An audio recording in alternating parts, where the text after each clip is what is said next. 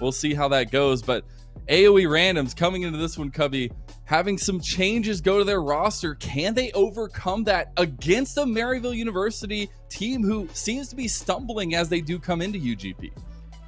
Whenever you have a close first-round matchup, it gives you an opportunity to really prove something. And I think that both teams, as the desk was laying out, have a chance to do that today.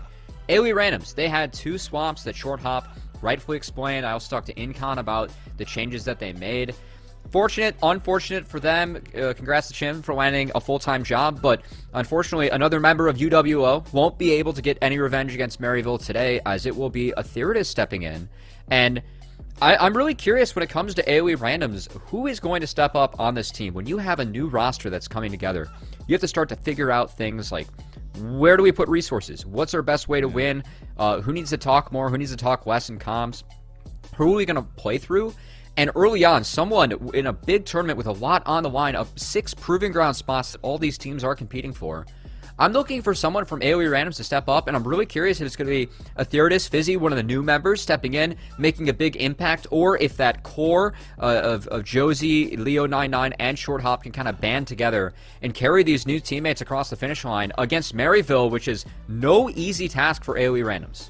Yeah, it's crazy to me that we've gotten to this point, right, where we have Maryville, but with some of these things that have happened in this recent past, like recency bias, I guess, you still do wonder what this Maryville University roster is going to look like coming into UGP, because they've had also some changes throughout the summer, although a little bit more set in stone at this point than AOE Randoms changes. It's interesting to see the toss-up as we've been building up into UGP, and I love what you were talking about, trying to see who's going to step up for AOE Randoms, because this is a step-up moment, right? If you can bring it to Maryville University, one of these tried and true programs that we've seen throughout the competitive sphere here in North America, like that is a big statement to go further into UGP, to make other teams in UGP fear you, right?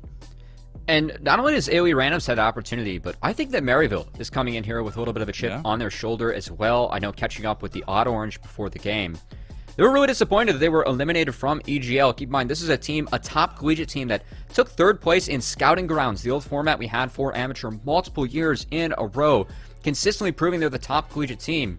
Well, they took 2nd this year in collegiate, and then they went on a tear. Gateway Legends, the LAN they hosted, didn't drop a game. They had Winthrop, other good collegiate teams there. Very dominant performance from them. They transitioned that into Risen, where they took 3rd in a competitive field. But when we look at the other tier 2s, like Challengers Uprising and EGL, they failed to make the groups. And I know that's something that really stung for the Odd Orange and Maryville. And they want to prove that those were the blips on the radar, not them taking 3rd in Risen. It's a good chance for them to step up and to prove that, once again, against AOE Randoms, a team that has consistently surprised us throughout Proving Grounds as someone that a lot of people deem the sister team to AOE that have already qualified. They've proven that they are their own team. They deserve a spot as well. They're not just a sister team. They're not just filled with randoms. They're a team that's here to compete. And the couple new random members that they have added, I think we're going to have a really competitive best of 3. I know the desk is leaning Maryville. If I had to give an opinion, I would be too, but I think that AOE Randoms might step up and give them a run for their money. Yeah, and it all comes down to the day, right? And that's especially at this level, is like who is feeling themselves on the day. And talk about feeling themselves, AOE Randoms have a little bit of confidence going into the matchup today, especially we were here when you were talking to Otto Reggio. He referenced that tweet from AOE Randoms, and we're talking a little bit more about that because I think that that's so interesting. That is such a fire lit under Maryville University's side. Like, that's got, maybe it's a little buff up to confidence for AOE Randoms, but I think it works a little bit on both sides as well. Yeah, Incon, the coach of AOE Randoms, stoking a little bit of a fire, which I'd love to see as a caster. It makes our job easy for hyping up the game when people like to, throw around some banner beforehand. But, hey, Maryville, as Incon said, there's no need to show up. It's going to be the same result either way. Well, Maryville, they have a lot to prove. They're looking to show up today, looking to take down AOE Randoms in dominating fashion. And curiously enough, while we still have some time before we hop into picks and bans here, as I know that we're still loading into the draft, that's something that, coaches, the tweet from Incon, something that Odd Orange spoke really high about, is the fact that Julian stepping in as a coach for the summer. Of course, if you're a fan of Maryville, Zoo's been the longtime coach. He's stepping back for the summer, taking a break for himself, enjoying his summer after many long years of coaching without any breaks. And Julian, a former player, has stepped in as a coach, and Odd Orange had a lot to say about Julian and the fact that he's had a huge impact. That's how he started things out. He said that one of our favorite things is that he doesn't really call out bad game plays or insing. Like, he knows that we know that because he has been a player who has played at a very high level. Julian was drafted in scouting grounds, so he knows he's not going to call that out. His goal is just to bring them together as a team, and that's what their big focus has been and where they feel like they've made their strides. Getting eliminated from EGL early, they've had a little bit more time to practice. Yeah. They've tried to get on the same page, and they have a good chance once again prove that they are all on the same page here. So dive into UGP and have 6 Proving Ground spots on the line, Mazel. Yeah, and I want to dive into the Julian point one more time because I found it really interesting. It feels like forever ago that Gateway Legends happened, but being able to talk with Julian there just seemed like such a positive force for the team, right? Positive energy being influenced into the team program, and I think that helps a lot when you're in these kinds of moments, when you're trying to build back up to the previous dominance that you've shown. So I really want to see it. Like I said, it's it's leading to the proving grounds for a reason, because you got to prove yourself one way or the other here, Cubby. Hate to use the name, but it's real, right? And like, this is a stepping stone to further things for these teams. And I tweeted about it earlier, but this is the next hurdle for a lot of these players, a lot of these teams in that developmental pathway. I think everyone at the tournament, they're all unified at the fact that they're trying to make it to the next step, right? Everyone's.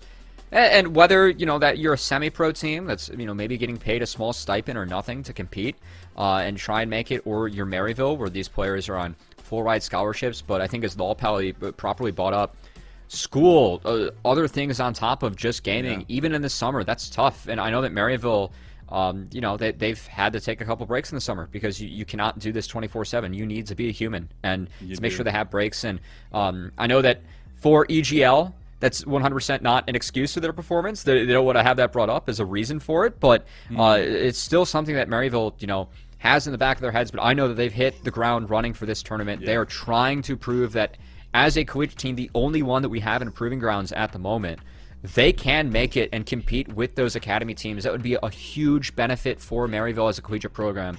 I know that all 5 of these players and the staff behind it really want to prove that they are on that level and deserve to compete with the best of academy as well. Yeah, there's a little bit of that pride on the line, right? This program is so distinguished. You've got to continue putting up aces here. But on the other side, for AOE Randoms, that makes this an even bigger task, but an even bigger glory for you if you're able to accomplish it. So we'll be getting into picks and bans here shortly, I'm sure. I do want to start setting up a little bit of what we're looking at here, right? We're looking at this meta developing. It's still a lot of what we've seen over the summer here. It's just a little bit of changes here or there, some new picks coming in. But for both of these teams, right, for me, at least, it centers on this jungle matchup, as it has been, I guess, in the meta for so long. But this is where I feel like the meta of this series itself is going to get defined, and the aggression that we see through both of these junglers. Yeah, and I think that Josie is actually a bit of a standout for AOE Randoms. I think that he's been very good, especially on the carry junglers, is someone that will make sure that he gets resources throughout the game.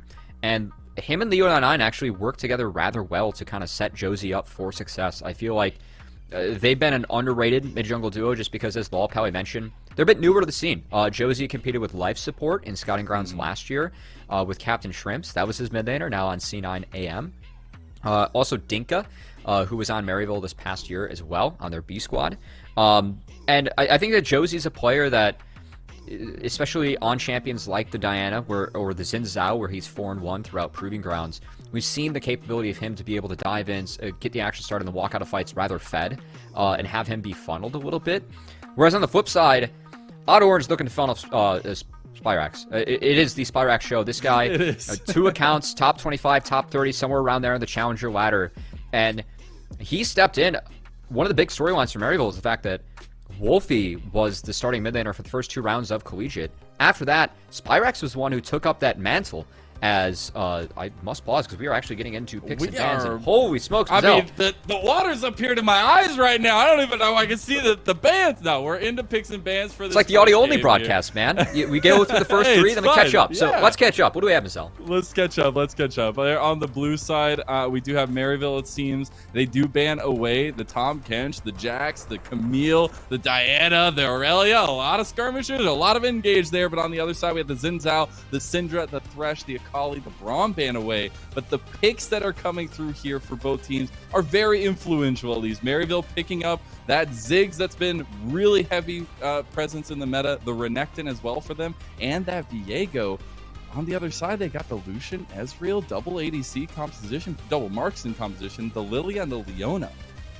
And a lot of takeaways being thrown out here early, as Ziggs being a takeaway from, or Ziggs, I should say, for Azog is actually 5-0 in his 5 plays. This will be his 6th play. It's also just busted, man.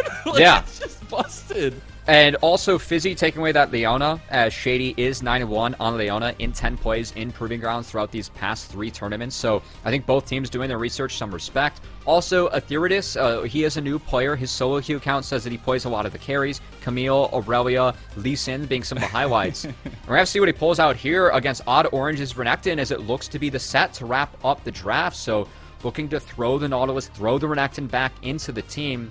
But I must say, I think that this first draft, right off the bat, we're going to have to keep our eyes out for Josie, because he is the only magic damage on that team. We talked about how he likes to get resources. Lilia has been reworked a little bit, so she isn't able to go like Raptors to Raptors, Raptors to Wolves, and keep her passive up while she does that, like she was able to in the last iteration with Lilia with the changes to her Q and her passive.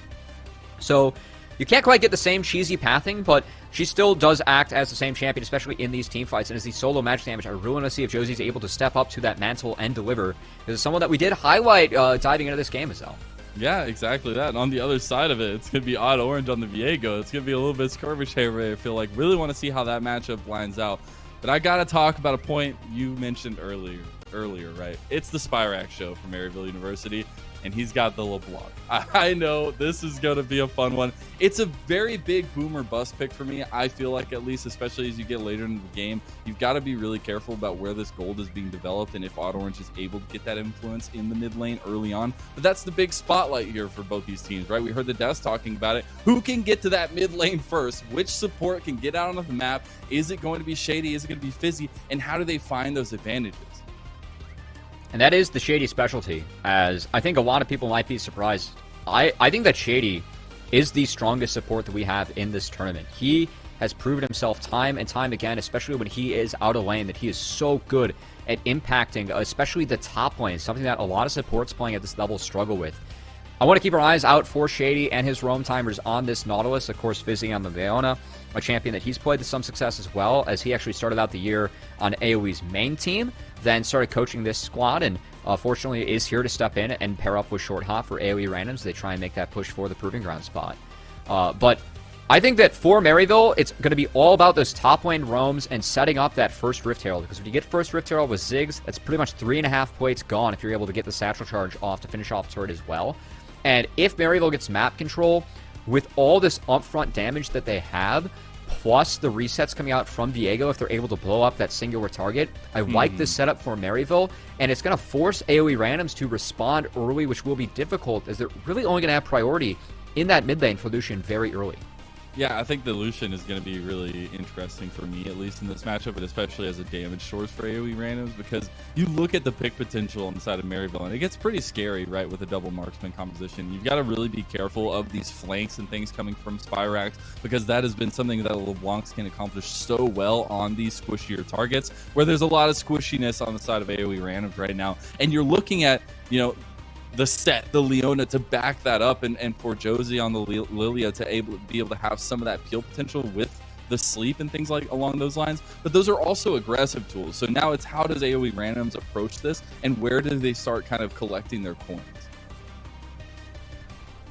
And I mean, with this new lineup, Michelle, that's a question that we're just going to have to see you get answered for us in the game, right? And this is one where we can theory craft and prep all the narratives that we think might be available to AoE, but Aetheritus getting thrown in the fire early, as this is one of his first competitive experiences going up against Chippies. Yeah, a player that has represented the Oceanic region internationally, and one of the reasons that he came to Maryville to compete and came to NA is that he wants to play internationally again. That's something that is a very big checkmark, a big point for him that he wants to do again in his career, as going to Proving Grounds would be not exactly international play, but still a great step forward for Chippies to reclaim some of that status in a new region that he had in the Oceanic region, coming over here to try and conquer another one.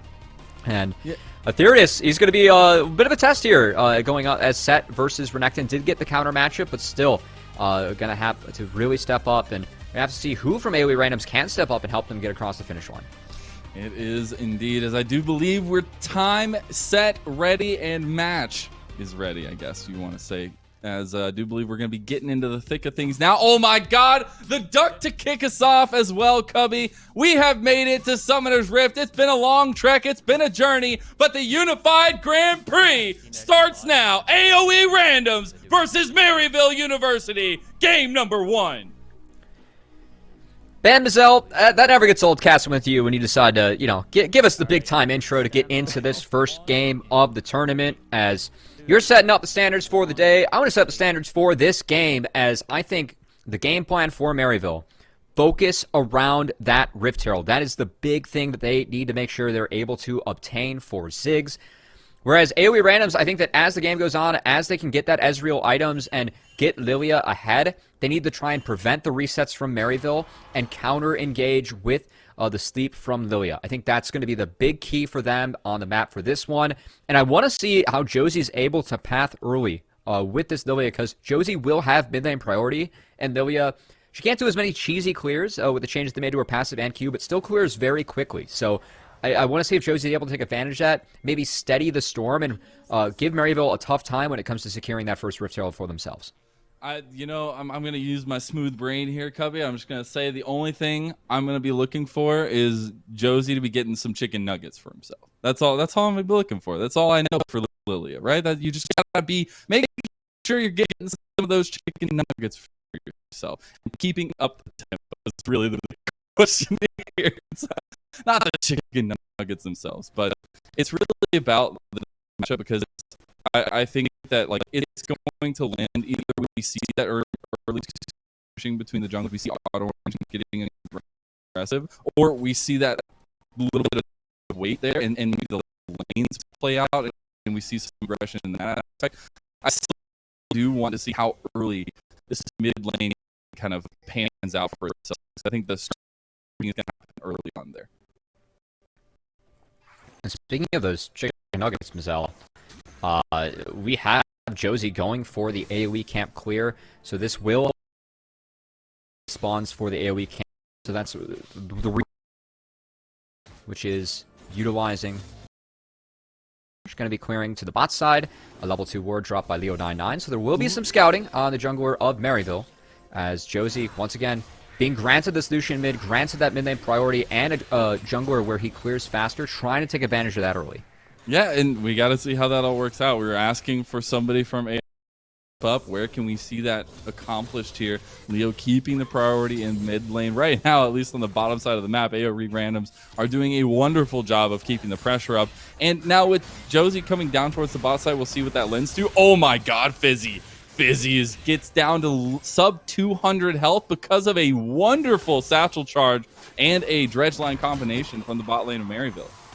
And I love how Azog and Shady are actually pulling the wave here, just trying to force Short Hop to burn mana to get that in, but going to be prevented by Shady, as early Ziggs laying down a lot of hurt on the Ezreal and taking advantage of the fact that Ziggs is relatively strong early in that matchup. Oh man, Shady's already on top of it with the hooks. Short Hop burns his flash, and Azog is gonna go for it here. No, he's not gonna be able to get it. The stun comes out down a level. Dredge line is still coming up right now for Shady. He's got to be careful though. There goes the flash from Fizzy, but now Josie is here. Can he get the swirl seed? The slow is there onto Azog. Now you got the damage follow up. Short Hop is back. Exhaust comes out from Shady, and we're gonna see just trades of summoner spells on the bot lane. So close to getting first blood. Importantly, though, for Maryville, that bot lane priority will net them the double crab. So Josie was going to go for that crab, cannot obtain it, as he needed to go hover his bot lane, where just getting straight up outplayed by Azog and Shady with very good play. I love the combination between the dredge line and the satchel charge, just really throwing AoE randoms bot lane around for a ride, as really struggling to find their footing there. Now, the good thing for Josie, as he did clear out those AoE camps first, we'll be able to go back, catch up the respawns on those camps. Whereas in order for the Auto Orange to hit that double crab, did have to skip over some camps for himself. So Josie will still be ahead in this jungle matchup, despite him making that early bot appearance and getting double crab for it by Maryville. So nice little pace set here, at least in the neutral objectives, but I do like to see a little aggression coming out from Josie. So he's going to go for an invade on the top side of the map while Auto Orange is still going down towards the bot side of his map. We have Dragon coming up here pretty soon, and that will be something we have to look at, see where that early priority comes down for both these teams. I do think that could be important. I know you were talking about Maryville looking for that early Rift Herald play. Still got to wait a little bit for that one, so we'll see what happens here. But this bot lane has been so interesting to me. We're going to continue to see some interest as Azog is in trouble there. That's just first blood. You thought you had it first, but it's not. Now we're getting the continuation here. Mid laners TPing to the top to get some fighting going. Leo is going to get away from the chains. Spyrax still wants to get some trading back. Shady is now here. We wanted the roam timer, and Shady has made it, but nothing going to come of it. And first blood just goes to AOE randoms on the bot side. Yeah, earlier we talked about how Shady likes to impact the maps, is very good at hitting those top lane timers where Chippy's is already rather far ahead, but Azog has to respect that. He's usually very good at respecting it, but this satchel charge, it misses on Fizzy, wasn't able to get the cancel, wasn't able to get the follow through, and so he just gets one shot and a much needed break of pressure in the bot lane for AOE randoms as Short Hop Fizzy make a big play, pick it up, and prevent a counterplay from going down on the top side where they are still looking. Okay. All right, Maryville felt a little salty after that one. Yeah, they're like, all right, we're done here. We're going to go ahead and pick something up for ourselves as Auto Orange is going to get Maryville's first kill on the top side. Yeah, Chippies and the rest of Maryville says, welcome to Proving Grounds. Hope you enjoy your experience here. As that's a lot of members committed to take down the set, as Fizzy will try and harass Spyrax, prevent him from getting back in the mid lane. See, we'll miss some more golden XP. Actually, a nice hover from Fizzy. I got a question for you here. I find it really interesting right now because, you know, we've seen a meta where bot lane has turned into it's ADC Island now instead of Top Island. Top's got everybody visiting. They got the cruise ships coming by and everything. Now bot lane is just off on their lonesome. But with this meta right now and with Ziggs, I feel like it's very strong to just play around the Ziggs so you can get that pressure into the towers. I want to see if maybe at some point Maryville do want to put some more eggs into that basket as we see everybody kind of coming down this bot side. That's an option for Maryville as time goes on, an option for both of these teams, but I do like how AOE randoms actually, because of that bot play, this dragon is still ramifications from Azog going down early in the Zell, as because of that top dive, the split recall bot, and Ziggs being behind, they are able to get that bot lane priority early for the Ezreal and take the dragon despite Leo99 actually resetting. Usually you'd see a Lucian stick around, try and shove out that wave, but AOE randoms understanding that dragon was so free they could afford to take the reset as well. So was able to accomplish that and grant them the first dragon. But now I think all eyes still have to go on the Rift Herald, because while a Ziggs isn't where Maryville wants the Ziggs to be at the moment, they did get Renekton ahead and can still heavily pressure this Rift Herald. So I want to see if they're able to bounce back this wave, if Fizzy decides to recall now and try and contest this Herald, or if as Chippies builds up the slow push, we see Shady roam up, try and get a numbers advantage, try and get a wave advantage to try and take Herald for Maryville. Because once again, with the Ziggs comp and their early focus, I really think that Herald's important for them, as you can get pretty much 3.5 plates off the satchel charge and really start to snowball this lead that Maryville are lacking at the moment, thanks to a couple of nice responses from AOE randoms. Yeah, and I was making that point about playing through a Ziggs and things along those lines in bot lane, but right now for this one, you know, it is this top lane focus. It is looking for that Rift Herald, and Auto Orange is already in the pit now. What I love to see on the map, though, Cubby, is Shady and Fizzy are already on the map. Fizzy's going to be there first. Shady is now hitting a mid-timer, but they've got a lot of bodies up here if AOE Randoms wants to do something about this. Don't necessarily have vision on it, though.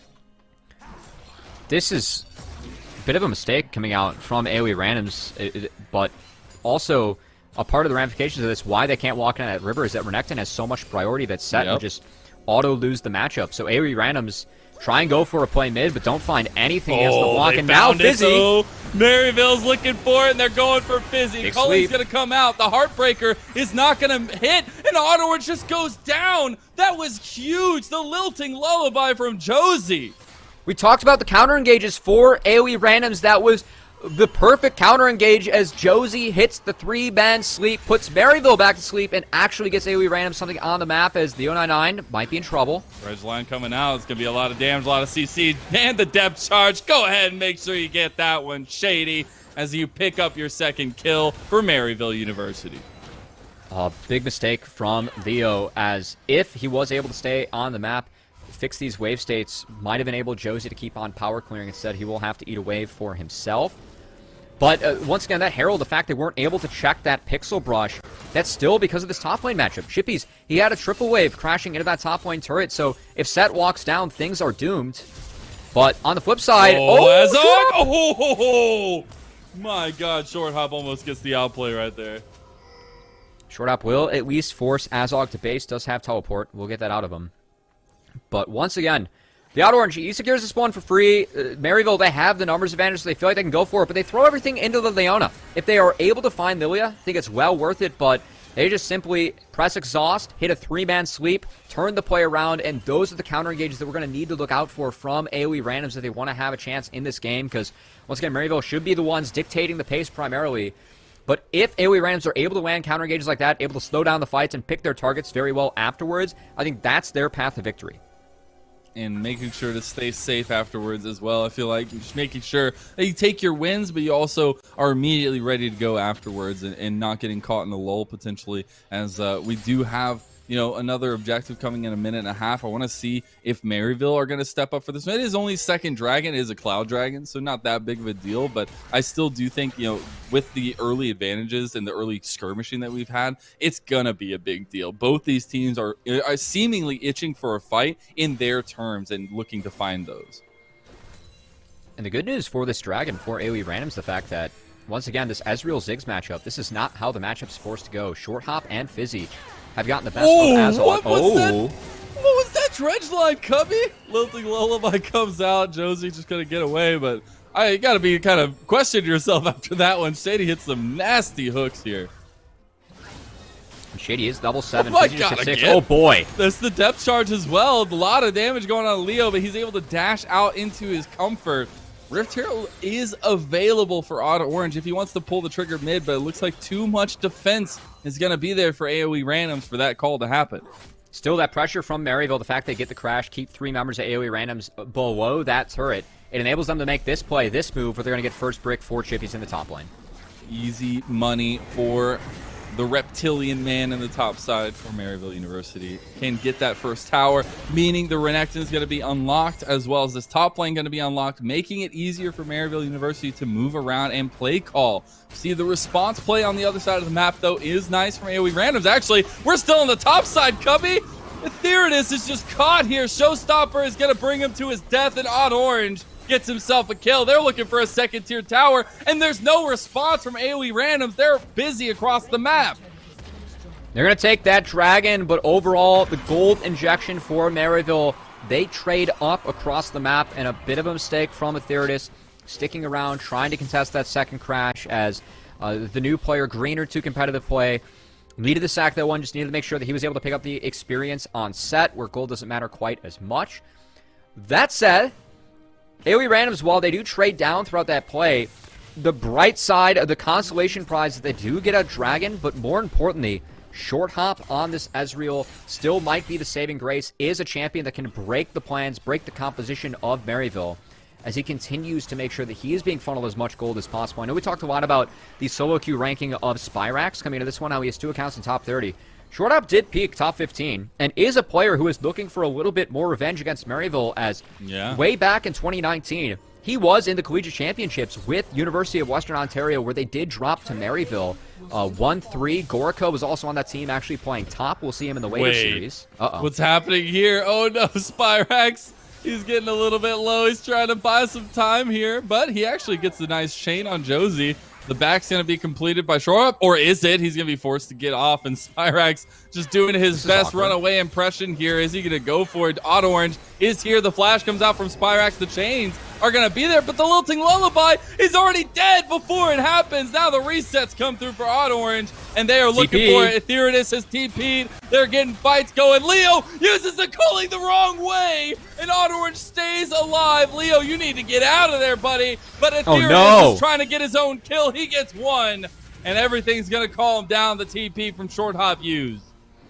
But meanwhile, top lane, off the camera, Chippies crashing multiple waves into that top inhibitor turret, as we are going to get a replay of this, and props to Spyrax, who bought so much time for his team to rotate, just taking advantage of the fact that with his mobility, with the chains, he can keep a distance from Josie's Lilia, who just wasn't able to ever really get involved here. It's crazy to me how long he this used is the going to clone go. to catch the ball, too. Yeah, Holy exactly. smokes. I know. It's just the big brain moves here. And there's just nothing that Josie can do. Like, you're fast. You're Lily. You've got some mobility. And you've got some decent range. But he's just able to outplay. And that flash blast just to make sure the follow-up is just so deadly. That's some pretty impressive movement coming out of the young mid-laner for Maryville. Someone who, once again, has only been playing with his team for a couple months. A short hop. Oh, no flash. He's in some trouble. He flashes. He face shifts, but he still can't get away. Fizzy is now the target here. One more chain will do it. Chippies is going to finish that one off. Auto Orange going a little bit deep for the resets. But he's able to get out with his life. Heartbreaker going to be used just in case. But Maryville just seem to be taking hold of this game right now and not letting go. And this is a play, once again, that's enabled by the top lane priority from Maryville, and the fact that AOE invested so much to just get a single kill in that bot lane. Chippies was able to crash multiple waves, is up 50 CS, and because that wave state was there, he just gets to walk mid, and Maryville can just go fishing for these dredge lines, which Shady is so good at landing, so good at connecting for his team. As the upfront damage gets Viego reset, they win another skirmish and secure yet another Rift Herald. This should help them break that mid turret, get control over the map, and this is why I like the trade of the early Rift Heralds, of the early gold focus on Maryville, because yes, AOE Randoms does have 2 dragons, but if they knock down that mid-outer turret, it's going to be so difficult for them to walk into a Ziggs, walk into a LeBlanc, and try and secure the rest of these objectives. Spyrex able to get away from the little Tiglova. Man, they're really trying to get him under the tower here. They're angry. They don't want him dancing away anytime more. At all. No, whatsoever. But it's not going to happen. Spyrex able to get away. But I think right now what's interesting to me is like the composition for Maryville is just seeming to line up so beautifully, and you're seeing bits and pieces of that here. Shady with the beautiful engages and the follow-up that's there. Azog is huge on the Ziggs just for the amount of range and the damage he can put into the later game team fights. And yes, we didn't see a focus down there towards the bot side, but it's been the fact that you have the strong top side of the map that enables that later on. And so things are looking a little bit dire for AOE Randoms, where they need to find gold on this double marksman comp. You've got to get these guys ahead. Yeah, just imagine how grim things would be for AOE Randoms if Azog, didn't seed away a couple of those waves, right? Like, he was set rather far behind thanks to good play from Short Hop's Ezreal. But still, this composition for Maryville, and this is the doom state for AOE Randoms, where you get LeBlanc, get Ziggs mid-priority, they get to sit in this river and poke endlessly into your team. And they cannot deal with it at this point, as Maryville will drop the Rift Herald, try and siege this mid-outer turret, and will retreat, most likely here, to take that dragon as well for themselves. Deny that soul point and stacking from AOE Randoms. Textbook play coming out from the Collegiate team. And one of the things for me that's standing out is, Short Hop on the Ezreal is not too shabby himself, right? He's working on his second item, probably really close to it at this point. But the thing is you don't have the same wave clear that, say, a Ziggs would have. You don't have the same wave clear that the entire team of Maryville has. And you have to be very careful with that being said, because you need to have this wave clear when you're against a poke composition. You've got to be able to clear them off the tower and not let them take advantage of those kinds of moments. Now AOE Randoms looking to take advantage of this moment 18 minutes in to go on to Chippies. The play call is called off as they don't feel confident to go for that full dive there. Short Hop was trying to find something mid as well. Yeah, Shady was in the fog of war on reset, and I think an intelligent move from AoE to call that off. That said, once again, Aetherius, in his first game on the stage, was set behind, focused early by Maryville, and the fact that Set is now very far behind. He can't even get close to these waves as Spyrax just zoning him off, making sure that he's not even able to get experience on that creep wave. So Maryville will take yet another objective and continue to move this gold lead forward as they're now sitting at a 3K lead. Slowly but surely, as Auto Orange still just fishing in mid lane here. It just feels like we need a shark skin for Mr. Viego here, because Auto Orange has just been looking around. Now Spyrax coming to join the mid lane fight here as well. You're getting That'd be a sweet skin. It would be, right? You go in the paste and there's like a shark fin, like when he gets spotted. I think it'd be sick. It would remind me a little bit of Rek'Sai, but it's fine. It's it'll be the definitely not Viego skin. It'll look like Rek'Sai or something. Anyways, we got League of Legends happening here, and with a little bit of time until Baron is on the board. I don't feel like Baron is the play call right now. I feel like both teams definitely want to feel more confident before we see play calls like that. But I'm definitely looking at this next Dragon in 3.5 minutes for the big setup. And for AOE randoms to get some more priority in mid lane here. You can see they've been trying to chunk down this turret, this outer turret, to give them some of that pressure relief. But so far, they've only been able to break the bottom outer tower, and that doesn't necessarily help at least getting in this priority until we get to that Dragon. The good news for AoE randoms is that Ziggs comps, they do have very good control over Baron, and he will burn it with a Leandries, but it's still not the DPS that you'd get out of a double crit marksman.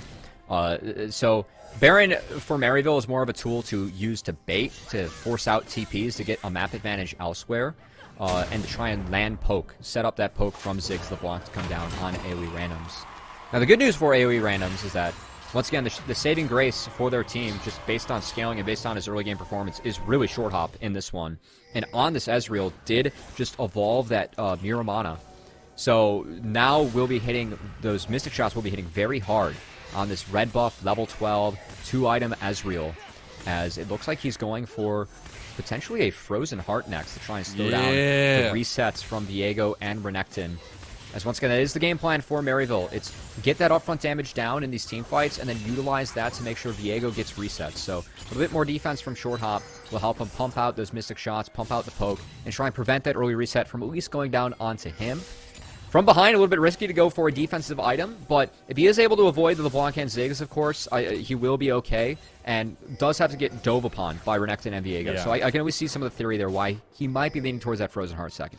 Well, and that's something else we talked a lot about in the draft was like the catch-up potential, the burst potential that Maryville has against this very squishy lineup from AoE randoms, and that helps to an extent, right? But you've still got to be careful of Spyrax on this LeBlanc, who is going to start just popping people, right? And like I think that it's really interesting to see as we do get our very first hashtag We Are Unified. Etheridus is cold. Got to see some domination in the top lane. Well, it wasn't going so far so good early on for Etheridus, but as this set, you still got a lot of potential in the team fights to set up AoE randoms. Ain't that right, Coach? I'm trying to like decide, like cold is in like, you know, like he cold and like a good thing. Is that where we're at?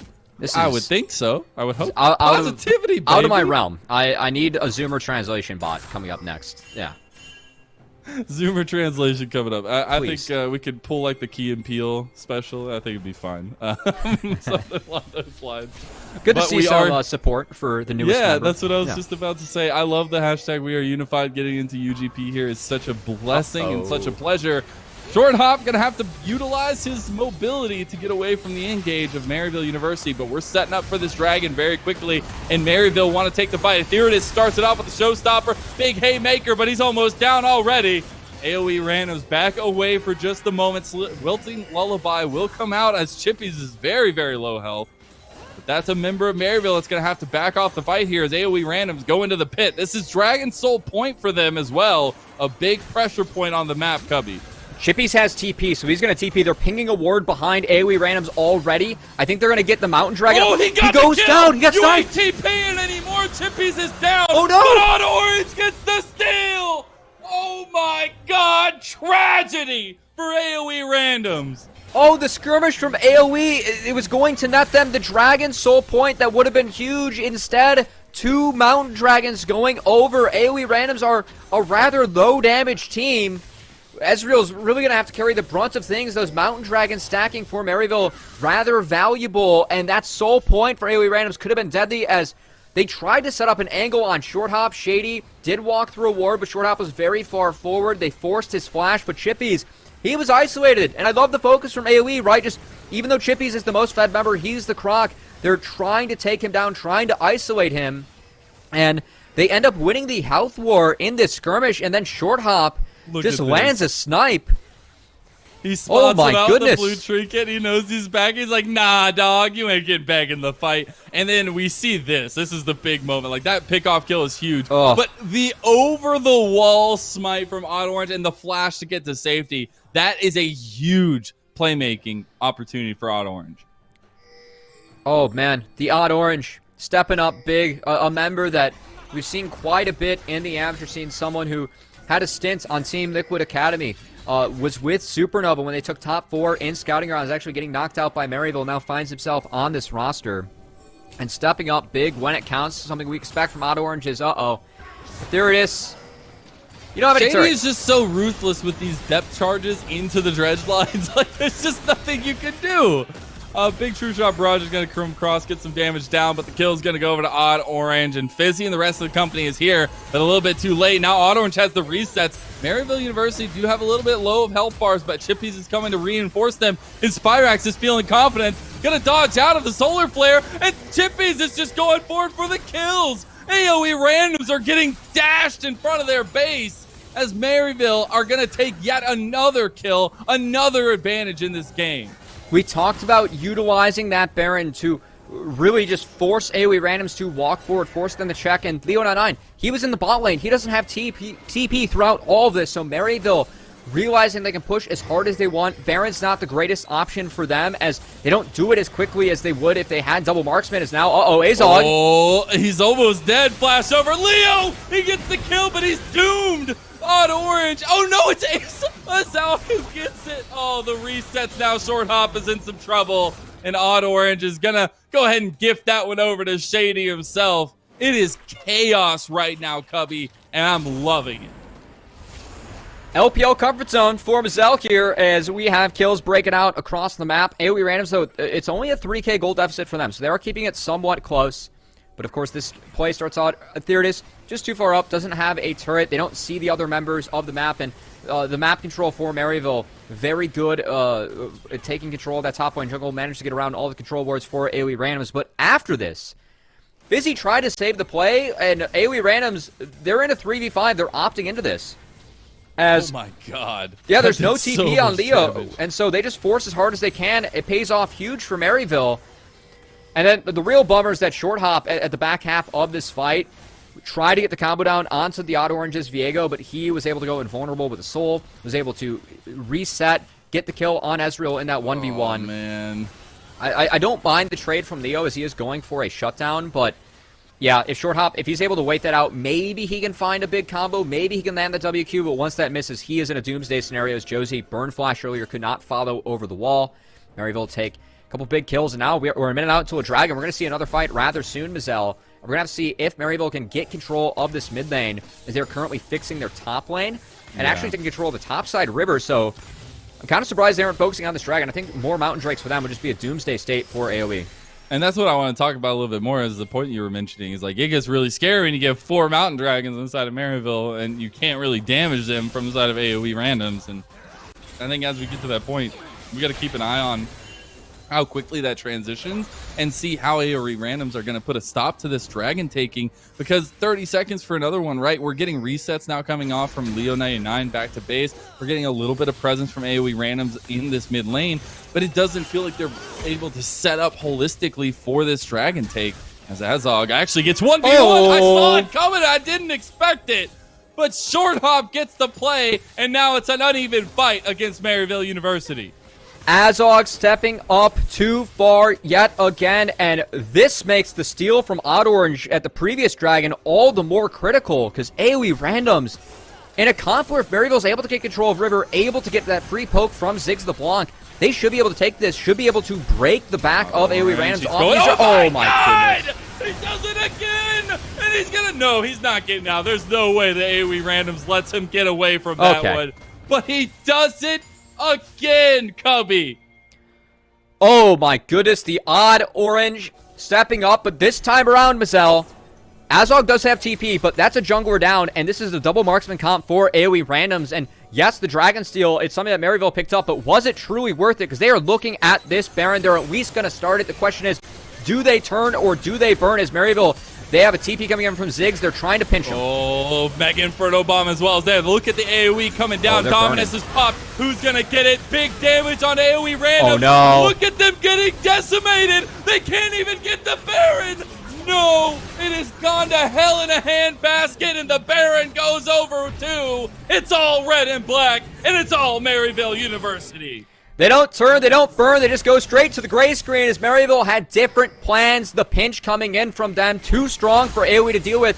And that magic damage debuff from the Baron LeBlanc Ziggs melted through the side of AOE in the pit. They went for the Hail Mary. I don't know if they needed to, but they wanted it, and it's going to cost them big, potentially cost them game one. We have 10 seconds on Leo99, 12 seconds on Short Hop, but I don't think it's going to be enough. I think it's game. It's looking like it. Game number one, quick and steady here, 30 minutes in. Maryville looking to finish it off. Fizzy, the only defense. Members are coming up now, and actually it looks like the defense is going to be accomplished. They all came up at the same time because they all died at the same time. And now Azog is down. Shutdown goes over to Leo. Now the follow-up here. True Shot Barrage comes up, but not going to do enough damage. Will Maryville get out with more buffs? It looks like it. They got 4 out. We'll see the resurgence of Maryville back on the map after resets. That's still 2 Nexus turrets down, and an open inhibitor now for AOE, as there are no TPs from Maryville, so they cannot get backdoored, but we'll still have to keep control over that topside jungle. As, oh my goodness, going way back in the tape here, Mazel. One of the crazy series of events as Short Hop. We talked about Azog getting behind early, and Short Hop sees the play, just commits the flash, the arcane shift, gets everything, and now things get what? Yeah, they definitely do. We get another steal from Odd Orange, who gets it at the last moment. He doesn't survive. And then this chaos continues on as the replay is just going to keep going into the Baron take that eventually just ends up in a Maryville ace of AOE randoms. And if you were watching a series on this channel earlier this week, notably Cloud9 Academy versus EG Academy, we saw EG Game 4 start up a Baron against a Fed Ziggs, and at the same point, Azog this time, it was King last time, dropping an ultimate in that pit, in that choke with the magic damage debuff, and I know a Locket did negate quite a bit of it, but it's just too much to overcome the LeBlanc, the Ziggs coming over the wall in that pit where everyone is just corralled. It's too easy for Ziggs to get off all that AoE damage, that magic damage where you have the debuff. And things turn instantly in Maryville's favor as they're looking to now put the finishing touches on that game. As I don't think it's not the prettiest game from Maryville, but thanks to some nice moments, some big time stepping up from the Odd Orange to steal those 2 objectives, and then for Azog and Spirax to kind of recover this game while the game states in the state it is because of a few mistakes from Azog. That fight from him was gigantic, and now Maryville gets a siege for free. They have a 4-1 set up as they don't need to worry about that top lane as they have super creeps dashing through that lane. And AoE randoms are reeling. Yeah, a minute until Dragon comes up. We talked about the Mountain Soul just being a precarious position for AoE randoms to be in with the composition that they've drafted for themselves, but as well as what Maryville have.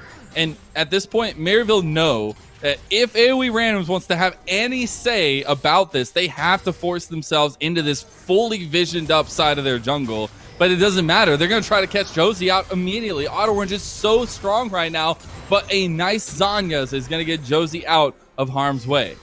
Still a big tool now down for the upcoming fight as Josie cannot flash Q to find it all. If he does, it's going to be a one-way trip. As I really like the setup here from Maryville. They have top lane shoving in. They're taking over control of the bot side of this river as Fizzy. Yeah, Fizzy playing confident here. I like it. Feisty. Just making sure to step up. The back door. Yeah, Spirax going for it. Look who back, though. You've got Leo. TP's now being committed from Azog. Big double TP from these AoE randoms. Is Spirax going to be able to get it? There's no way. The play was, oh my god, now they're going to give it another one. Chippies is going to come down as well. He's got Dominus already popped. He's going for kills. Leo's dead. Spirax gets out by the skin of his teeth. And there's another fight happening now as we do get AoE randoms finally getting back to their base.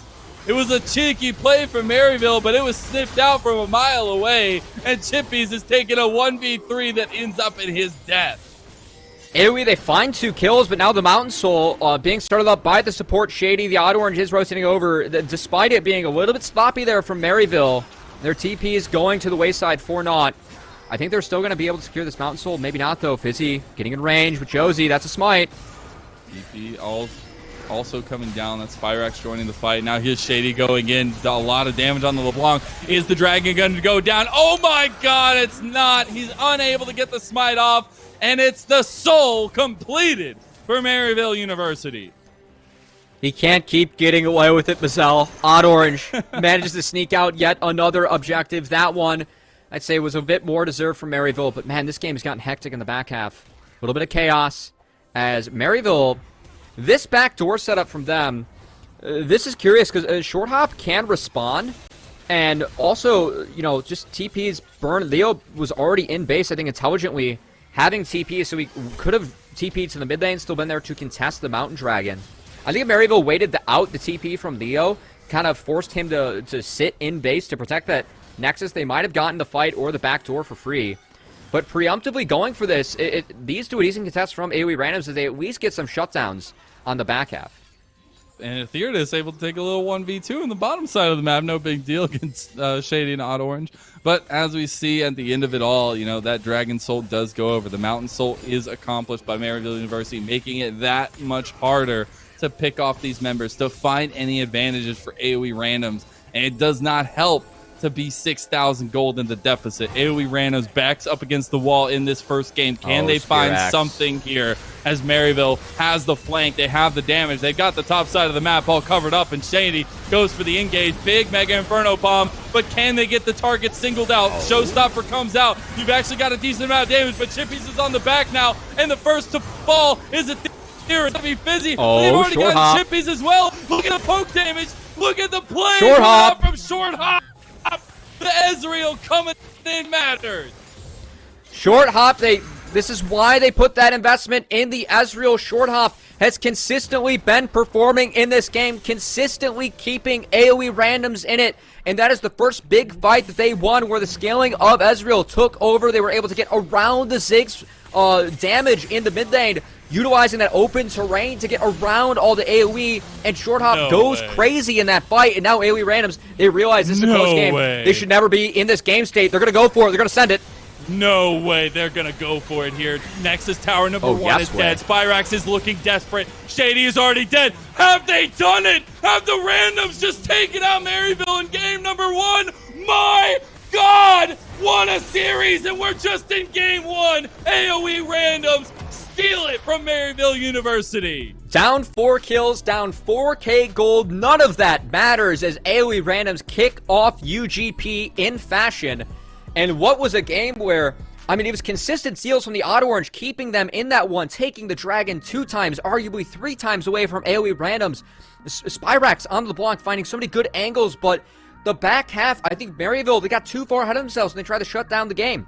They didn't respect the fact that Lucian could have been in base. They could have baited out his TP and then went for the backdoor with Spyrax. Instead, they get ahead of themselves. It's properly punished by AoE, and then one big team fight from Short Hop, getting his revenge against Maryville from that 2019 LOL Finals, where they beat them 3-1.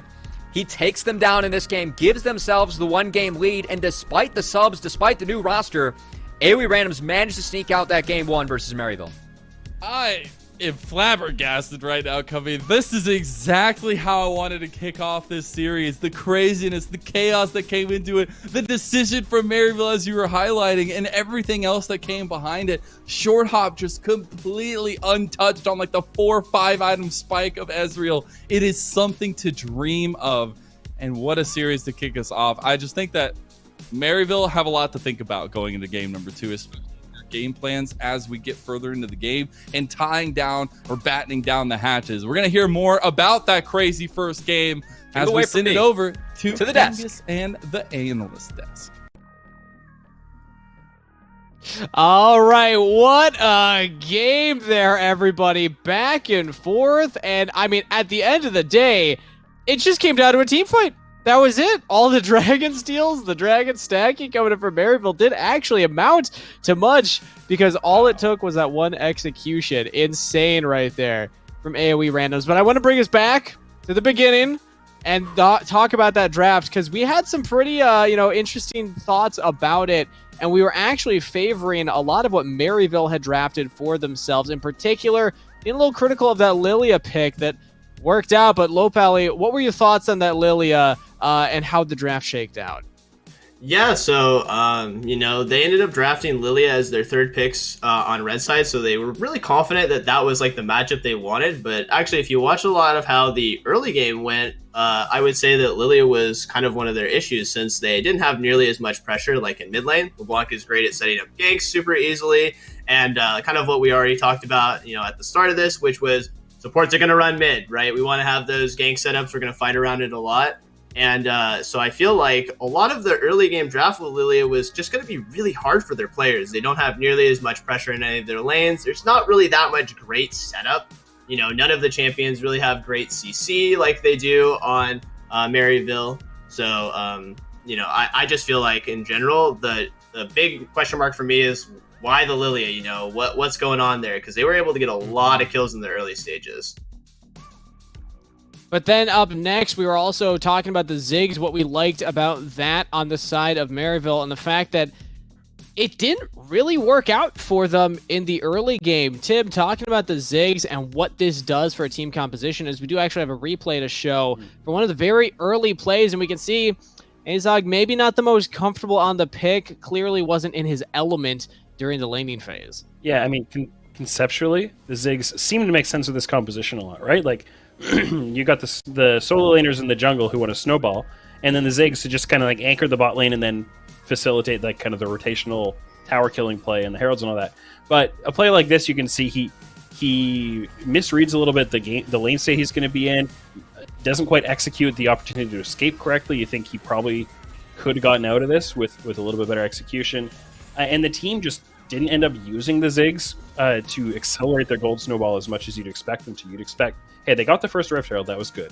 They knocked down the top outer turret, and they even get the inner on an extension of that play. But then they took forever to start working on the bot turret after that, the mid turret, whichever of those you want to prioritize around, you can take different approaches, but it just took them forever to work on those. They never really seemed to leverage that Ziggs as a combination of maybe team lack of clarity of what they wanted to do with it, and maybe Azog not quite being able to like go out there and say, hey, here's what we need the Ziggs to do next. Yeah, so it's pretty common, honestly, for Ziggs to be picked nowadays just because he gives you so much lane pressure and you can kind of leave him on an island. But I would definitely say I agree that it seems like there's some inexperience playing the champion.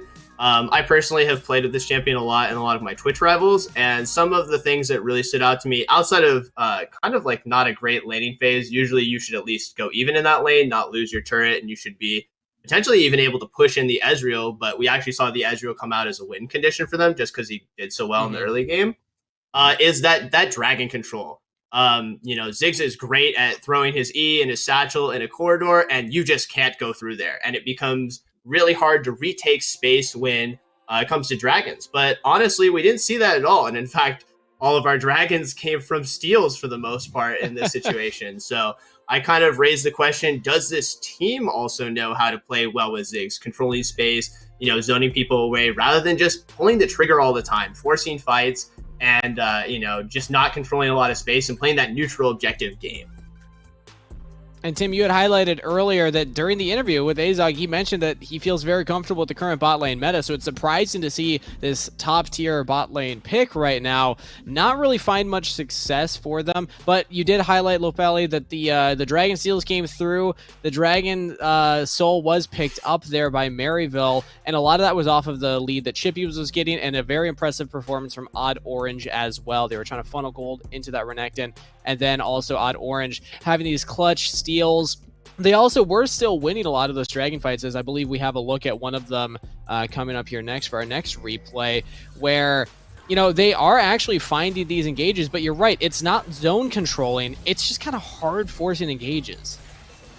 Yeah, this was a situation where I think Shady was around the map a lot, and he was looking to force a play here, and like Lopelli said earlier, Maryville just wanted to make a fight happen, but they're going after, I'm pretty sure the initial engage was an attempt to go after the Leona, and they end up fighting in all these narrow corridors where the Ezreal and the Lucian can really punish them, and the Lilia even throwing spells down these corridors. It ended up with Odd Orange stealing this dragon, which was huge, but conceptually that was just the wrong kind of a play for MU's comp.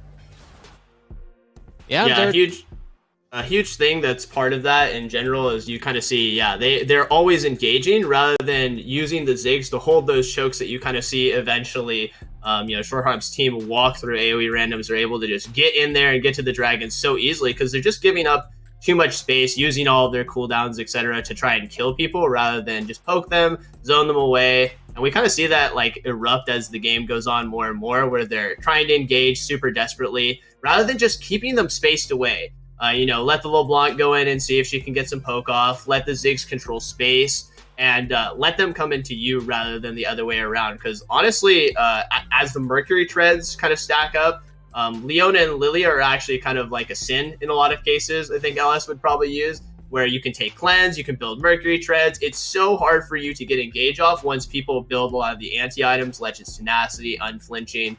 Basically makes all of your engage tools non-existent, and then all of a sudden you have a Ziggs that's controlling space and zoning you away, and you can't get in anymore. Yeah, I mean, on the team level, these were issues that Maryville had, but I do think like Auto Orange, we saw that Dragon Steel, a lot of the skirmishing, he was able to get some big kills off, and he was doing some really good things. This was a Maryville loss that involved a lot of team execution, like subtleties in certain ways. That these are the things that require a lot of coaching and drilling to get really good at. So we're harping on it a bit, but I think the individual players had some good moments too. And in particular, felt like we were talking when we were watching the game from the analyst desk perspective, trying to overforce a little bit in the top side, going for the end, focusing the Nexus turrets rather than just taking a second inhibitor, and then going for the teleport play, and they were beat back on both of those plays. So it did come down to that final team fight, which we also have a replay to take a look at here. And at this point, it was just out execution from the side of AOE randoms. It was Short Hop and Leo in particular that really showed up in this 5v5. Yeah, Look at the engage onto the Leona. Yeah. You can kind of see how difficult it is when they're just not able to control space, where they just can't get on these slippery champions now. The Ezreal, the Lucian, you can see them dashing, poking in, and they want to kind of turn the fights into skirmishes. And you can kind of see a lot of isolated 1v1s that we're seeing now that the AD carries are kind of online. And because they're using so much of their engage, their crowd control on the tanky champions that don't really need to be CC'd, they just kind of get wiped at the end of it. Yeah, I think like you can see they managed to kill Etheridus and they managed to kill Fizzy, like the two hardest targets to kill. Mm-hmm. But since that fight got into a front-to-back setup from the AoE random side of things, Maryville, like, they're not comped for that, right? They're comped for controlling the side lanes, laying vision and creating fog for the enemy team, getting behind them, attacking from multiple angles, and picking you apart all around the map and playing with a ton of pace. But they never got that pace rolling. They tried to make plays that were just straight up, hey, we're going to engage on your front line or an exposed member without ourselves having enough vision. And so they never quite got their tools online. And then on the AoE random side, Short Hop was able to use that to play in the back line, to kind of blink away, throw those ults out, was never under threat. You saw he played whole team fights from full health because of all of his sustain and because they just couldn't reach him. And he really capitalized really well. So great game from Short Hop. Short Hop had a very impressive performance. AoE Random's now up 1-0 in the series. So with a little bit of time that we have left, I want to talk from Maryville's side here and think about kind of critically what they need to fix going into this game too. So Lopelli, I'm going to send this to you, and I believe we also have a heat map specifically for Shady's roaming because it played out how we expected. He went around the map, was very active early on, and you can see that reflected in the heat map here. So how can Maryville further enable Shady to help them get leads and then actually translate those into game wins? Yeah, so, I mean, as you can kind of see here, the heat map, we see Shady going mid like a ton. We even saw in the early stages he was able to get a 4-man dive top, which is kind of hard to get to as a support. So I think Shady kind of just needs to keep doing what they're doing. They did actually a great job in the early game getting, Chippies online, super ahead. But, maybe they have to ask themselves the question, are we comfortable with Ziggs? Do we value this as much as we need to? I know that it plays into their strategy of trying to play defensively, but we want to see and kind of keep our eyes on whether or not Ziggs stays a priority. Yeah, priority in it. Blue won. That was their first pick on the blue side as well. Definitely didn't seem the most comfortable on it, but we are going to send it back over to the casters because we're ready for game number 2 and pick and ban. We'll see what adaptations these teams make. Mazel, Cubby, take it away. Thank you so much, Kangas, yet again. Thank you, Desk, for giving us some very good insight in that first game. But, Cubby, we got to think about game number 2 because Maryville backs up against the wall after a game we thought was theirs, and AOE Random's able to pull it back at the brink of destruction and take game number 1. So now, where do we move on from here? We heard from the desk a little bit more of what we want to see, things we want to see in this game in particular. But there's a lot of changes, I feel like, that need to come down in the decision-making for Maryville as we get further into the game. Honestly, for Maryville, I'm with Ball Pally. I like their composition. It makes sense. I do too. You have the Blanc Renekton, 2 people that want to snowball, and like paired up with a Ziggs. Shady's on a roamer, so he can go walk around the map. I think that where Maryville kind of slipped up is I think that Azog didn't have his best game. Short Hop got ahead, and Short Hop was a hero. I mean, he was the hero on the Ezreal in that one. Had such a massive performance and was the big difference maker. We were talking about who's going to step up for AOE Randoms with this new roster. We feel like someone has to do it. Him and Josie, to me, were the ones that did step up and netted them that game 1 win. But if you look back as Maryville, you had that game in the bag. You had a Flame Horizon in the top laner thanks to all the focus you were putting up there. You stole 2 Dragons and a Baron that you won in a 4v5, and you lost. That feels pretty bad. So I think for Maryville, like, just regroup as a team. Just get back in your comfort zone. These guys have played a lot of tournaments across the world. I think that experience is going to have to help them because you do not want to go back down to the lower bracket early. No. It is, you got to win 2 best of 3s up here to net, or 3 best of 3s up here to net a good spot, or 4 in the lower bracket. And if you don't, you're out of proving ground. So definitely want to stay in the upper bracket, try and make it through that. And oh boy, first adjustment coming out, no Ezreal for Short Hop. I have to say, good call. Yeah, I'd say you're doing some good efforts there, Maryville. Good job. But we won't have a change of sides. We'll see what else changes as we go into this one. Maryville there on the blue side. AOE Randoms on the red. See the Aurelia banned away yet again by Maryville. Very strong individual champion, as well as, a little bit of a target ban against AOE Randoms. But in general, right, a lot of those skirmishers, a lot of those early junglers are going to be what's the table of bans here for both these teams, just as we saw in game 1. Aurelia, once again, Aetherius, this will be his 2nd competitive game. Aurelia is the champion that's most popular in his solo queue account. So I think putting a little bit of extra focus on the new member, trying to punish them, which they did effectively in the last game. But hey, props to him. He still found a way to be effective on the set.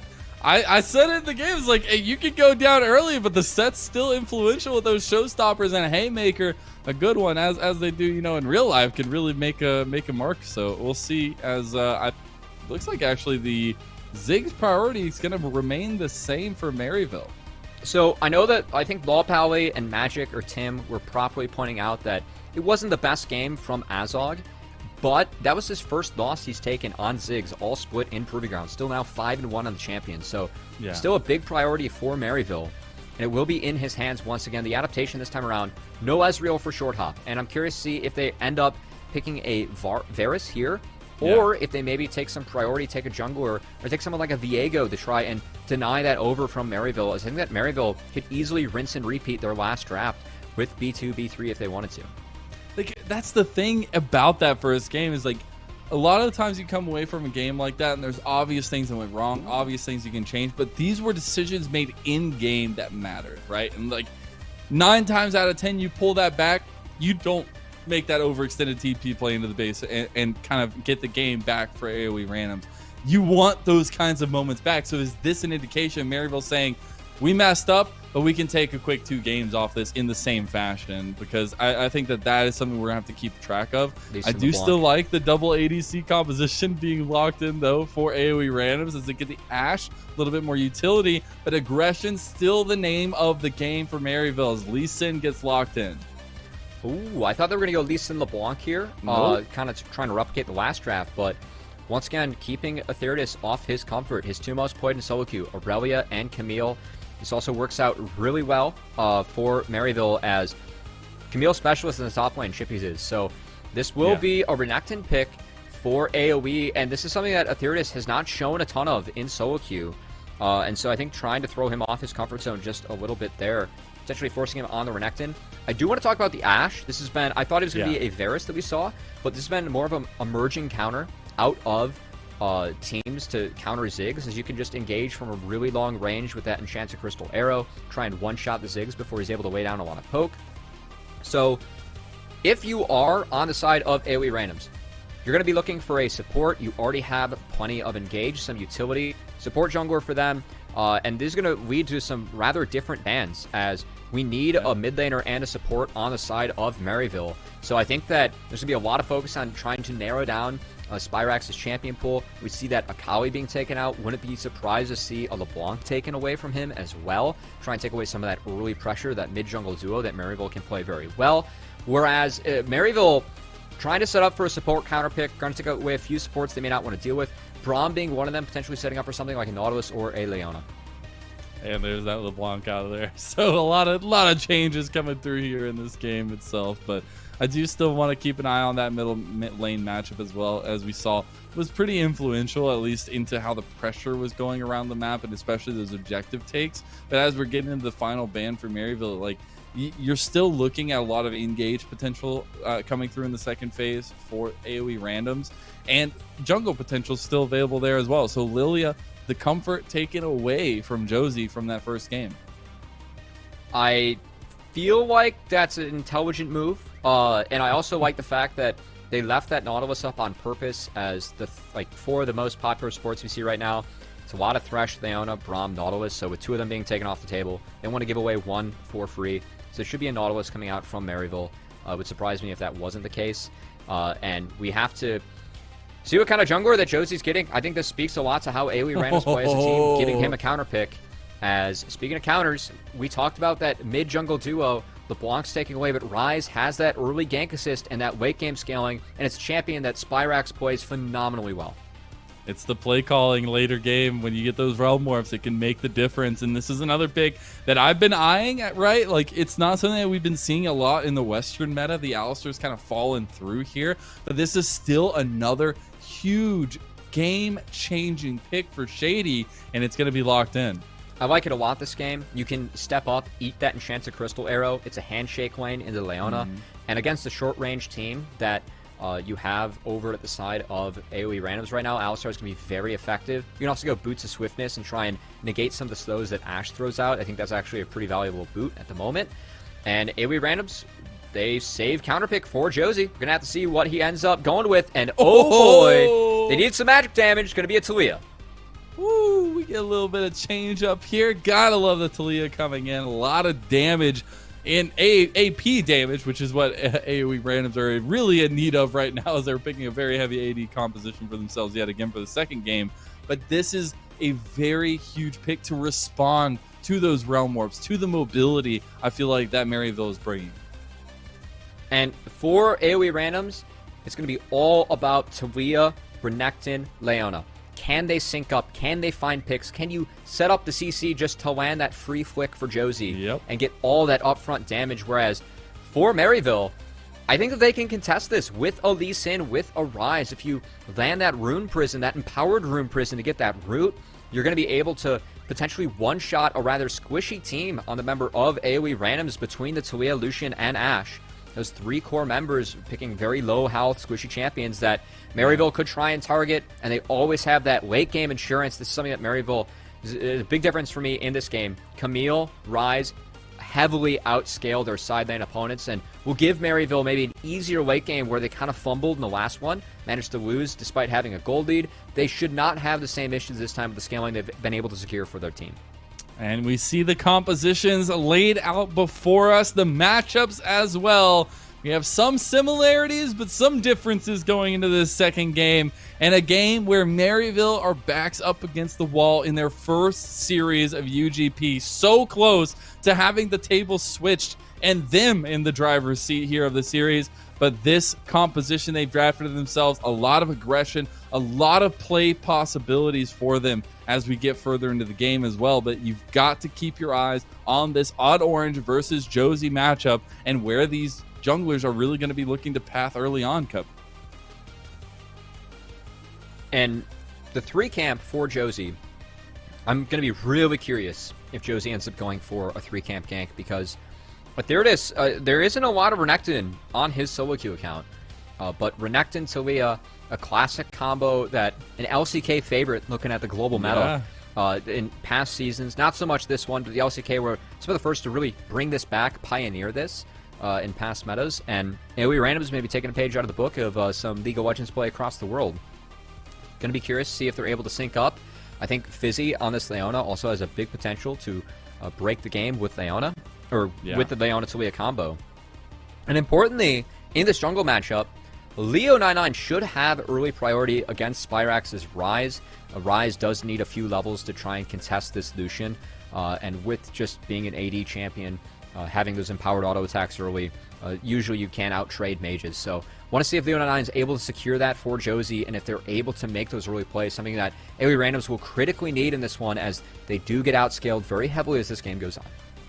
And we heard the devs talk about it a lot, and we were talking about it in the cast a little bit, where you do pick the Ziggs. There's a possibility to play through the Ziggs and get the pressure unlocked by taking early advantages in towers and things along those lines and snowballing that into objectives. Does that come out for Maryville this time around? It's going to be a little bit difficult with that Ashe pick in the bot lane for AoE randoms. So it's all up to Maryville here to bring us to 3 games, Cubby. We are hitting the rift for the second time of the evening. AOE randoms versus Maryville University. Game number 2 starts now. And we're going to put a big focus early on this Taliyah. I think that for AOE randoms, they need to win early. They need to get out ahead, get a Goldie, control the map, set up some picks for this Taliyah. And being a very unique pick that we don't usually see in the jungle, really want to focus on Josie and that pathing. Now, what Josie did last game on the red side is that you do have the option, the potential to start with those AoE camps and rush to 6. And Taliyah does clear out those camps rather quickly with the Qs early. So I want to see if he's able to step around that work ground, get those empowered Qs off, and maybe start on the Raptor camp once again to try and set up that quick level 3 and that quick level 6, where Taliyah also gets that global impact. That said, looks like Josie's looking elsewhere. We talked about pathing towards that Renekton, so switching up that pathing, going bot to top, and maybe even taking advantage of the early power of Ashe. Very strong champion, level 1. They will be spotted. Wait, invade. Yeah, they get spotted out by the ward there. Nicely done. They're still looking to go for this red buff early invade. A little bit of damage dealt by Azog and Shady, but it looks like the first buff, at least on the bot side of the map, will go over to AoE randoms, and Auto Orange is dejected to his blue buff. And look at the early respect being paid by Maryville, just understanding the power of this Taliyah. And honestly, for Maryville, this isn't half bad. It looks like they're going to get a split map scenario. Yes, Auto Orange is going to be behind on the clear as the Lee Sin, but if you do split the map like this, you protect that Camille in the top lane, the member that I think AoE really wants to try and attack. This is what I love, and this is where Josie can take advantage of this kind of moment, right? In all goods and graces, Auto Orange is like, okay, we're going to trade maps. It's fine. But this is the kind of thing that I love to see, is Josie's like, no, we're not just going to trade vertical jungling. I'm going to take all 3 quadrants from you. And this is where the mid lane priority, big impact and big aid to AoE randoms, and Josie trying to execute this early strategy. So early game plan paying off. Now Josie does know that Auto Orange is above him, but if he is able to clear out this Raptor camp, would be close to 3 and could try and contest, but Etheridus is stuck under that turret. So we might just see Josie deny this camp, give up the buff, and still have a vertical trade. Curious to see where he goes after this. Yeah, I really do. Auto Orange looking to take that red buff, though. But, I mean, this could just be a 3, at least a little bit more for Josie, at least, when he's able to get multiple chicken camps. Not going to get the 3 buff that you technically wanted, but it also does give you a little bit more priority on this bot side of the map, and we'll see opposite side focuses for both these junglers, as Auto Orange is going to be stuck towards that top side of the map for a little bit, and Etheridus is very, very low. It is a Lee Sin and a Camille, so potential for dives if Maryville want to get cheeky. Yeah, Etheridus not winning this early lane phase against Chippies, who has that Ignite. It should dead. be an easy dive for Maryville, yeah. This is looking like first blood going. Tower is going to start onto Auto Orange. Now they're going in for it. Auto Orange getting low. Has to flash to get away from the tower, but Maryville are up 1-0 early on. I don't know how that early landing phase panned out for Etheridus, but with Renekton and that Empowered W, you can, or the W that Renekton has, you can break the shield of Camille, try and out-trade her early with the Conqueror if you do want to heavily trade aggressively. But if you play for the trade windows, it looks like Chippy was able to weave in a lot more grass procs, play the extended trades instead of just the all-ins, and Etheridus getting pushed around once again at the top lane, as that feels like it's Maryville's path to victory in this game, Mazel, is making sure that Chippies, the member of their team that's represented regions internationally, is going to be matched up A-OK against Therius and able to be the difference maker for Maryville in this one. And having that side lane pressure is huge with Camille, right? Like, you can play so heavily with that as Maryville University. The thing I'm worrying about here is the pacing for Josie versus Orange. I do feel like Orange has spent a lot of time trying to set things up, and yes, you're able to get that first kill, so that helps a little bit, but you can get so quick on the clears with this Talia that it gets super scary, because then you'll just start seeing Josie showing up everywhere, getting this major influence as the Talia with a lot of AoE, or a lot of CC rather, set up from the rest of the team. Now, Josie, you're mentioning, you know, did Orange do too much early, like maybe ignored his camps? Not the case, as Josie had nothing else to do, no camps on AoE random side of the map. So oh no, no, he was on a ward. You got short hop here. Flash comes down from Fizzy. That was almost a little bit of a rough situation for AoE randoms, but not going to come of it.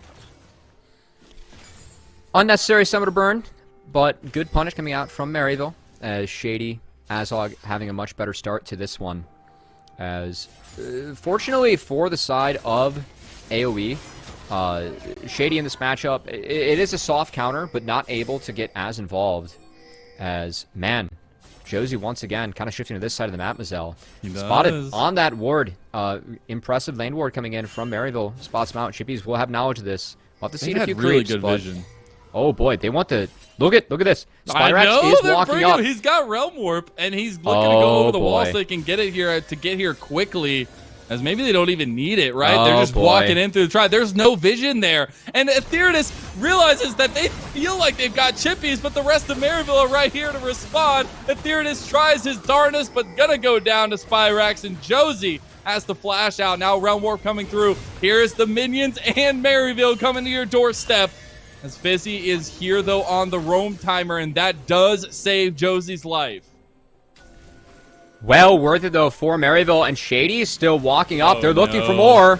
They got TP now coming in from Etheridus, but is it going to be too little too late? Chippy's very low. Leo's here with the culling. Orange gets the first kill of the fight, but you're immediately losing member from Maryville. You've lost Chippies. Now you've got a ton of damage from Orange. Spyrax is here flirting with destruction, but it's Etheridus and Leo who come in clutch, and a big turnaround for AoE randoms. And overall, this is going sideways for Maryville as they overreach and get in big trouble against AoE randoms. I hear the tornadoes are coming, Cubby. I'm sorry. I hope you're okay. Take cover. I'll take away the replay here, but this is the play set up by Maryville. This is where they wanted to make their mark. The sirens for the action.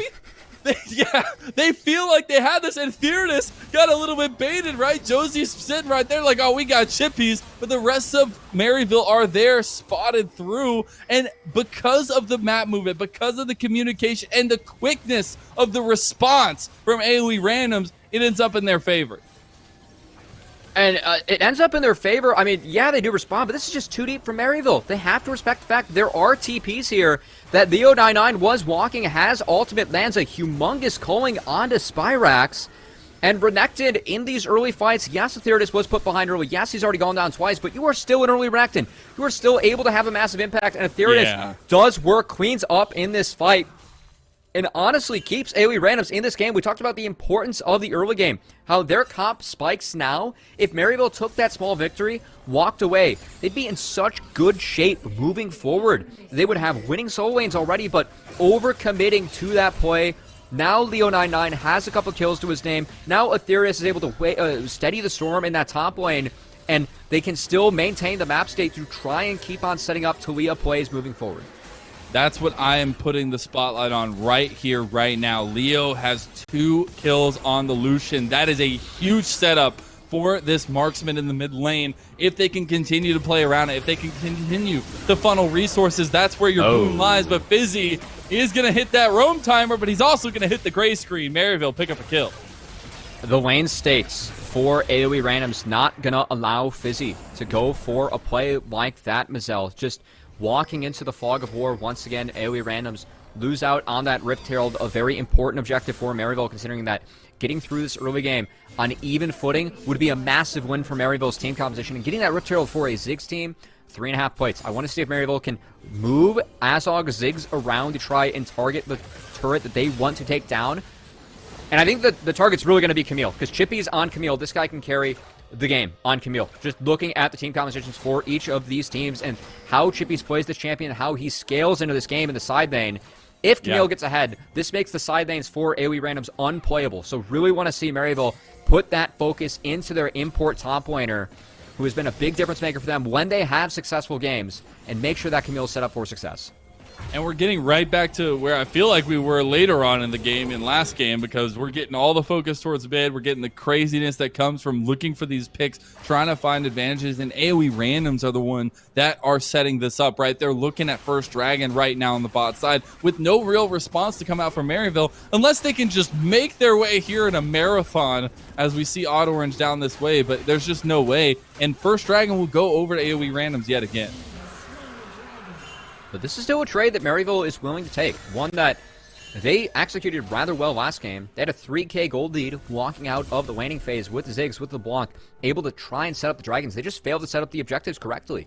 They weren't synced up. So I want to see if Maryville, going back to the drawing board, that was a game one where it's tough, because when you're sitting in that post game, you feel like as a team that game was yours. You should have been able to win that one.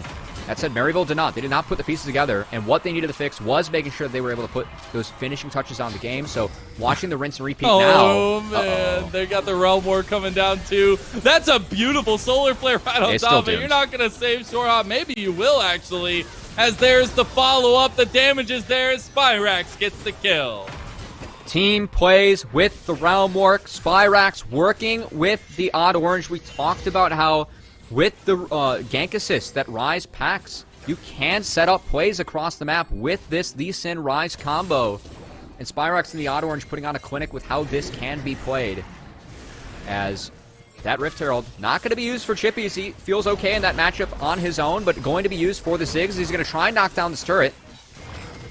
Josie was here. It doesn't look like the satchel charge is going to be enough Close. yet, but at least you get some turret plates on the Azog. But we'll get a replay of the cheeky play from Shady to start all this off, but it was all a call the entire time from Spyrax and Odd Orange in the mid lane. Oh, so Fizzy actually wasn't spotted, which makes this even more awkward. I thought that Shady actually had an angle on Fizzy, and that's how this play set up. Either way, they were going for this one, as Fizzy does his best to try and peel just for the his marksman. Look how far they traveled in this, and it was constant damage the whole time. Yeah, being able to make that play go a little bit faster with the Realm Warp. I know you don't get a lot of range before level 11, but Spyrax doesn't matter for him. He gets the Lee Sin in there, and the Odd Orange is able to clean things up. As Maryville, the keys for them, the way that this game went sideways in the last one was definitely the mid to late game. So I like the fact that they're sticking to their guns, putting together the same coordinated team plays that the Odd Orange shared that they were really working on, really focusing on in their practice leading up to this tournament. Yeah. And we're going to have to see now as this game goes on, if they are able to fix those later game mistakes. I think it should be much easier for them to execute, once again, given the fact that their side laner is going to be in much better shape, scale a lot harder this game compared to the last game. But still, there is a concern, and picks can be made as, Busy. They got the combo of the Dragon Rage kick into the Hextech Ultimatum, although Chippies is in some trouble now too. Enchanted Crystal Arrow comes across. Odd Orange finds a kill, but now Etheridus is under tower. Leo goes forward, gets a killing spree, but Etheridus is down to Spyrax. Now Azog is here. Can you get Josie? No. Mega Inferno Bomb's going to go wide. They will end up finding Leo, and the shutdown goes over to the Maryville bot laner. This is the Maryville that we wanted to see, the Maryville that we're used to see when they're putting together good wins, and that is plays being made off the back of Shady and the Odd Orange working together, Mazel. Shady is setting the pace, setting the tempo, catching Fizzy out with these Moby boots, which makes it easier for him to get chased down by the side of Maryville. And really off the back of their two supportive members, Maryville have been able to put together now a nearly 2.5k gold lead. And with 90 seconds till the second dragon, they might be able to contest the second one instead of waiting for the third with the game state that Maryville find themselves in at the moment.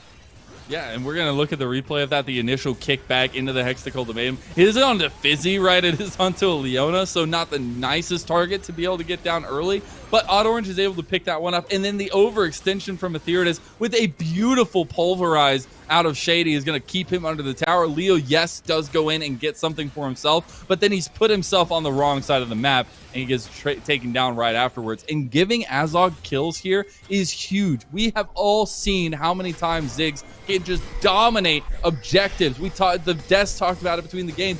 You can play around this piece. See if that happens. Big focus from AOE randoms here as they are going to find Spyrax and the shutdown to Leo 99. Good setup and response from AOE randoms. That's an important kill, getting Rise off the map, because you talked about the importance of getting kills on the Ziggs. What about the Rise? Level 16 Rise is going to be too much to deal with. We teased how Spyrax on the desk, Magic mentioned, he's got 2 accounts, top 30, top 25 on the Challenger ladder, and Rise is one of the champions that he really made a name for himself off of in his early career with Supernova Dark Matter moving into Maryville now.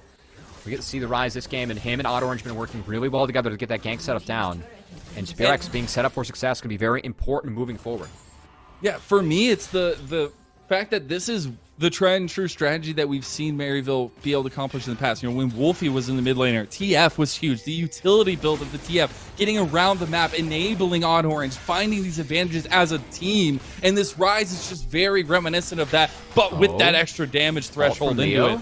But this is really big right now. The Realm Warp will come out, beautifully timed, as it gets away from the Weaver's Wall of Talia, and Josie tries to find a play on top, but can't do it.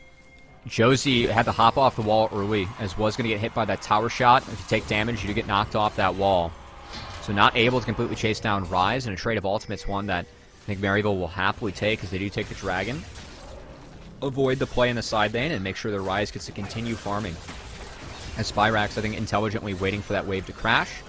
And because 3 members showed top, and because AOE randoms reset, Shippies now gets this turret for free, as he is even in this matchup on the scoreboard, but the fact that Camille has hit that Sunderer status, very advantageous into Renekton moving forward, and a champion that does scale very hard and is a lot more impactful in the team fights with the stun mobility and the Hextech Ultimatum that she brings to the table. Yeah. So once again, Maryville, this 1.5K gold lead, set up for more success. They're further ahead than what it looks like on the scoreboard right now.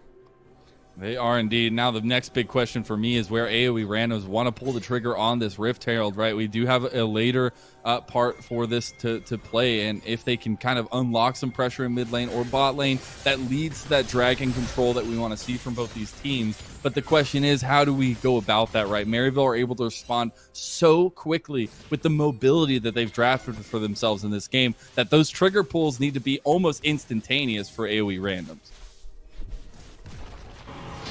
And a lot of it has to be built off of playing around Leo, as Leo 99, 4-1-1 on this Lucian.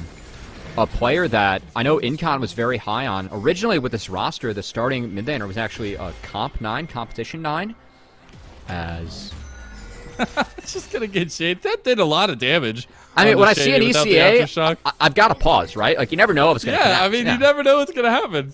Some craziness can follow that. But Leo 99, I think it's definitely a member that we have in the amateur space that gets kind of uncredited, undeserved, just because he plays a rather supportive role for this team. A lot of it is about unlocking Josie, having that mid lane priority, moving from there, but a player that I feel like fits his role and plays his role out very well in a lot of these games. And we see another game here where, because of his map movements, he was there to clean up quite a few of the kills and does find himself 4-1-1. And that's Seralda's Grudge Spike for Lucian. Very powerful and important for AoE randoms, as that is even more slowing power coming out and a lot of range to try and control and attack this Rise pick that is going to be scaling out of control, as it's almost a completed Seraph's Embrace for Spyrax. We'll most likely have that in the next base and for the next Dragon fight. A big spike for the Rise. And something I want to point out here is Orange is taking an aggressive stance into Josie's jungle here. He does have the item spike over, and I'm sure Josie's going to go home and complete this right now, right? But that does give you a little bit more priority on the enemy jungle for Orange, and I love to see that coming through. One of the things for me, and as we have just a moment to talk about, is I want to harp back to the confidence from both these teams coming into this series, right? You got to hear a little bit more of the spice that was coming out of the AOE randoms camp, the fact that they feel strong, they feel like they're not just a sister team, and Maryville, you know, taking that heat from them and realizing like this is a moment to shut them up. Well, this game is topsy-turvy, neck and neck, and this is a series where you can accomplish those things for either side. So pulling that back into it, I think, is really interesting as we understand the state that we're in this series. Good to see you highlighting the importance once again. I mean, for both of these teams, but especially Maryville, ones that felt like they're coming in with a little bit of a chip on their shoulders for this game. Something to prove after being knocked out of EGL early. And have a chance to prove themselves heavily is Fizzy. Uh-oh. Oh, man. He's got the rest of the team here, but oh, man, that's a little bit of a wonky setup there as it's already on orange dead. That is unfortunate, and Maryville going to flash away from it. Shady Spirax is dead, too. But now Spirax is just in the middle of everybody. And that's a double kill off the back of a missed play by Maryville. Odd Orange and Shady not syncing up there, not pulling off the combo, something that the Maryville players highlighted. They've been working on a lot, being on the same page. They're on the same page of how to make that play, when to go for that play, but the execution a little bit off. As Shady. Oh, Shady! Woohoo! Leo is ruthless, my dude! That's some roast beef in the mid lane for you, Mazel. What do you got? Flame and Yana strip? Doesn't matter. Leo, he's making it happen. As Shady going down. The cowboy steak being made for AOE randoms, and the Dragon, Maryville should be able to reset for this, but because that split kill in the back half, I don't think they're going to be able to contest it now. Oh, man. That just hurts to see the combination not go off. It was so close to being so wonderful. Oh, the blast and cone. it just ends up with everybody on the wrong side of dodge. Really cute play from Leo99 to hit that blast cone. Yeah, it is. Back into the team. Really like to see that creative use of tools that we have on the Rift. And speaking of tools on the Rift, AOE Random's going to secure one more for themselves as Josie, because of those picks, because of the map state that AOE Randoms have now netted themselves off of a couple plays, punishing Maryville's over-aggression. Now an even game, a Dragon picked up for them, and this early game comp coming back in the mid-game, Mazel, as Maryville continue to show a few misplays, to show miscommunications. There we go. Uh-oh. Spirax maybe caught again, not going to be able to get up, no. but has damage back onto Josie. Flash is going to be traded on both sides of it, as Josie may be thinking better of that trade. We did talk about the Seraph's Embrace Rise. It is rather large, doing a lot of it. Oh! He gets the Enchanted Crystal Arrow from downtown, and Chippies dies to Fizzy. There's no time to talk about the action or stories of this game. We're just going to continue firing these arrows, firing these cullings, and picking up kills for AOE randoms, as it is a trade. Chippies does go down, but Maryville does net that mid lane outer turret for themselves, and Spirax still picking up a lot of farm on the bot side as well, Mazel. So not all bad, not all lost from Maryville, despite losing Chippies. As we're going to hit the picture-in-picture. Poor Shady. He just knows, and he's already down. Oh, man. That feels bad, man. But feels good for Leo99, who's now 5-1 and has completed his Geraldia's Grudge. So thank you for the hamburgers, Mr. Shady. Yeah, I'd say it feels pretty good. As, hey, we talked about the members of AOE Randoms that have to step up. Last game, it was Short Hop. This game, Leo99 on that Lucian being set up for success early and trying to cash it in. As the big thing for AOE Randoms, and I think what's really benefiting them, Mazel, is the fact that they are getting picks into side lanes, turning things around off the back of these Enchanted Crystal Arrows, and combo from Josie with this upfront damage of the Talia. That's so easy to land if you already land that preemptive crowd control. And Maryville needs to figure out a better way to stop this, a better way to play defense against this, because they are getting caught off guard and getting punished properly by AOE, which is concerning moving forward, as Maryville decided to run back a similar comp with more scaling, executed the early game very well, but still mid-game, making a couple of the slip-ups that cost them that last game. Improvements that we wanted to see from them in this one. I wonder where that kind of ties into, right? We were talking about a little bit more of the scaling aspect. They have a ton of damage as we get later in the game, right? But like, I do feel like you still need to be careful of what happens in the mid game, in this part of the game, where you're giving up these objectives and things along those lines. You're getting engages left and right from Short Hop, and they're still going in. The culling's going to be there. Big kick going to go onto Leo, but off to the side, and Odd Orange is dead. Trade back as Fizzy does fall, but it's a 4 against 4 with Maryville's jungler being down. And I just love how Short Hop on the Ashe is doing such a good job of dictating the pace of this game with these Enchanted Crystal Arrows. They're looking for picks, and that arrow lands on the right member. I know that Spirax was able to survive, but had to burn the stopwatch, and he doesn't have flash. That's where you want to land that ECA. As Short Hop the most experienced member of this team, showing it here as he is really dictating the pace of this game as a marksman, something you don't see very often, but showing why he opted for this Ashe pick. And that's the thing for me is like this Ashe pick just seems to complement the rest of the composition so well. And as you had mentioned, right, it doesn't get Spyrax, but it forces the rest of Maryville to go forward. We don't want to lose Spyrax. We need to make something happen. You see AutoOrange just goes for the kick on the back line but can't find it. And it's just forcing Maryville to split themselves up out of desperation. And now, Miss L, we have a minute 40 until the next Dragon. As it seems like, once again, both these teams not setting up around that Baron, really focusing on these Dragon objectives. And I want to see if AOE randoms are able to get in that river first. I know something I harp on a lot, but with a team comp where you're trying to find picks going up against the Ziggs, I think it's really important that you buy that real estate. Even sack a few side waves to get it early, because walking into those minefields through those chokes, it's so difficult to do against the Ziggs. And AOE, if they are able to get there first, could threaten that Enchanted Crystal Arrow, could threaten that Leona engage. Whereas if you are Maryville, I want to see a TP flying from Chippies. There is no flash on Ashe. Go find a TP, go attack AOE. As that's one of the first arrows I've seen miss from Short Hop. It's still a nice attempt, trying to pin Azog next to the terrain, just not able to connect that time. And for me, we haven't really talked about this too much. We talked a lot about objective control, and we talked a lot about the Rift Arrow, but we have an Ocean Soul on the Rift. And for both these teams, this is a huge priority. That siege, that sustain that you can have in the side lanes is going to unlock so much. And right now, in about 30 seconds, we have a potential soul point for AOE randoms, which again gives you all that pressure anywhere on the map. We're seeing Chippies go in on the Leo, but he is overextended yet again, and the rest of his team is blocked off here by that wonderful Weaver's Wall. And now AOE randoms are picking apart Maryville. Does Theoridus get taken out by Spyrax? No, he does not. And Maryville has to run away. You got TP coming in mid from Leo just to provide some more reinforcements. But it's an unmanned fight, an uneven fight. And Maryville had to back off. It was the Blast Cone again, Leo99. That Blast Cone knocked Camille out of the Hextech ultimatum, got Leo99 out of the Ziggs ultimate, so they couldn't land that combo, couldn't execute a member as AOE randoms. They now pull the Dragon. No hope for AutoOrange to steal this one. As a better setup, AOE randoms making the improvements that they slipped up with in the last game, and now put themselves on that all-important soul point, something that would most certainly help bridge the scaling gap they're going to be facing as this game goes on. And this is Chippies' play. He goes for Leo, but the flash, the dash, everything else that comes out, the blast cone, as you were saying, is huge. And then the Weaver's Wall on top, it just completely separates Maryville. They can't respond. And on the backside of it, you know, have the split focus of Spyrax trying to take down a Theoridus. It's just being pulled apart again by Maryville.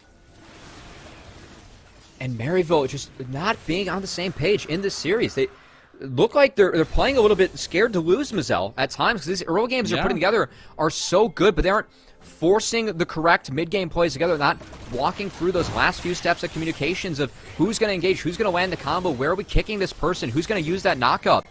And it's costing them big time, as now AOE randoms looking to get another catch. Shady was the one that wanted to initiate that one, got the speed up boots, but Fizzy stops him in his tracks. Now you got Solar Flare coming back, but AOE randoms go for it. Big kick from AutoOrange, but again, it's the wrong way. And then the Mega Inferno Bomb. There's the scaling coming through. Chippies finds a pick on the side, and Theoridus is all by himself in the Maryville ranks, and he's going to go down too. A quick 2 kills traded, 3 kills traded for 1, almost a 4th. Onto Chippies, but Spyrax is the only one that falls.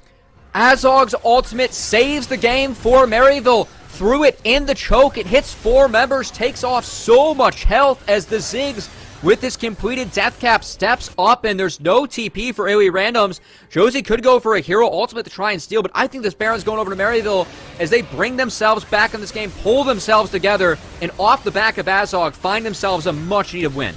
All it takes is one momentum shift, one moment for Maryville to turn the game on its head, and just like that, with this objective, they do so. We'll see the pick coming out. This is Shady initially going for Josie, but then fighting Fizzy right there on the re-engage, and it's just neck and neck after that, but Maryville stays strong.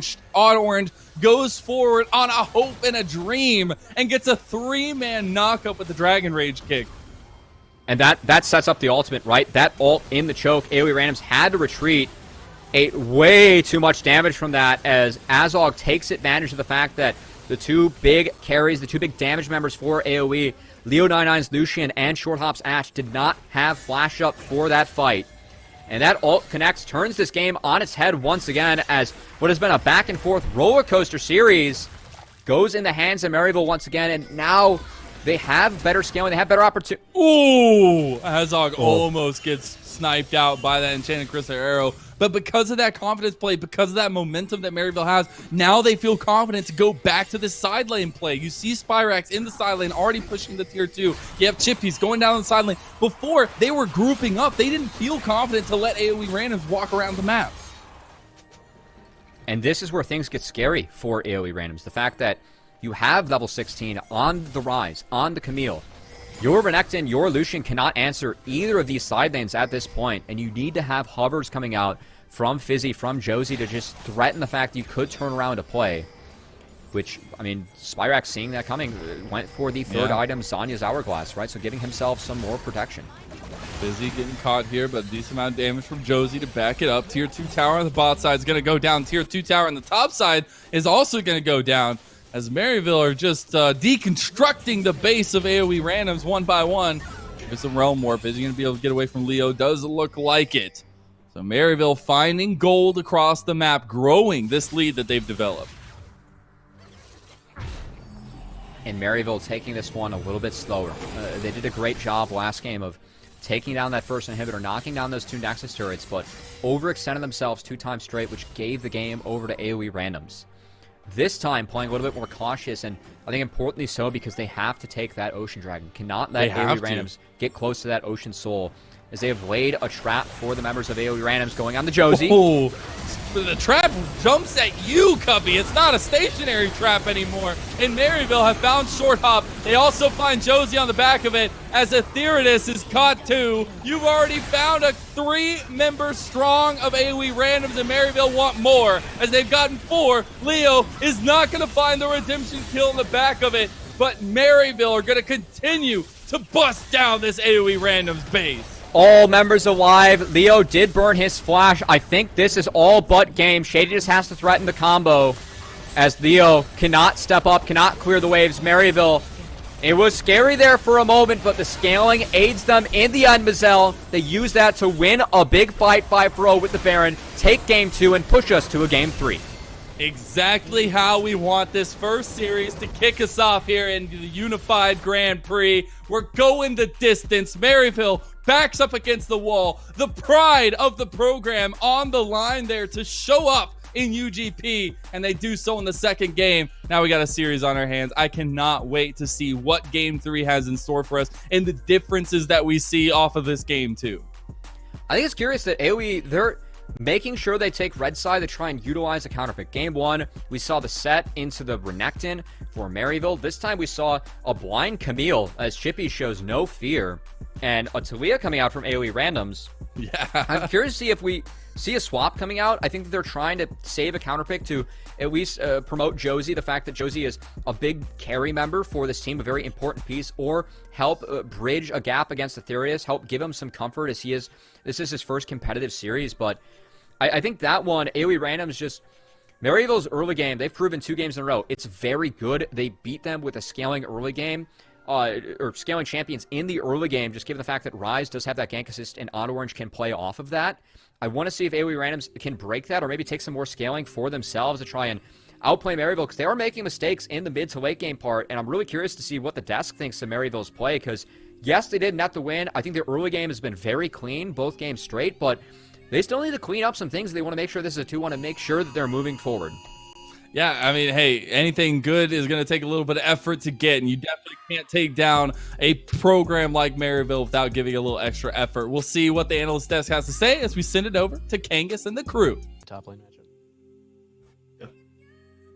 Hello and welcome back, everybody. Thank you so much, Mazel. Great job on the cast, you and Cubby.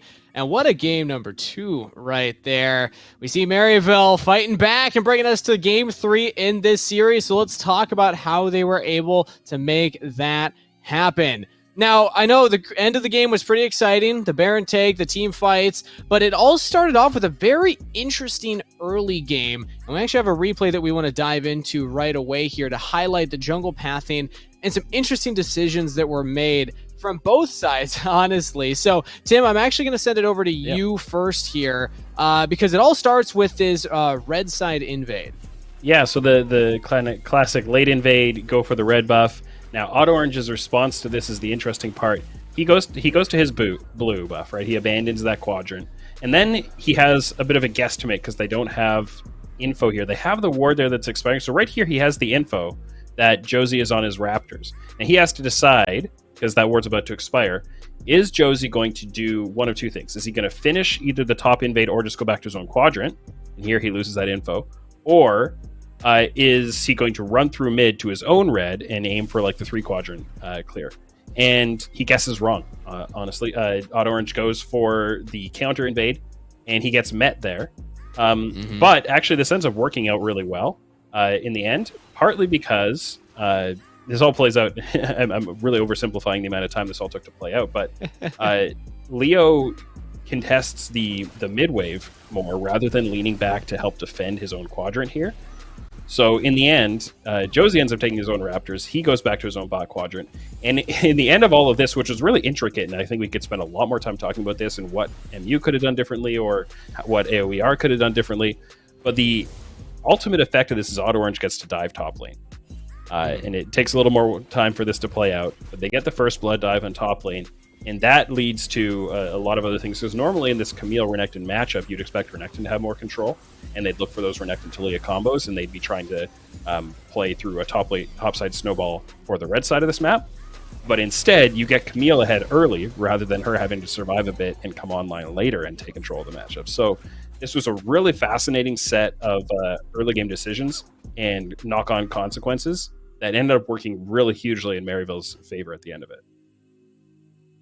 I do just have to, I think, question what the decision was, though, to not stop that from happening. Because Leo had shove in the mid lane, could have walked up and tried to pincer that red buff take right there. And then, yeah, just allowing that top lane to go down. I feel bad for, unfortunately, here, Etheridus, coming in, first big series right now on stream here and just kind of getting punished hard on the top side. But it didn't stop there in the early game. There was the top dive, but then there was also the top lane skirmish around like the 5.5 minute mark. So, Lopali, I'd like you to talk to me about this one. Because it looks like we also had the roams, multiple TPs coming in there for the play on the top half of the map too. There was just a lot of action that happened early on. Yeah, perfect. So actually, because they're so far behind, they seem to feel like they need to pressure the Renekton lane. AOE does, but honestly, MU does a great job. You can see the ward in the lane, so they've kind of already snuffed this out, and they're actually just moving to counter it. They have the information advantage, the wave's starting to push in, and Chippies actually ends up going in probably a little bit too early for this play, but they end up actually being able to just score out the kill on Renekton very easily. And then they're just chasing whoever they can, forcing out some flashes. And this is kind of where MU maybe bites off a little bit more than they can chew. They have Shady moving there. They're probably calling that once he gets there, they want to turn again. But what they don't calculate is the TP from Renekton again. So they're actually able to kite backwards right here. Pretty thematic with Taliyah. And they're just pulling back the whole time and just absorbing damage until the Lucian and the Renekton show up. And then after that, we get kind of a 2v2 scenario where Renekton's just able to stack up his Fury, get on top of them, and they actually clean up a lot of kills, which is, like I said before, very thematic from MU, where they kind of tend to bite off a little bit more than they can chew. Great early game. I love the initiative, but kind of knowing when to pull back and say, hey, we've won the scenario that we want. Let's chill out for a little bit. We saw that with kind of game one with like the TPs to try to end the game. So that's kind of what we saw in this replay, etc. Yeah, you kept saying that they're biting off more than they can chew, getting aggressive. Maryville just don't know when to stop. They keep engaging over and over and over again. A lot of the time on the Fizzy as well. Keep looking at that Leona as the engaged target there. So, Tim, if you're looking at Maryville and just kind of maybe adaptations or lack thereof from games 1 to 2, let's start with Maryville's side and kind of see what they were able to improve on, and then talk about it from AOE random side, because I think there's a lot to cover there as well. But what are you identifying from Maryville here as, either things that they changed up or things that they just doubled down on and actually worked for them this time around? I think the aggression through the top set of the map is working out well for Maryville and making chippies like their kind of winning point. That's working out really well. And I think Odd Orange is the one who's benefiting more from that than Chippies is in a way, and he's making more of it happen. He was the one who kind of reacted to that initial interruption of his pathing, got the top dive done. That top skirmish didn't work out as cleanly as it could have, but it still kind of made some progress for them. They wanted to keep going for plays, like we said, and here was a play where a little bit of anti-synergy. They go for the engage. Oh, the kick in and then the headbutt right back. Oh, dear. That was not so good. So we'll move on from that one. But they went on for a lot of these engage plays. And sometimes, they worked out a little bit messy, but sometimes they worked out super well. And I'd say more of Odd Orange's plays worked rather than didn't. And that was like a big difference maker. He's been a big difference maker in both games so far. I think game 1 was Maryville's to win, and Odd Orange was a big reason for that. Game 2 they won, and I think he was a big reason for that as well. He set up a lot of damage in team fights with some engages, occupied a lot of space, created openings, and that's really influential. And I mean, the next replay that we'll have was a little later into the game. That one was a little rough to see the anti-synergy there, but the next one set up an insane Ziggs bomb. So we can just take a look at that one too to highlight that, yeah, Odd Orange was the engine driving Maryville forward through a lot of this game. It's great to see his performance so far. Going into this event, I was looking at him as maybe a top 3 jungler, in the entire event here at UGP. And I think having this kind of performance in your first series, definitely a lot of eyeballs going to be on Odd Orange and a lot of people impressed with the play so far. But as we're waiting for that potential replay to come up here locally, I want to send it over to your side and talk as well about AOE randoms and kind of their approach, because we were a little confused with his Ash pick in the bot side and the fact that it took a while for them to really start utilizing that as a tool. Yeah, so honestly, the Ziggs isn't really taking any cleanses, so I feel like AoE kind of got baited into this scenario where, the enemy team did a great job snowballing the Renekton, so we want to do that too, right? It's going to be all about top lane. But I think, honestly, when I look at this team, the strength of their team is really their 2 AD carry players, right? Their mid laner and their bot ADC short hop are doing a fantastic job putting out damage. So basically what we want to see in the next one is maybe just, you can even pick the Renekton and just have it weak side, right? Your less experienced player that's going to get focused can just relatively stay even, try not to get run over too much, and we can put more resources into bottom lane. Punish that Ziggs that's not taking any cleanse. Set up your AD carry for success. Or maybe they just need to find another champion that short hop can carry on a lot, because the Ezreal did great in game 1, but now it's getting banned. So maybe they need to make an adaptation where, all right, Ashe isn't a hard carry champion per se for us, and we need to figure out a new one for us. Yeah, I think there were really good things from short hop in game 1. I think we're seeing a really good series from Leo99 with the 2 Bliffios we've seen game 1 as well, and he carried so hard this game, but it wasn't enough. And I think if you maybe simplify the jungle pathing, just make it a standard full clear and let your bot and mid lanes kind of just play it out. Don't create these kind of unusual environments. I think that would help them a lot. All right, well, let's see what their adaptations are going forward here. AoE randoms, they won game 1, lost game 2 to Maryville, and now we're going to game 3. Mazel and Cubby are ready to take it away for pick and ban. So, gentlemen, let's see how this series shakes out. Thank you yet again, Kangas. Ready and raring to go for game number 3. The 6-game dream on the day stays alive, Cubby, as you are going to be fighting some tornadoes here. Are you ready for game number 3, my friend, before you're taking off to the Wizard of Oz? Hopefully. I'm looking out my window here. It's raining pretty good. We're in the Midwest. Question, is it raining sideways? Because, Ollie from Family Guy has always told us that you really know it's strong weather when it's raining sideways. I'm hoping it's not raining sideways. Let's hope I don't go silent during this cast, or hope I don't have to head to the basement anytime soon.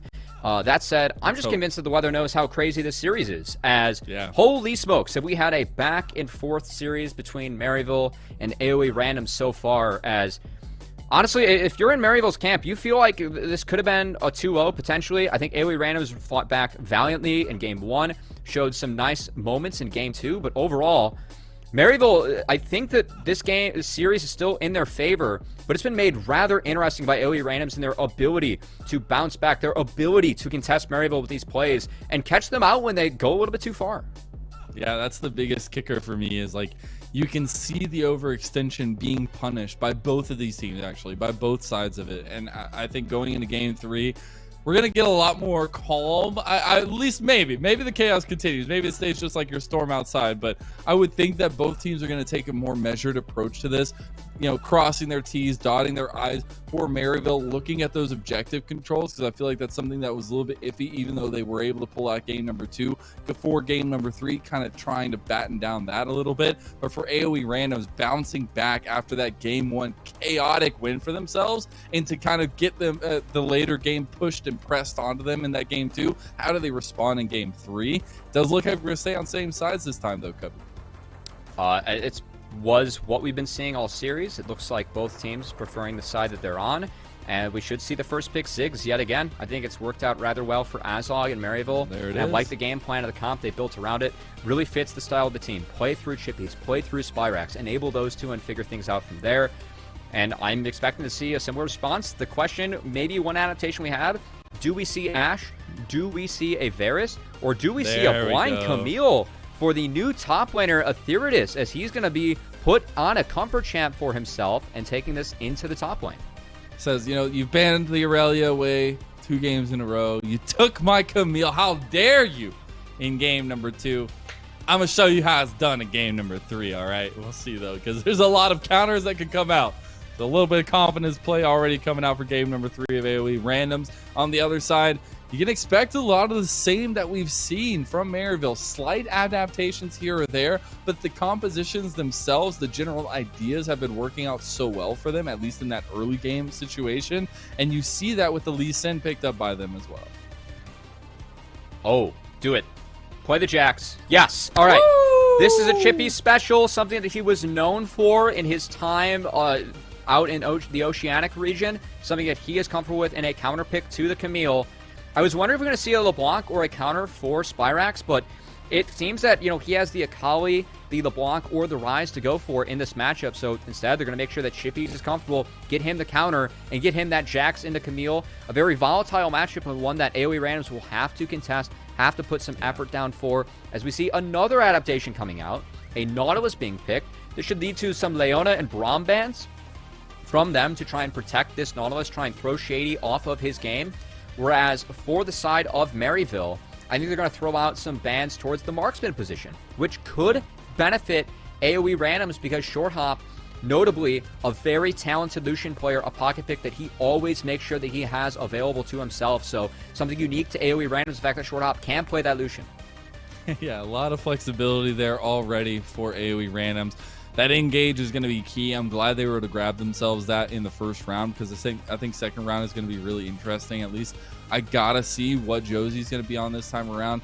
That we've seen the Lilia, the Talia now. Do we see a little bit more in that side of that type of pool, or do we see something different, one of these more skirmish heavy junglers that we've seen rise throughout the meta as we're getting through these second ban phase bans, at least the Leona, the LeBlanc as well, and the Seraphine actually banned away. So they aren't scared of the Braum. They're more scared of the LeBlanc. I can't blame them with that Lee Sin, but we could still easily see a rise for Spyrax as some targeting. Actually, I like that Karthus ban, as odd as it sounds. Magic damage is needed for the side of AOE Randoms. They were trying to prevent the Karthus Assault coming down to help out Aetheritus in the side lane, but instead, it's going to be a Rumble, a pick that we don't see quite as much in the meta, but one that Josie's still comfortable playing, and it can still be flexed mid for Leo99 potentially. So, still hiding a few cards here for the side of AOE Randoms. Man, oh man, oh man. World where we end up with a Rumble back in the meta. Also, the fact that Josie's taking it to Orange, who I felt was like one of the most improved Rumble players throughout the summer when he was really hitting the meta. So I want to see how this kind of works out. We get the Rise picked up yet again by Maryville. And now that Braum is open, it could be a nice pickup there for Shady to kind of enable the rest of the team composition. Could shut down some of the culling damage from the Lucian and shut down the marksman damage from whatever marksman they want to play as, oh boy, yeah, AOE Randoms. That's some special plan. I was excited about the Jax for Chippies, but I'm even more excited now. We get the spice of bot lane. They've been whipping out the double marksman compositions all day long. And for the third game, you got to go with the ultimate CC combo of that Nautilus with the Swain. Okay, so this is a very, very different flavor coming out for this game. Yes, it is. Magic damage being matched for short hop on the Swain. The big key here is that against Ziggs with this Nautilus, you are able to manipulate so much terrain off of Swain's passive. So that Nautilus ult, you're able to yoink whatever member they cast the depth charge of back into your team, chain that with the Swain W. That does quite a bit of damage as well.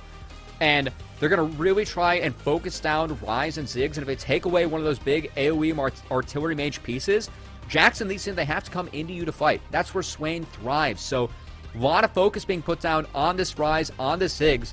Let's see if AoE randoms can sync up, get one of those members off the map early in the team fights. From there, they can try and snowball it.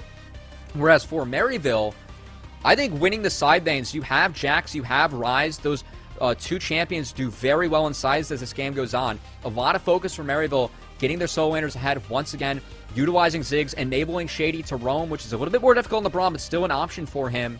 Yeah. Two different compositions here coming out of each team. Want to see which team can execute it better.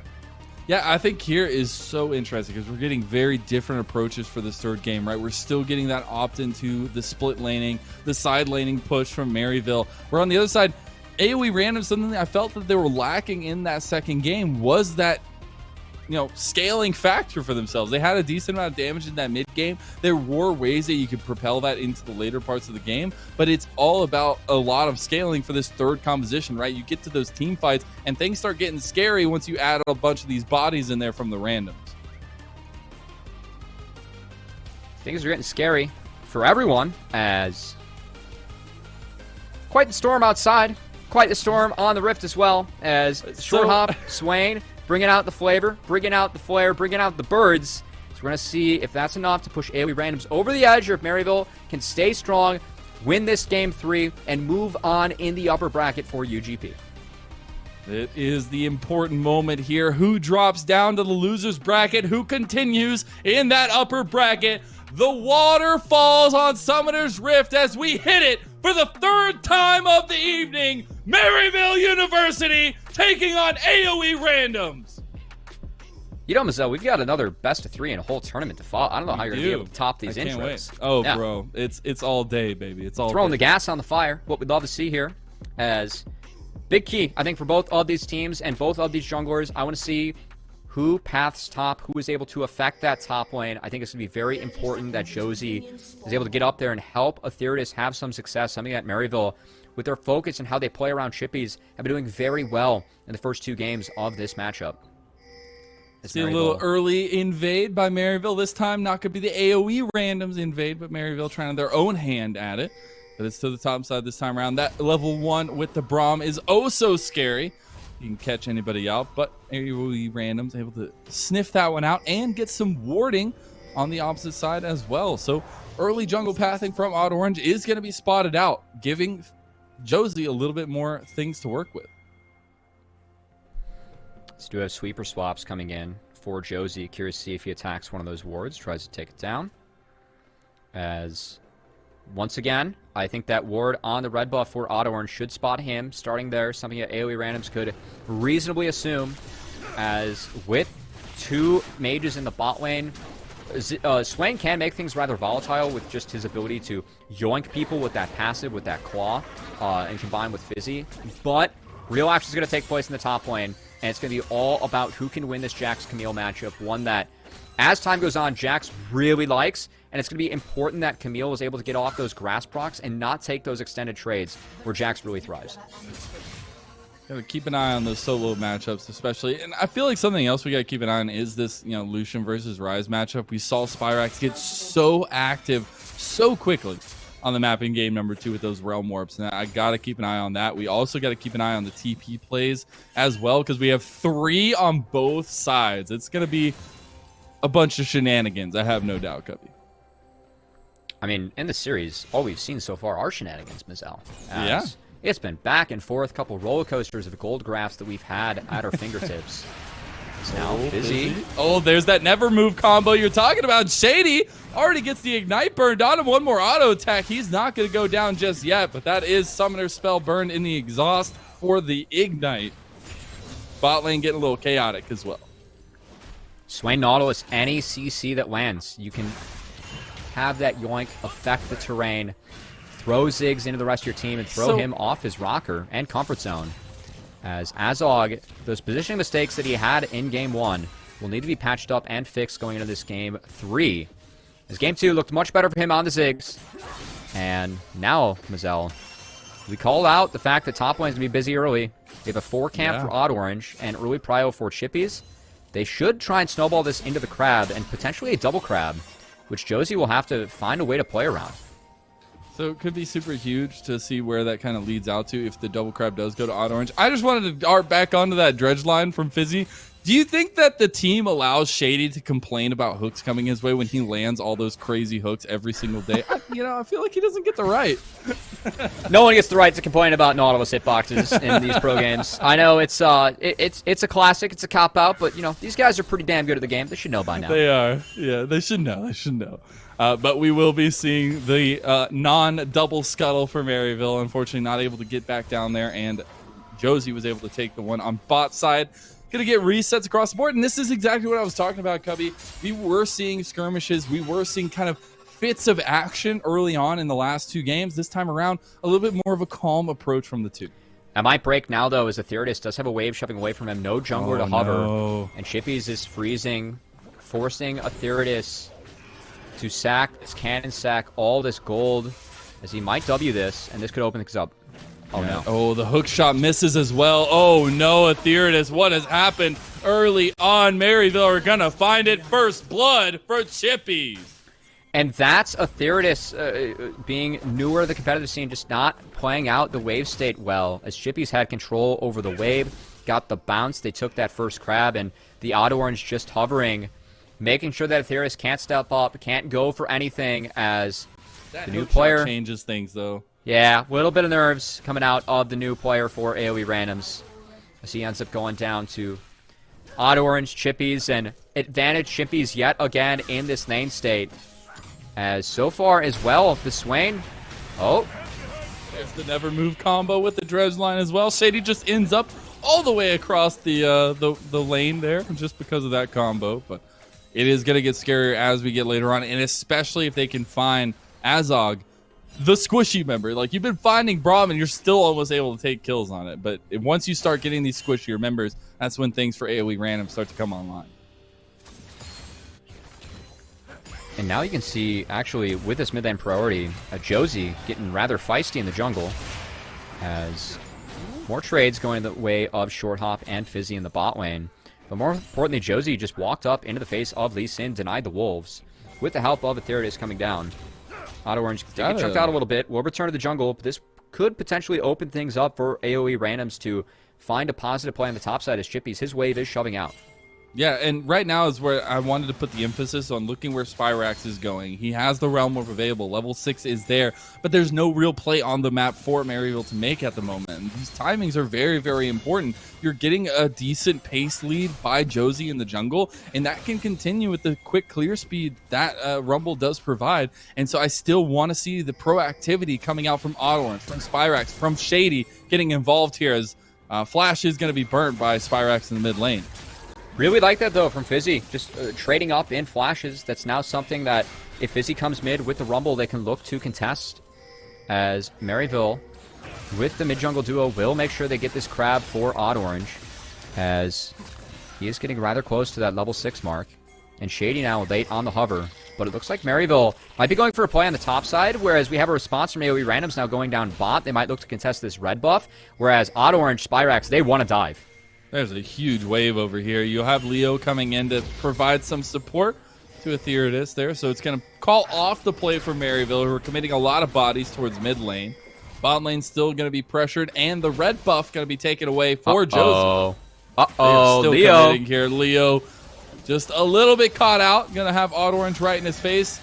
Spyrax trying to keep Etheridus out from the side. Nice little prison to keep the hook shot from continuing. Odd Orange gets a culling to the face, but gets out. A little bit of a miscommunication from the AOE randoms members as... Oh, Fizzy. Oh, no. Fizzy. I like that. That's a lot of damage. Yeah. Braum saw the eagle going down and just jumps in the minions and say, you know what, I'm going to force you to take 2 tower shots. That was a nice move from Shady, netting him a health bar advantage. That said, AoE randoms, while that wasn't the prettiest play on the top side, and Ethereus did lose a lot of the resources mid, they will still take away some resources from Odd Orange in the jungle, take a dragon for themselves, and before this Herald spawns, so they could reset and try and contest the timer. He's looking for it. Oh. He's so close. Oh man, But look at close. the CS But not gonna difference. find it. Yeah, that's what I was gonna point out next. Is like Chippy's is literally just proxy farming Ethereus right now on the Jags and getting tower plates with a ton of focus towards the top side by Maryville. Odd Orange, Spyrax here to respond if anything comes down with the Realm Warp, and that's what I love to see transitioning from game 2 to game 3 is that continuation of the fluidity of Maryville's composition. Something Maryville has historically really excelled at is, you know, just how they are able to play out these comps and playing around chippies, and the game plan from them is very apparent, right? We're gonna bully Ethereus. That's the game plan from Maryville. As this is the 3rd game in a row where a lot of extra time, a lot of extra resources have gone at attacking the newest member of AoE randoms, the one that's also the newest to competitive play. Yeah. As for Maryville, this is the game where we're going to have to see if it can pay off and see if they can continue that upper bracket run and book that date with potentially TSM Academy, the team expected to win that first series of UGP that they have in the top of the bracket.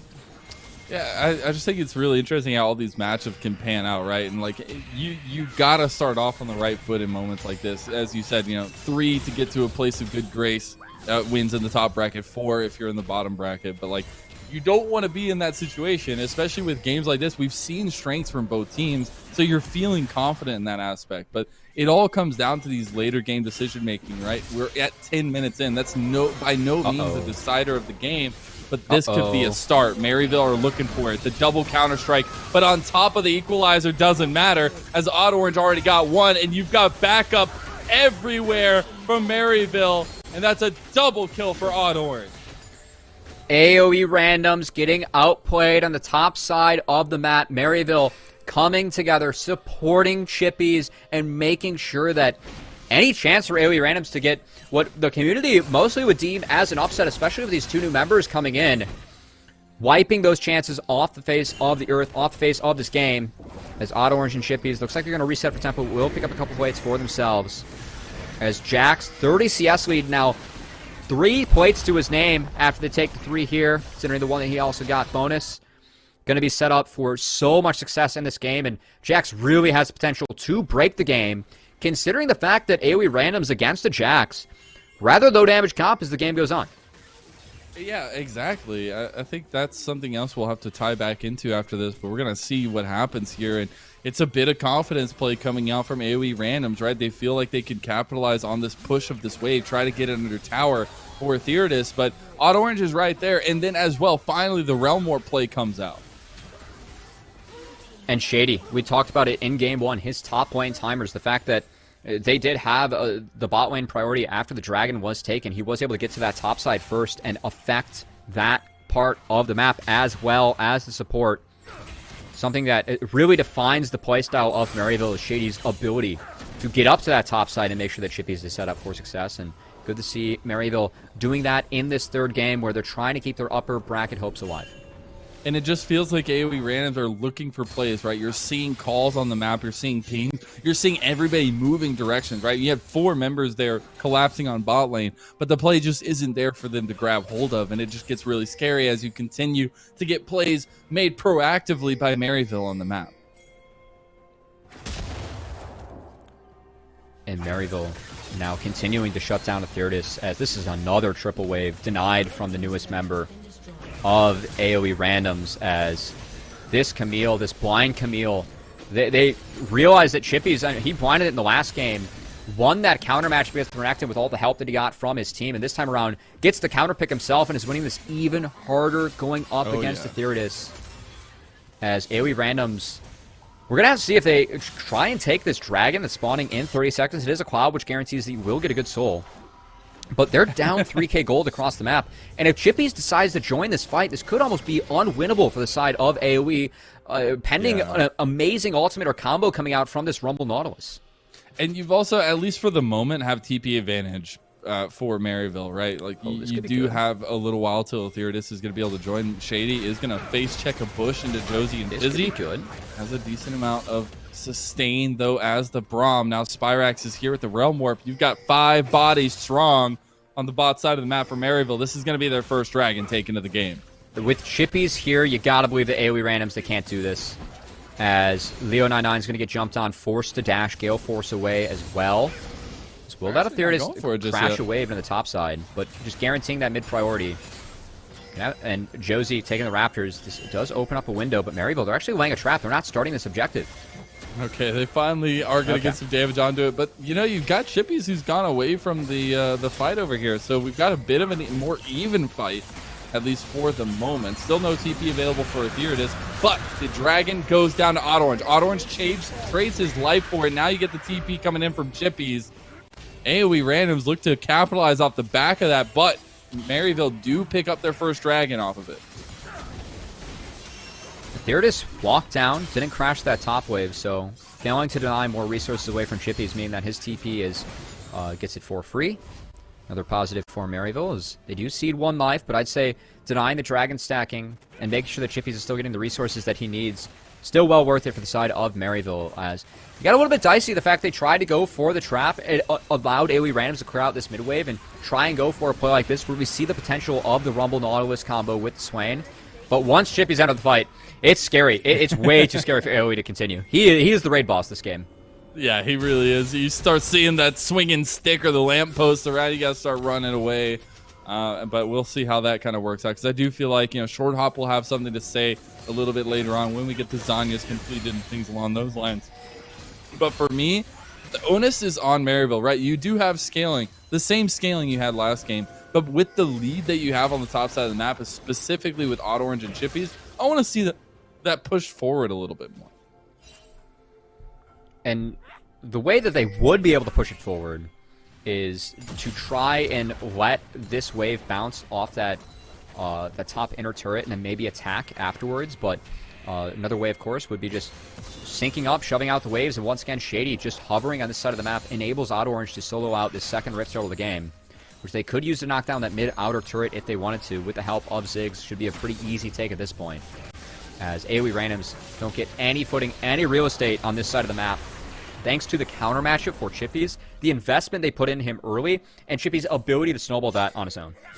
And at this point, right, for AoE randoms, I'm looking at what you can do when you're putting the pieces together, when you're able to kind of get the Swain with the AoE, the Equalizer, plus the CC combo from Fizzy that we got to see a little bit of in the Dragon Pit. Because we saw Maryville didn't feel super confident, especially when they didn't have Chippies in that fight, because you also have to be careful of how much AoE randoms has in those kinds of pits and things along those lines. So I'm really interested at how AoE randoms approach these next couple fights, because they've got to start pulling gold somewhere.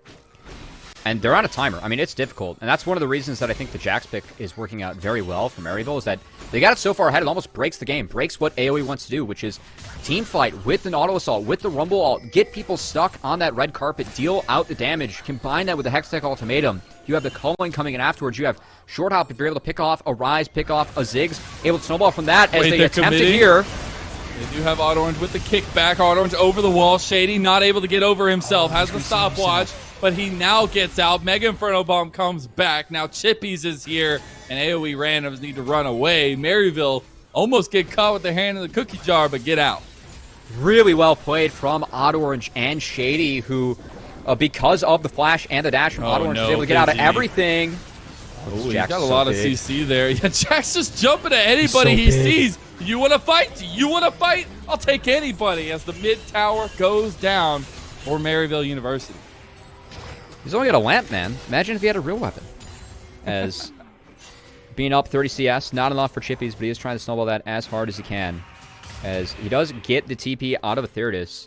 And look at that top wave as well. Because Chippies crashed that, because AoE randoms responded, that's more resources getting bled out from AoE randoms. That wave is shoving away from them. Chippies will be able to catch that on the top side of the map and continue to grow, continue to snowball the lead that he's already built. As because AoE randoms cannot find these combos, cannot find these plays, it buys Maryville more time, gives Spyrax more time to scale into being unimaginably difficult to deal with in the side lane as well. And the way that Maryville is going to get around the team fight that you were pinning out, Mazel, is just by dancing around it, playing these sides better than AoE randoms, making sure that these members are isolated, are able to shove into waves, and avoiding the big wombo combo that AoE randoms could use to get themselves back into this one. And it's been working out so well for them so far. Short Hop maybe caught out here. That damage done is too much, and Short Hop just gets taken down by Shady. Didn't have Fizzy or Josie quite there to protect him yet, and now Auto Orange might be looking to collapse on more members of AoE randoms as Josie does realize he is spotted on that ward. Auto Orange not going to hop over, but with Chippy's collapsing, things get interesting yet again. Dude, Chippy's again, that strong point, the thing you got to be careful of, but now we got another dragon on the board, and Maryville can continue to stack these up if they want to. They were a little hesitant, or at least baiting the fight out last time around. It's an Ocean Dragon. It's the first of the Ocean Soul, and Maryville go ahead and start that one up. But there is potential for AoE randoms to get in here and throw a winch into the works. Can they get it done? The dragon is already going to go down. The fight is what ensues. Hextech Ultimatum comes out in the middle of everybody, but Shady is getting so low. Maryville burning some flashes to make sure to get away, as their poke will peel them away from the fight. AoE randoms unable to continue. And well worth it for Maryville. Once again, surviving the big spike of randoms, surviving the fights, and making sure they can go back to playing these side lanes where Chippies and Spyrax will get so far ahead as this game goes on.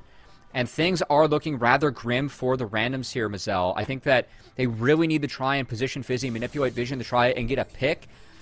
And do what Maryville was able to do against Short Hop here as they just shove the wave. A little bit of a jump from Braum. Beautiful Braum mechanics, getting the auto Q off into the ult with the stun. Easy peasy coming out from Shady and Azog, who, despite not having priority, despite going up against the Nautilus, Shady's still able to find the windows where he's able to positively impact the map and change things for his team. Even though in this matchup, Braum's usually not able to use first, or use first move, Shady's still finding ways, finding windows where he can do that. And that's just honestly the Shady difference. You just need to make a brand at this point, Shady. You'll sell millions of copies of whatever you want to make. But the fact is that you consistently have this kind of play coming out from Maryville, right? And especially in this game where we've seen some iffy moments, at least from Maryville in this series so far. But when you can take control of a game like this and slam it home is where Maryville thrive, right? We've seen them do this to so many teams where you just feel choked out, and this is the comfort zone for Maryville University. And for Maryville at this point, the game plan still is to target Atheritis. You see AoE rival, one of the owners for AoE, trying to push his team across the finish line, but they're still no bias. They're up against a lot here, as Maryville has survived the big spike for AoE. And have now gotten to the point where their sides are going to be so strong as AoE randoms will be trying to collapse upon them as Fizzy is over here. He's got like a 5-level difference on Chippies, but now they're still going for the fights. This is the AoE that they wanted, but they can't necessarily get it. Now Spyrax is gone. You had damage down. Oh? They find it. Atheritis gets a kill, and so does Josie. What is happening to Maryville? What's happening is Fizzy, great play from him, managed to find a flank, and if we get a replay of that, you're going to see the AoE randoms were able to split up, able to isolate the members of Maryville due to the terrain, due to the fact that they played in the lane. They weren't able to join the fight through the jungle or through the lane. As randoms, they manipulated the terrain to make sure they had the numbers advantage in that fight, found a rather nice red carpet combined with Swain, and now open up an angle where they're going to have to push for this Baron. It's dangerous going up against Azog. He has ultimate, should throw it when he gets in range. Can AoE burn this in time? That's a lot of damage that can come. Fizzy is going to be the separator. This is a TP coming in. Look at the damage done already. AoE randoms getting low. They have to turn for the fight. This is desperation here, but AoE randoms are eviscerated, and Azog has joined, but that's a double kill for the bottom laner of Maryville. They're going to pick up the pieces and slam it home as the Baron goes over. Fizzy, the last to get caught out, but that's an ace for Maryville University. The fact that the Ziggs was alive, that Azog was able to get there in time, it's a rinse and repeat of what we saw in Game 1. Maryville turning that around with the numbers disadvantage. It's not going to be enough for AoE randoms as they drop the Baron, they drop the fight. Now, most certainly, you got to think this is gloom and doom for randoms, what has been a great play from them with this new lineup, a highly contested series. And props to them for finding this play, finding the hero fight, because you can see the terrain. Shady was never able to join. They were able to isolate the two solo laners, two strongest members of Maryville, make sure that they got burned down quite literally by this Rumble. But it's too much time to get to this Baron, as Chippies was able to respawn, able to rejoin this fight, and a huge Zigzaw to get everyone low, and Maryville's able to easily clean it up from there. Yeah, as soon as you see Chippies TPing into the fight, it's so rough. We've talked all game long about how strong Chippies is on this Jax, but it's just a moment where you've been battered and bruised as AoE randoms, and you are just not getting let up on, and neither is Short Hop. He's chased down here. Big damage back. They're in a corner on top of the equalizer. They still get one kill traded. It's a 1-for-1 so far. Odd orange for Short Hop. But the Baron buff is still strong on 4 members of Maryville, and they're looking at tier 2 towers. And Maryville opting to stay together, realizing that they are very far ahead at this point. Almost 8k gold, now 9k after that turret falls. Not wanting to risk playing out the 1-3-1, being isolated by a Swain, a Nautilus like they were in the last fight. And also making sure that they keep on taking these dragons as Fizzy. Uh-oh. Bum, bum, bum, bum, bum, bum, bum, bum, bum. Fizzy's dead to Chippies. As we see Maryville lay a trap and yet again spring it forward. And it's a movable trap at this point. And the 3rd dragon for Maryville will go down. I feel like Nautilus, like with the Subnautica theme, the depth charge, that would fit more if like he was going hunting. But true. How the turntables? He's the one being hunted. How the turntable? Good times, good times. Oh, we get a little dance. Okay, perfect. Little icebreaker here in between all the tension. But it is a fact that remains that Maryville are pushing up to a 10,000 gold differential against AoE randoms in this 3rd game. It's been back and forth throughout this entire series, Cubby. But this is a game where it feels like Maryville have woken up, they've reared to life, and the Titan is online because they are not letting AoE randoms get anything on the map. Even when AoE are able to get a fight, they are punished immediately for the decision that comes next, and that's Maryville to a T. Maryville continue to group up, now in a 4-1 split as Chippies, they feel like it's strong enough. Orange, not allowing anything to go to the way of AoE randoms as Theo.9, he's being sent to the hills. He is. He does still have the tower. That's all going to get a lot of damage put on. He has to burn the flash. The equalizer came out. A lot of ultimates used by AoE randoms at this point. But they will be able to stave off the aggression for just a little bit longer. But how much longer can they survive this? Down 10k gold. You got to imagine that Maryville just being able to play out 3 lanes for free. They could take their time as there's no rush for them. They scale immensely into this one and should easily be able to do what they're doing now and rinse and repeat for the next 2 minutes, right? Take control of this topside jungle, wait for that Baron to spawn, and then utilize that monster objective to really lay threat to AoE randoms, as if you put Jax in the side lane, who can deal with Chippies at this point, as he has that Sterix gauge completed, has a Vamp Scepter, should be able to win out on these sustained trades as well. And you got to send at least 3 members from AoE randoms to take down Jax, and that would open up any window for them to take Baron. So really tough game state here for the randoms to overcome, and one that I think that Maryville, with their experience, should be able to execute rather easily with this Jax and the power that Chippies brings to the table at this point of the game. And I think that one of the funniest things here is, yes, it's a bit of a different story from game number 1. But you could have said the same thing about game number 1, right? Like, Maryville had that in the bag, but because of a couple choice team fights from AoE randoms, they were able to pull that one back. So we're still holding that hope. It may be a different series or a different series of events that led to this 3rd game and a different amount of gold in the differential, but AoE randoms still hold that ticket in their back pocket. They can still find those AoE team fights that can really turn the tables. One of the differences of that game 1 and kind of the different textures of that one is the fact that Maryville, they had Renax and LeBlanc. They want to push hard early. They want to get those early leads. And those champions don't do as well as the game goes on. This time, you've got Jax and Rise. Those champions, they thrive at this point of the game. They want that level 16. That's the comfort zone, baby. Yeah, so again, it's a tall mountain to climb for AoE randoms, but it starts with 1 leg at a time. Except when that leg gets caught in a bear trap right now that apparently is Maryville University, as they found Fizzy already. They also found Josie, and everybody else is left out to dry. You've got all you can do, but you can't do anything about it. A triple kill for Spyrax. Can he get more? Can he get a Penta? Can he get it? The kill's going to Chippy, so no Penta on the table, but an ace for Maryville still is. The Realm Lord to mid lane. They want to end the game here right now as they look for the in-hit tower.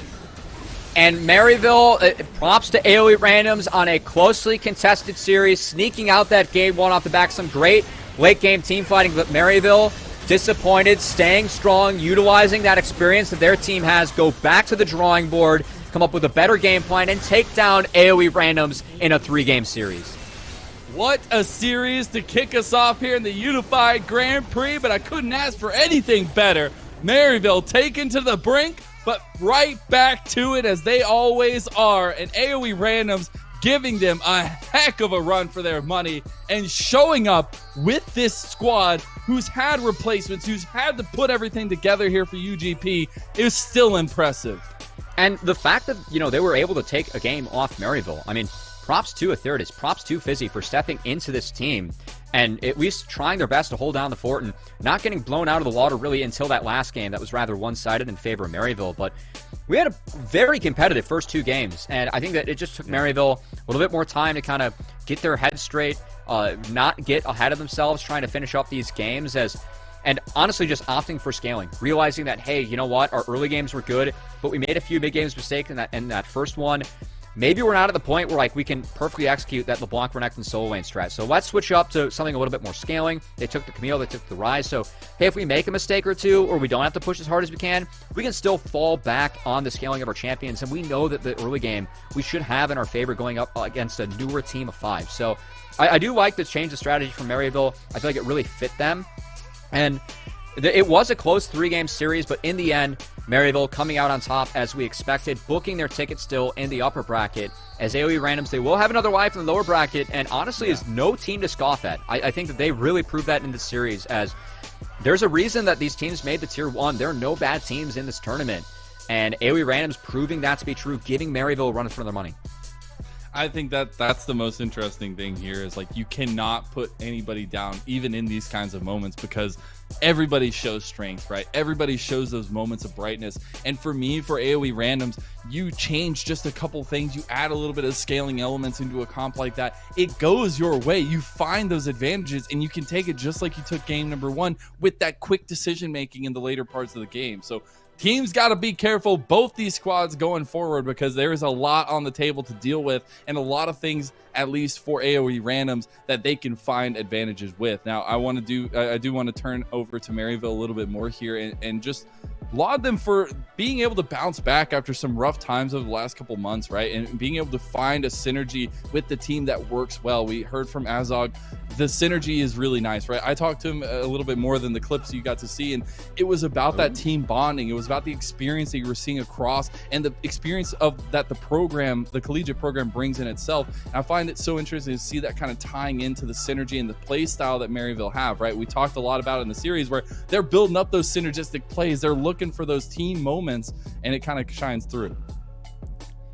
And, for Maryville, I think it's really fun hearing that team still talking about coming together. I mean, these are players that have LCS stage experience, have academy stage experience, and have played on multiple teams for years, in multiple regions.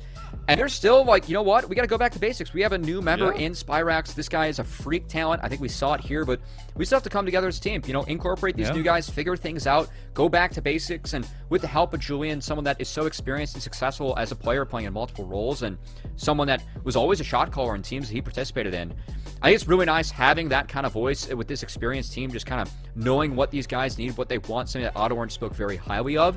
And I think that kind of showed in this one, talking with Maryville after game 1. How did things feel? Well, we won early game, but we didn't do our best mid to late game. Maybe give us some scaling so we don't make those mistakes again and we feel okay. It's exactly what they did when they went back. The right adjustments were made, and because of that, Maryville come out 2-1 and have a date booked with TSM Academy in the next round. That's going to be a beautiful date on a starry night somewhere in the countryside. But we got to go to our beautifully faced analyst desk as we break down that first series of the evening. Wow, beautifully faced. I now pressure's high. I put on my least attractive glasses for this one just so I wouldn't be objectified. But thank you, Mazel. Appreciate that regardless. Congratulations to Maryville for taking the series 2-1. Looked a little rough at the beginning of the day, but they were able to clean it out with the same game plan yet again. Lopali, how many times did we see this top lane get doped throughout this series today? Yeah, I mean, it feels like Maryville is just very comfortable running set plays, setting up waves, moving people at the right time, and then kind of executing on that. It seems like they're very well practiced and coordinated on that, and it's really great to see them do this. And we have an example of it right here with our first replay. This was just back-breaking here for Camille. Well, and this play was not actually a dive. The dive came a little bit after this, but this one was... This was a play where, okay, what a lot of people are going to notice is that Etheridus misses his E on the wall, so he can't escape the gank. But what you actually have to notice is look at the waves. The red wave is pushing onto the blue side, just barely. And even if Etheridus escapes this gank, which he should have, really, he was still in huge trouble because Chippies had managed this wave so that if he gets out of the gank here, red wave still pushes in, Chippies freezes on him, and the lane is in a terrible spot for Etheridus. But he makes the mechanical mistake, nerves or something else, and he gets doubly punished. Now, not only does he die and Chippies gets all that gold, but he still also gets to pull the wave in and freeze it. And I think by the end of this, by the time Etheridus was back in lane, there's about a 20 CS gap. That might have evened out a little bit. I didn't notice once the wave came back in, but that actually translated into a slow push going back the other way. I can't remember exactly if it was that wave sequence or like the next set of bounces, but it just snowballed from there. Yeah, it just feels like they are... Sorry? No, go for it. Oh, my bad. It just feels like this team is very well comfortable just playing through top. It seems like they came in with a very direct game plan, put the Ziggs on bottom lane, just let him farm, and ignore him. Shady roams around a lot, and Odd Orange puts the work in between mid and top, predominantly top, and we kind of saw this throughout the entire series that, AOE randoms tried to play the enemy team's game the entire time, and they just weren't not nearly as practiced. You've only got about a week with your top laner. Maybe he's more comfortable playing on a weak side versus a strong side. And quite honestly, if you ask me, I felt like AOE randoms, they were really great at playing through their kind of double AD carry style. And I would have liked to see that a lot more rather than trying to lean into the opponent's game in that sense. Yeah, picking the Swain into the bot lane for that final game. Also just interesting to note 3 different AP junglers for Josie coming in.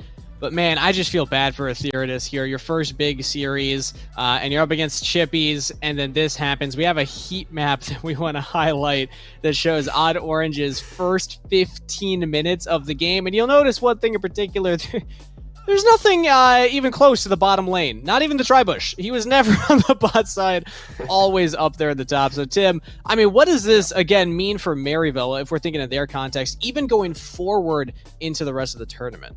Yeah, I mean, I think it shouldn't be surprising to their opponents that they want to play through Chippies and try to, get him with all of his experience and all of his skill. And this is what he was doing, especially early in the spring split, really smashing people in lane and knowing more and being more experienced with what to do with these waves, how to create the right scenarios, whether it's building a crash for a dive, whether it's pulling in and putting the enemy in a really terrible spot like we saw in the last replay. And Odd Orange knows exactly what to do with those setups. They seem to be talking to each other. There were some moments in this game, especially the way they used the first Rift Herald, you could tell they had different ideas. They had conflicting ideas, whether they wanted to actually use it top or whether they wanted to save it for something else and just leave top lane kind of punishable by Chippies with his lane advantage. But Odd Orange, one way or another, he was up in that top side of the map and going on that Herald, setting up those dives, controlling the enemy jungle, doing all the things that a strong top side strategy is meant to do. And also I just wanted to note on the heat map, it wasn't even on the backside of the Dragon Pit wall. There was just a whole segment of the entire map that Odd Orange just never even looked at. Well, I think that oh yeah, a lot of that time it wasn't only him behind that Dragon Pit wall because Spearaxe and Shady were walking that path with him for the 4-man dives. So yeah. I think it works against AOE randoms, who are a team, again, coming in with 2 roster changes compared to what we saw in the Tier 2 tournaments. Newer top lane. Chippies is a clear win condition for Maryville overall. So this makes sense in the context of this match. But Lopali, I just want to ask, from your perspective, if you're a team, you've been in these kind of situations where you get to scout a team, play a play style, and now you're going into a best of 3 against them. They will be going up against TSM Academy next in the bracket. Do you think that this same play style will work twice in a row in a best of 3? I feel like it's pretty unlikely just because of the roster they're playing against. And also, if you look at this series, like in general, they heavily leaned on Ziggs to kind of like bridge everything together. Okay, Ziggs can 1v2, so he can just like handle himself really well. He allows us to pick a lot of split pushy like champions too. So I'm kind of curious to see if like that is targeted, if they have extra slotted, champions for that style just in general. But I think in this scenario, like playing against TSM Academy, especially, I think they're going to have a lot more experienced players that they're just playing against, right? And I'm not really sure you can build the same level of advantages in that way. And after that, it seems like they're a little bit scrappy, very team fighty, but like there's kind of the give and pull where they're so aggressive that sometimes they throw games that they're supposed to win, and sometimes they are aggressive enough that they can win games. And I'm kind of curious to see how that works against more experienced players that are better at defending those scenarios and not giving you all of those extra edges. Because even in the first game, they ended up only having Dragon Soul because of the fact that they stole a bunch of the dragons, right? So True. I'm kind of curious to see how MU adapts and does a better job just controlling dragons and playing neutral objectives. Well, and I want to give AOE Randoms a lot of credit here too, because even this game, they put themselves in a position to come back and to be very relevant in this game. And we saw there was that moment in the mid game, really the decisive sequence of the game, where AOE Randoms had their opening, right? And Leo especially, I want to give a big shout out to him. The carrying he did on Lucian, especially in the first 2 games, I think he played a really great series. And so I'm looking forward to seeing what he can do in the lower bracket. But yeah, like AOE Randoms, I think maybe got outclassed a little bit in a certain stage of the game, and Maryville's just greater experience working together and experience as players in the scene. But there were there was a really good play into a not so good play from AOE Randoms that could have had them back in this game 3. And we actually have a replay of that one in particular. So let's pull that up here, and then Lopal, you can give me your thoughts as well, because it was a big team fight win that they tried to turn into more. Yeah, so actually the really important part is actually that Fizzy is able to Hextech flash over and get that ultimate on top of the Jax, and they're able to, layer it with Rumble ultimate, and they've just done so much damage and there's so much pressure that MU can't run away at this point in time, and they pick up 2 pretty easy kills. But unfortunately, one of the biggest problems is that Ziggs is alive, guys, and we've kind of seen from game one especially that Ziggs kind of kills your whole team with the negative MR shred that Baron puts up, and because of that, just Ziggs ultimate pretty much puts everyone to kill range, and after that, it's very easy for MU to kind of just chase down the rest of the kills, kill everyone up, and then pop off and grab that Baron for themselves. You could see what was happening here. You saw them get that fight, and their heart rates must have spiked. They're like, "Oh, we got this! Here we go! And they sprinted up to the Baron, and the whole time we were sitting here with the benefit of our like bird's eye view on everything, going, "No! Ziggs has ult, Jax has TP. Please don't do it. It's 21 minutes, and you cannot kill this Baron." But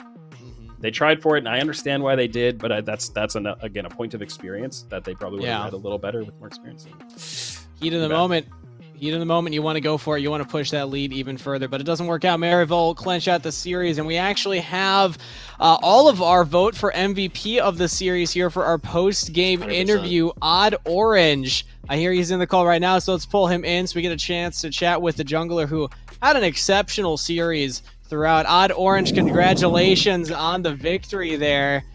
Brought us all the way to game 3, but still great performance all the way across. Whew, how you feeling right now? It feels really good to show our mental resilience coming back from a pretty sad game 1, a pretty big throw in game 1. I feel really good right now. I mean, hey, game 1, maybe a little bit of a throw, but you still had like what, 2 dragon steals and then that crazy soul confirmation. So it's still a great performance from you overall right there. But I want to bring us back to an interview that we had before even going into the day, where we sat down with Azog, and he was saying that Maryville right now, they're not even looking necessarily at this event. Y'all are looking forward to Proving Grounds itself and already sizing yourself up against some of the academy teams. So if that's your goal here, I'm just wondering, I mean, after this Series 1 performance, how would you rate that performance? And do you think that you're still in your peak right now going forward for the event? We're definitely not at our peak. This is, if anything, it's an upswing. We've actually been struggling over the last month since the Risen tournament, but I think today was a pretty big bounce back. Like, we had some pretty bad macro decisions in the mid game, but I think this is definitely like a step in the right direction. But it's most definitely not our peak. Okay, well, happy to hear that, because you are going to be up against a pretty tough opponent coming up next. But that'll be our final question. First, we have on the analyst desk Lopally, and he was curious, based on what we've seen so far throughout the series, Maryville's a very aggressive team. Y'all are making play after play after play and always trying to be aggressive, it feels. So he's curious, what kind of conversations go on behind the scenes during those games to make sure that you're not overstepping and pushing too hard? Because that's a kind of delicate balance to have.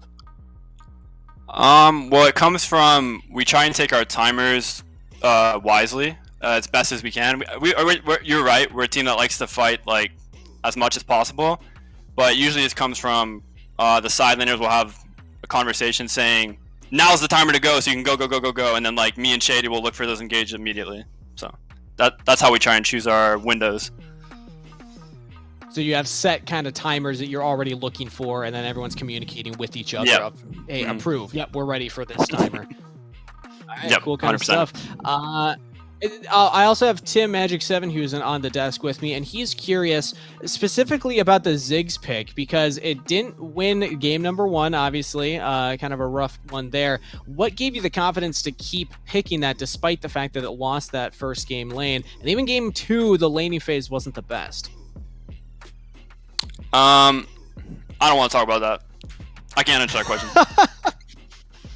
All right, sorry, Tim. Your question's ixnayed from Odd Orange. We got the veto. Well, let's bring it to the future then, because next up in the bracket, the way it's shaking out right now, you do have TSM Academy as your next opponents. They are the number 1 seed here. So first off, what are your thoughts on the seeding overall, having the Academy teams automatically seeded 1 through 4? I'm just curious from kind of your perspective coming in from the Tier 2 events, and also, what's your opinion of your matchup against TSM Academy? So just to clarify, TSM was the 7th ranked Academy team in standings? 7th ranked Academy team, yep. Okay. I mean, it's really exciting to be able to play versus Academy teams as like non-Academy players anymore. Like, because I think we can compete with Academy teams, and I think other amateur teams can also compete with Academy. So it's fun to show guys who get paychecks still, like, that we're better than them. So I'm excited. All right, I love to see it. Does that mean you're predicting a win? Are you definitively saying right now Maryville's taking down TSM Academy? Yeah, we're going to 2-1 TSM Academy. 2-1. Not 2-0. All right. 2-1. All right. You'll get one. I like it. A humble victory right there. Well, Odd Orange, any other shout-outs that you have? Anybody watching at home? Any fans that you want to send a message to? Shouts out to Derek on the Lopally on the analyst desk. It's awesome having him here. I love Derek. He's a great guy. Shouts out to Niles. I love him. And shouts out to all the boys on Maryville. It's a good win. All right. Love to hear it. Thank you so much, Odd Orange. Appreciate you coming on, and best of luck preparing for your next series. Thank you so much. All right, Tim. Sorry, I guess your question wasn't good enough. He was not interested in answering that one. Tell me all about your pick ban strategy, please. Fans want to know. True, yeah. I guess we should have probably guessed that one. Lopally, though, some praise for you going from Odd Orange as well. Did the two of you know each other, like outside of, you've never been on a team together, right? Yeah, I've known Nathan for like 7 years or something like that. Something really long. We go really way back. So I've known him for a while. Played solo queue with him. I've played on, I've played with him a bunch, talked to him a bunch, and I even told him, "Are you gonna win this series for me today? Like, I'm on the desk, man. Come on, don't make me look bad." So I'm glad he was able to deliver me the victory. All right, I am happy he was able to as well. Well, that's it. I already teased that we had been talking about MVP of the series throughout. All of us agreed Odd Orange was kind of the standout performer. But Tim, I'm going to send it to you. Just final thoughts on the series as we're getting ready for our second series of the day. Any big surprises so far on the day, or did things shape out essentially how you were expecting? Yeah, I think things went fairly well as expected in terms of the overall result. Like some of us predicted a 2-0, right? But and it was a 2-1. But mostly seeing Maryville move forward to play TSM Academy, I think that's kind of what we would have predicted. I think I was really excited, like I said earlier, about what Leo was able to do, and I'm looking forward to watching him more.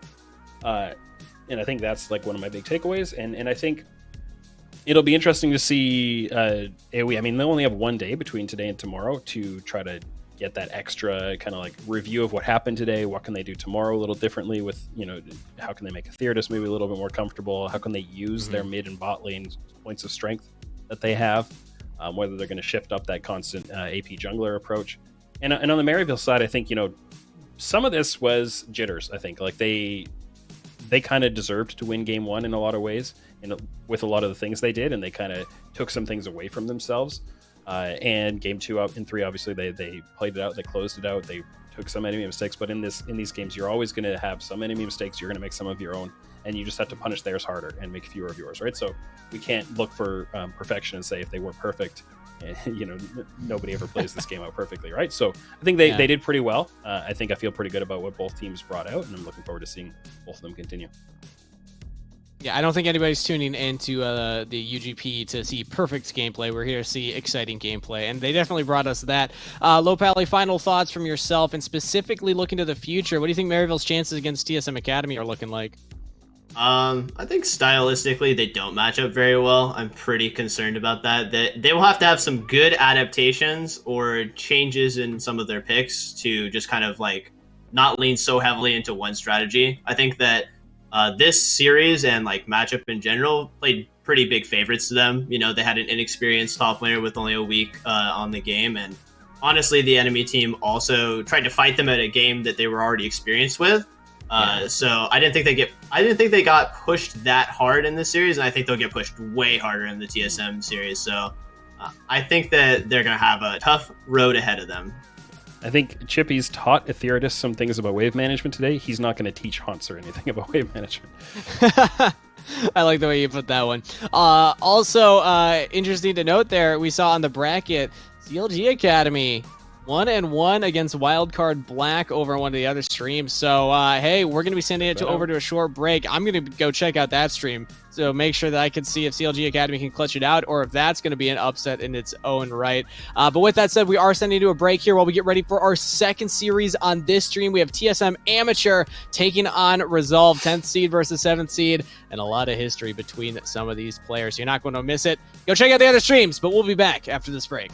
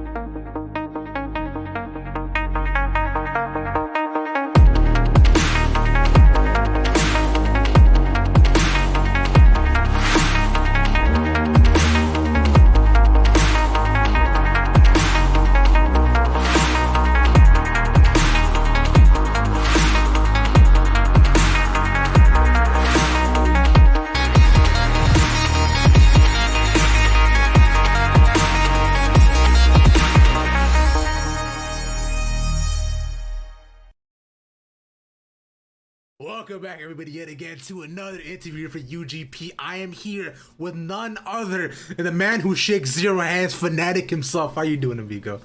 I'm doing good. I think, we've had this rough tournament in the past month. I think we've been putting all the work, so I'm feeling pretty confident going to this next tournament. I mean, so right off the bat here, like you mentioned, right, Resolve, like you were saying, things have been really up and down, more down than up. So talk to me a bit more about your struggles, especially near the end of the season.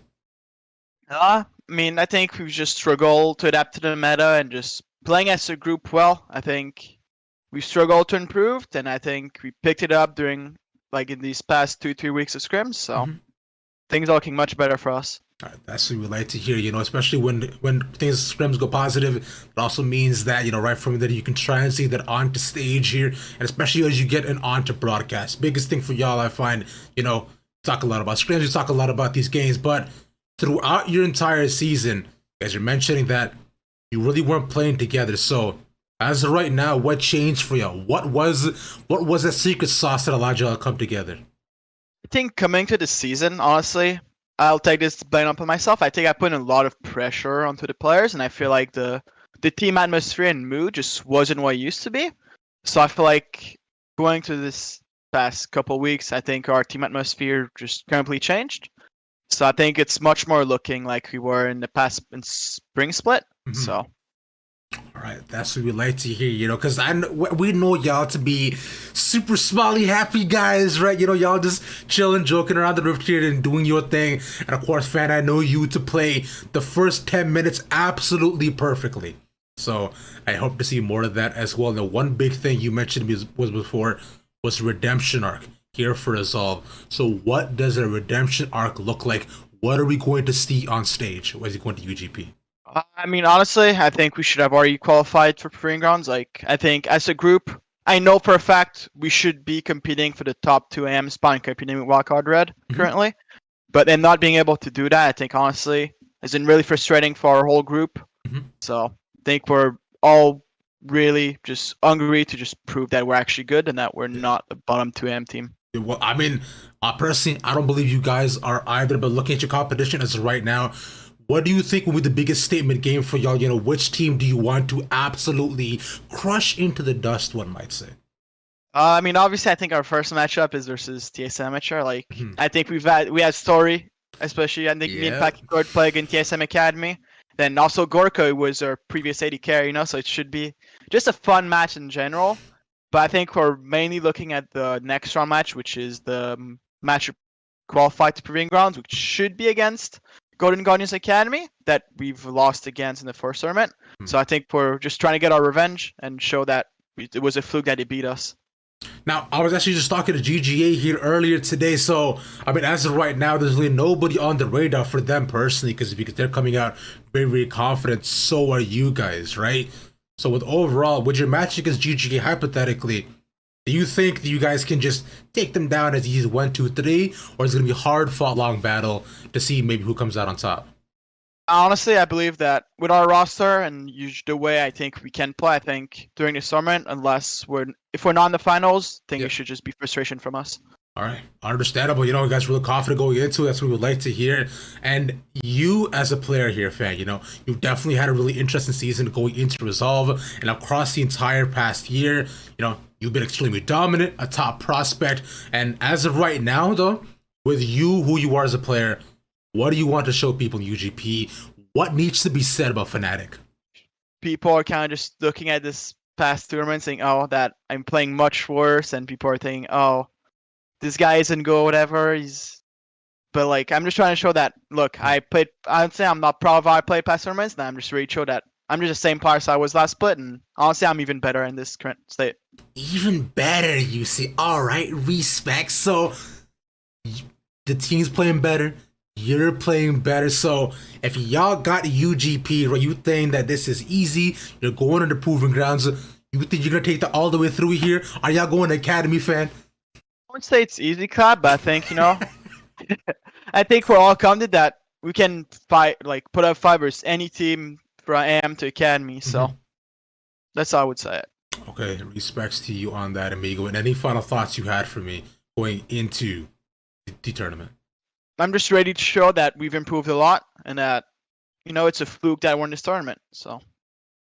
All right, respects, fan. Appreciate you joining me here today, man. It's been fantastic, I could say, and I'm excited to see y'all play up against TSM. We'll see you soon. All right, and we're back, everybody, for our next series of the day. TSM Amateur taking on Resolve. Another close one when we're just looking at the seeding. TSM Amateur coming in as the 10th seed and Resolve as the 7th seed. Tim, I'm going to send this one to you first. Let's chat about Resolve and the team that you look at the players, you look at the names, and you think, okay, this is a team that should be pushing for a top finish, maybe even qualifying into Proving Grounds early. But they've been struggling a little bit in the second half of the summer.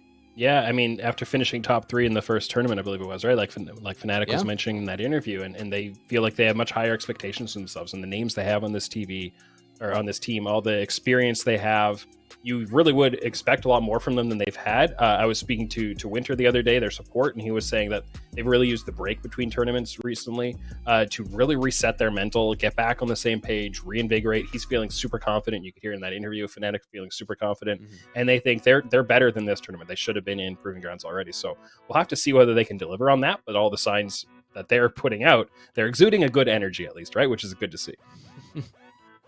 Positive vibes, good vibrations. Now, Lopali, you've been a competitor before. You've been in high-pressure situations. So, from your perspective, what are the benefits of kind of taking a reset? Having more breaks as a team to come into a new patch, probably a new meta for the team, maybe try out some new things. What are the pros kind of on the side of Resolve now? Well, I think if you're a team that has, as we stated before, like expectations, right? You've got a star-studded roster that should be well experienced, and you should be doing pretty well in these tournaments and not really struggling. If you're having trouble playing the game, sometimes resetting is just the best thing for you. Get a new perspective, take a break, kind of just wash off all of that. Because a lot of times, if you're continuously playing, it tends to snowball itself. Where all right, we're doing poorly. And then like something bad happens, so then it weighs on you more and more, and then it causes more and more problems internally for your team to like play cohesively, play together.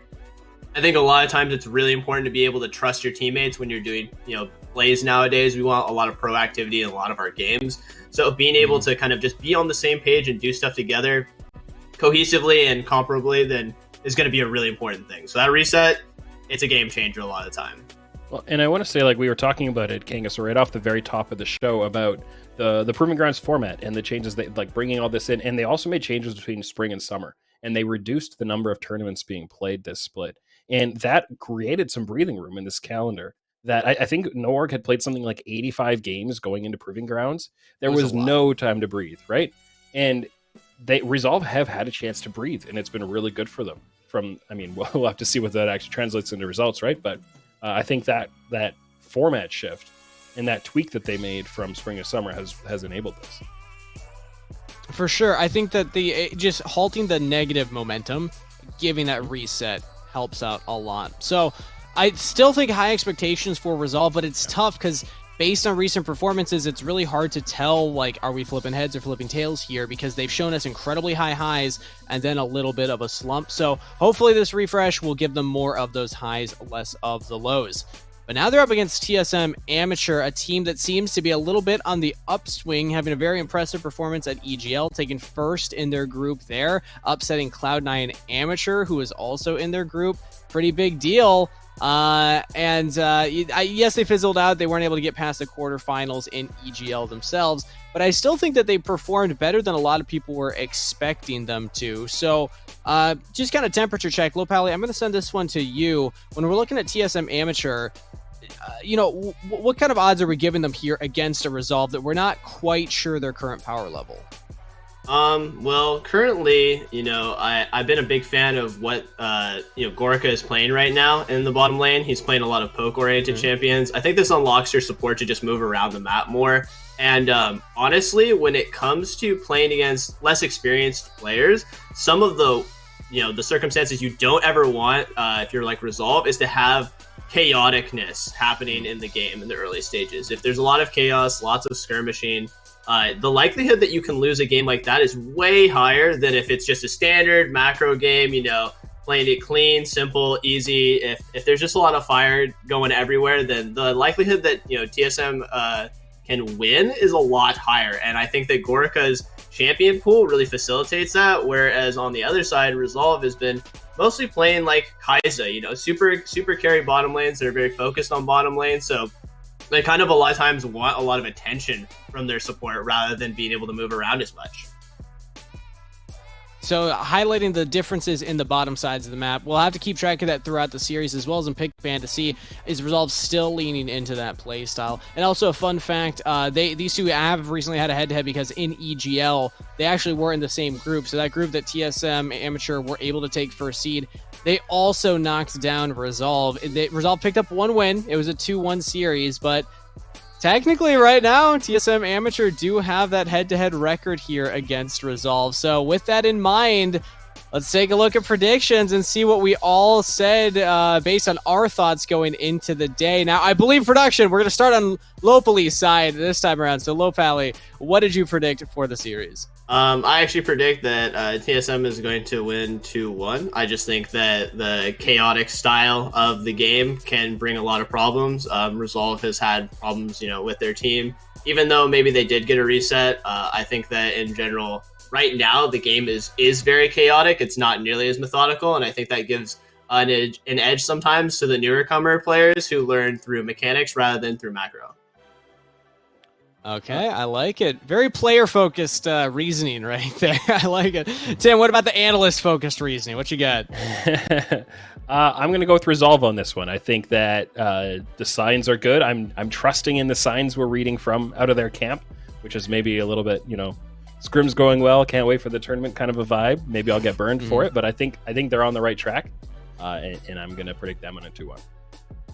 All right, I like it. I'm also hopping on the Resolve train. My host brain, we got the player thought process, the analyst thought process. My thought process is Cubby said he thinks that Fnatic might just be one of the best junglers, if not like punching for the best jungler here in the tournament. So yeah, I'm a big Cubby fan, so Resolve all the way. I still think it could be close though, because like Doxadiff, I still think is real. Tim, I know that you're not quite as hot as of recent performances, but we'll see if he could still bring the heat here. But yeah, Resolve 2-1 for me. But that's what we think. Let's see what the teams think and what they've prepared for today's games, as I'm hearing that the casters are ready to take it from us and get into Game 1's draft. So, Mazel, Cubby, take it away. Thank you so much, Kangas and the squad. Yet again, I cannot wait to get into this series here. We've got Resolve taking on TSM Amateur. Cubby, are you excited? I'm actually really excited. I personally think this is the closest matchup that we have between two teams on paper in the first round of UGP, and one that has some history that Kangas was teasing at. These two teams were in the same group for Risen, where Resolve got the 2-0 over TSM Amateur. Then in EGL, TSM had their best tournament yet. They got first in the group, including a 2-1 over Resolve. They did get knocked out of the quarters, but I think what the desk covered, two teams at different trajectories at the moment. I'm really curious to see if Resolve in that time off and everything we've been hearing out of their camp saying this time we started to really fix, instead of looking at our team and what worked for Barrage, the previous iteration of the roster that had 4 out of the 5 members, and the 5th one being Gorka, actually still in this game on the other side. They swapped their focus from what worked with Barrage to what works for Resolve. That's what Lucian said was the big key, the coach of Resolve. And I really want to see which Resolve shows up in this game and if they've made those improvements, because on paper, this is a team that we expect to do very well in Amateur, and one that we were expecting to make it to Proving Grounds almost by this point. That has not been the case or the storyline for them, and this is a good chance for them to turn it around and take down a team they lost to in EGL in that group. Yeah, it's a battle of upswings and downswings. Who's going to take the upswing, that first step into UGP here especially? And when you're looking over at TSM Amateur, we've seen a lot of these faces before. I know we got to see them at Gateway Legends being a part of that LAN that just happened not too long ago. But this team is built around Doxa and how Frost Forest can really get involved with this mid lane. Do we see adaptations from them here? Do we see a little bit of a change up in that style? What kind of presence do we see from TSM Amateur? I'm just really excited to get into it. I know we're already through the thick of things with picks and bans, but Zig's first pick from Resolve, something we've seen all day long, Cubby. And this is something that is special for Resolve, as Lawpal, he properly pointed out the fact that Ziggs, it's not a pick that often goes in the hands of Array. In fact, Array only has 1 play of Ziggs all season throughout Proving Grounds. APA has 6. It's his most played champion, as he loves it as a counter into Silas, into Orianna, into some of the other mids that we've been seeing. And it's a deny from TSM, but also could be a sign of a change-up of styles, as Lawpel is properly pointing out. 11 plays of Kaisa for Array. He's 8-3 in those games. 4 plays of Tristana, 4 plays of Callista. There's only 1 play of Varus and Ziggs, the champions that have been the most played for Gorka. And this lock in a Ziggs could signal that change, could signal that tonal shift that Resolve was talking about, as they're going to hold that flex throughout the rest of the draft. Instead, the response from TSM, picking up that Varus and Lee Sin, 2 very powerful champions for Gorka and Frostforce, respectively. And that Lee Sin, of course, being that backdoor flex still you can play in the solo lanes if necessary. Exactly, but the Lee Sin mobility and the play setup is what I'm looking at, right? We already talked about how it's the Doxa show. Like, if you can get the setup with the Lee Sin, it's beautiful for Frostforce, and the speed that you can have in that jungle position. Now, we do got to talk about the couple picks coming across the bow for Resolve. They got Viego and Nautilus, a lot of lockdown, but we've seen that deadly duo of the Nautilus Ziggs already today, and it's very scary for bottom laners of plenty. And Doxa is actually a different shift coming out from TSM, as he's going to take out an Orianna. This is a slight deny over from APA, a champion that he hasn't played as much this split, but was extremely successful on in the last one. As that Ziggs now, it's very likely that Ziggs goes mid, and TSM doing their homework, understanding that, taking away some of Array's champion pool, the Callista being taken away, potentially an Ezreal also being denied from Array as well, as TSM look to maybe push that Ziggs mid instead of it maybe going bot. As on the flip side, TSM still looking for supports. Braum and most likely Leona are going to be taken off the table against them in this one.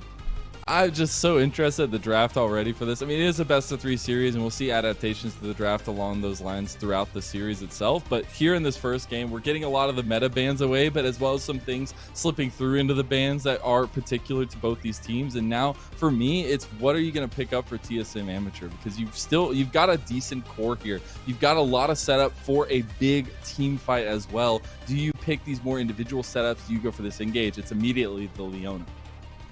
Yeah, taking away the Thresh instead of the Leona, that will leave Varus more isolated, but gives Donbray a little bit more room to roam. And that is somewhat a target at Donbray, whose Thresh is one of his better champions and most played champions throughout the split. So, once again, all work being done by each of these teams as they are familiar with each other. Yeah. And this is something that TSM, we talked a lot about their upswing. And one big part of that upswing has been the addition of Frostforce. And I know they're catching up with Gunyaso before the game. Frostforce just helped the team get a clearer vision of what to do. Him and Doxa having that previous synergy from Winthrop, the collegiate champions, a team that almost made Proving Grounds as a collegiate squad last split. It really helped solidify their game style, their game plan going into these games. And this is one where, with an Orianna, with a Varus, with a Leona, this Lee Sin might be set up for great success if it does go in the hands of Frostforce. Is the flip side. The Ziggs is mid, and a Tom Kench top for PCL, quickly answered by Eclipse's Gangplank. He knew what he wanted, and it's a lot of zone control on the side of TSM for this game. It is. It's a little bit scary when you set yourself up in that situation. But, hey, I'm just happy to see that Tom Kench making it through. I'm very excited for that pick, even if it's into the GP. And for me, it's this bottom lane, the addition of the Ziggs to the mid lane, something we really haven't gotten to see a lot of in play in general. But I love that this is uniquely Resolve style to come through here in game number 1. Yeah, I mean, that first pick, Ziggs, showing the extra style, the extra flair. As once again, this is APA's most played. Mentioned how he likes it as a counter in the Silas Orianna. Well, hey, Doxa takes Orianna, and guess what? Boom. He wants that lane matchup. But I really like the teamfight tools that TSM have available to them. Yeah. That Gangplank zoning against Tom Kench, against an Orianna, Varus, Leona. I don't know how PCL is going to be able to get involved with these fights on the Tom Kench unless he gets very ahead early. And I think that it's really going to be up to Fnatic, someone that we kind of highlighted as a big carry, and Kangas put me on the spot saying that he might be the best jungler in this tournament. I think he's most certainly the best jungler that we have out of all the amateur teams here, and this is a game where Fnatic might be able to step up on this Viego, be the brunt of that damage, try and get those resets, try and show off his raw mechanics that makes me so high on him as a player is he is being gifted that Viego will have a lot of weight on his shoulders to get a lot of work done in these team fights, as they're going to need those resets to be successful and turn things around against a very powerful zone control and team fighting team that TSM have drafted for themselves. I just look down these rosters. I get so excited that they're going to be doing battle in front of us on Summoner's Rift here shortly. The names themselves, but the way that things have come about for all these players, the stories that are told, but now the fact that the meta is how it is, and we have Fnatic going against Frost Force. I think that's huge because both these junglers vary in styles, right? We've seen Frost Force a lot of times supporting this mid lane, supporting top lane to an extent, but mostly supporting Doxa in these mid lane picks. But now on the Lee Sin versus Viego, there's some wiggle room for some 1v1 skirmishes between these junglers. I want to see some butting heads early on between these two teams. And Frost Force 4-2 on his Lee Sin in 6 plays in Proving Grounds, and a highlight pick for him, and one that, with the power of course, ganking. He has some gank assists in the bot side, and I want to see... I think the TSM Amateur in the early game, they have a couple options. With a Gangplank and the Tahm Kench early, you do need a little bit of help surviving that Tahm Kench lane. The power of those Qs, the healing, the auto attacks that this new Tahm Kench kit does have. But also, when you look at Varus Leona, that's a bot lane that you can try and set up and attack if you are TSM, especially with the Gangplank, who kind of specializes in being isolated. So here's to see what TSM brings as we're about to dive into game 1. We get another beautiful landscape across Summoner's Rift. Some wildlife to tease us before the action starts, but that's the finality of this game. Somebody's going to be left in the dust. Somebody after this series is going to be dropped down to the loser's bracket. We have Resolve taking on TSM Amateur. Game number 1 right now. Oh, they showed the wildlife, and they showed the skull. That's a feels bad, man. It's a natural progression of things on the Rift. I mean, you start off all happy and giddy. It's beautiful, but then, things happen. Games go one way. Then you get a teammate that's a dirty typer, It's sometimes those things can happen. As, once again, I really want to keep our eyes on Frost Force's Lee Sin early. Just give the fact this is a playmaking jungler, and I think that we're going to learn a lot on his pathing early for how TSM wants to play out this game, because I think Eclipse, a comfort pick for him on the Gangplank, one that he's very skilled at, is able to play on his own in the weak sides, and Gangplank does specialize in. But against Tahm Kench, if you are able to get some early jungle help, and maybe help survive a 3-wave crash or early manipulating lane states, you do scale well into that matchup. You can keep Gangplank or Tahm Kench at a distance using those barrels. And with him starting on the top side, to me, this does signal that instead of maybe helping the Gangplank, they're going to rely on the fact that Gangplank is fantastic on a weaker side of the map and path towards the bot lane with gank assist, where they're going to try and free up Donbray to then join Frost Force and help him with plays that he wants to make future on the map. I think I like this approach from TSM, but it does say a lot about their playstyle early and how they rely on getting Gorica and Donbray ahead to free up Donbray to make plays and help Frost Force snowball the game. And, both teams are going to have very stacked team fights. We were talking about the Cannon Barrage and the mixing and matching of abilities that come out from TSM Amateur. But on the other side, you have a decent amount of spacing available to you on the side of Resolve. You have a decent amount of damage that can come down as we get further in the game. We've already seen an Ezreal completely turn a game one time around today already. So I'm really looking at the differentiations between these compositions, and especially that change of momentum in the game that we're going to see once these junglers start getting into the influence that they want. And important to note, actually, that speaking of these junglers, Frost Force with a leashless start on Lee Sin and going for the Krugs, the full clear. Rather slow for him, whereas Fnatic skipped over the Krugs. Already on the blue buff, will hit level 3 here with a 4 camp, and has the option to potentially gank Eclipse, who that wave is shoving against him.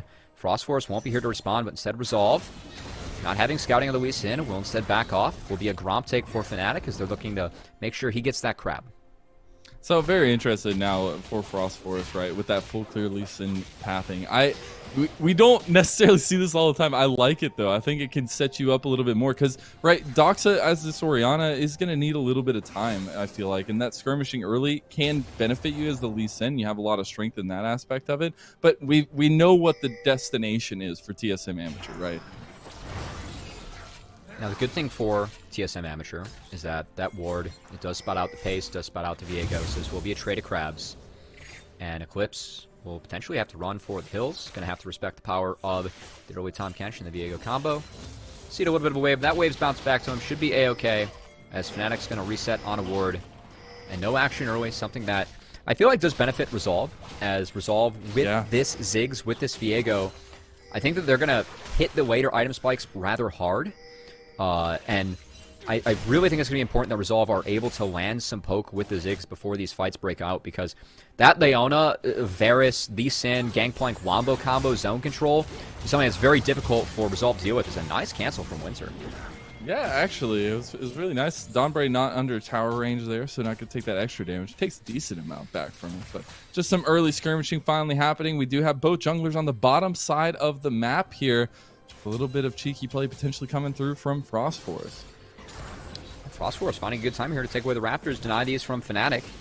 If Fnatic does read this, he would have an angle to go bot, potentially make an impact. That wave is shoving out, and he might just go down here to try and hover his lane, make sure they're able to shove out safely.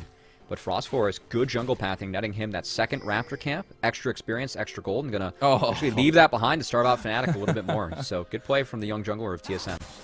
It's one of those, like, you raise your fist in anger from Fnatic. I'll get you next time. But not going to do so this time around. Still looking for those advantages for the Viego as we get further into it. But we do have our first dragon on the board as we see the beautiful sprawling abyss of the dragon pit here on Summoner's Rift. First dragon will be a mountain dragon. So we've had a lot of souls of those today. Not going to be so this time around. And a much slower controlled game compared to the series that we had earlier, Mazel. The storm has calmed at your place. What can you expect? I mean, it just goes along with it. Honestly, you know what? Bring the tornadoes back. Bring the tornadoes. Go ahead and run it back. We're doing it for the fans, and I gotta say, that third game pick ban, if I was like looking out like the side of my face, it's not because I want to show the side profiles, because looking outside, Wim is picking up, Rain is picking up. I was worried I was going to have to lead the cast, but that's not the case. Storms are past now. But I will happily trade storms at my own risk for action in-game and to get Mazel in the LPL comfort zone, baby. Oh, that's what really matters. All right, but we will get it. I have no doubt in this game. We have both junglers who do have a very proactive mindset when it comes to making plays. We see Dawnbray on that roam timer ready to go. And they spotted him top, which means they can go for this dive. Oh, man. Oh, Winter has to flash away. Gorka goes for the snipe. He gets it. First blood goes to Ray, but it's a double kill for TSM Amateur. My God, you called for it, and here we are, Cubby. Oh, so I like the idea from Resolve. They had Gorka isolated. They had him picked off, but it's not enough. Array taking that extra tower shot was the big difference in that one as PCL. Uh-oh. Oh, he does use the orange to somehow get himself out of Catfish. Don't gotta explain that in biology class. But we do have Fnatic up here ready to go for a gank. If they can potentially get a dive here, it'd be impressive, but it is a level 6 gangplank. Doesn't have ulti just yet, but does still have flash available. They're gonna commit Winter as well. Was spotted out, I believe, on the way there with the control ward put there by Eclipse. You also have Frost Force here. Oh, big barrel chain there. Going to do a lot of damage. Eclipse all by himself. Frost Force here. The flash is there. Fnatic gets one more shot for the tower. He goes down. It's falling to pieces right now for Resolve as they lose one on the play they committed to. And these were some of the mistakes, some of the issues we were seeing out of Resolve that led them into their own diagnosed slump. The fact that these plays, they're just not on the same page. They're not committing. That tower aggro, it needs to go over to PCL first, who can tank it with the thick skin, instead of the Viego that needs to stick around, get that reset, as Fnatic and the rest of Resolve not managing these dives correctly, going for the right plays. But the big difference here is that Gorka, A, in the minion wave, B, was able to land this snipe onto Winter, and Array just flashed under turret range, got minion blocked on the way out. I don't think he would have gotten out even if the minions weren't there, but that said, does end up going down either way.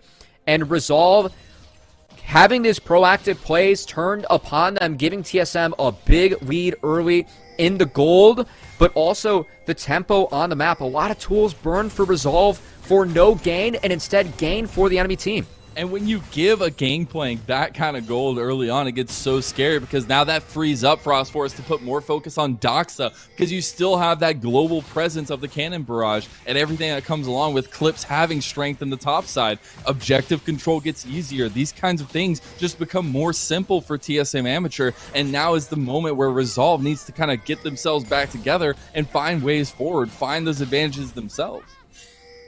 I love how Dox is paying respect to Hombres here as well, but Winter, he still wants it. He does get it as well. True Shot Barrage goes wide. Fnatic on the backside of it, but not going to find the engage they wanted. Mega Inferno Bomb was also used, so double ultis committed by Resolve. And once again, Resolve, they don't find the play, and look at the bot lane. Gorica crashing a wave, taking more plates for himself, was already already able to secure two off the back half. This will be a third, potentially, as Gorica actually is opting for the on-hit Varus build, realizing that with the Orianna, with the Gangplank, he's going to be enabled to play that front to back so easily. And TSM Amateur is still surviving these plays, able to get the ultimates out of Resolve, lose nothing, and then take objectives off the back half. Good play coming out of the young TSM squad. As maybe a fight in the back half. Winter. Bridge line goes a little bit wide. Cannon Barrage is there, and already down is Winter. Can they pick off Eclipse on the back? Shutdown does go over to Fnatic, so resets will be coming through. Cannon Barrel Chain not going to be there just yet on the Doxa, but Resolve are able to get something back after Rift Herald was taken by Frost Force. Important for Resolve that they were able to get Fnatic that kill. And while we do have a break, a little bit of resets coming out, as we might have the Dragon being contested next.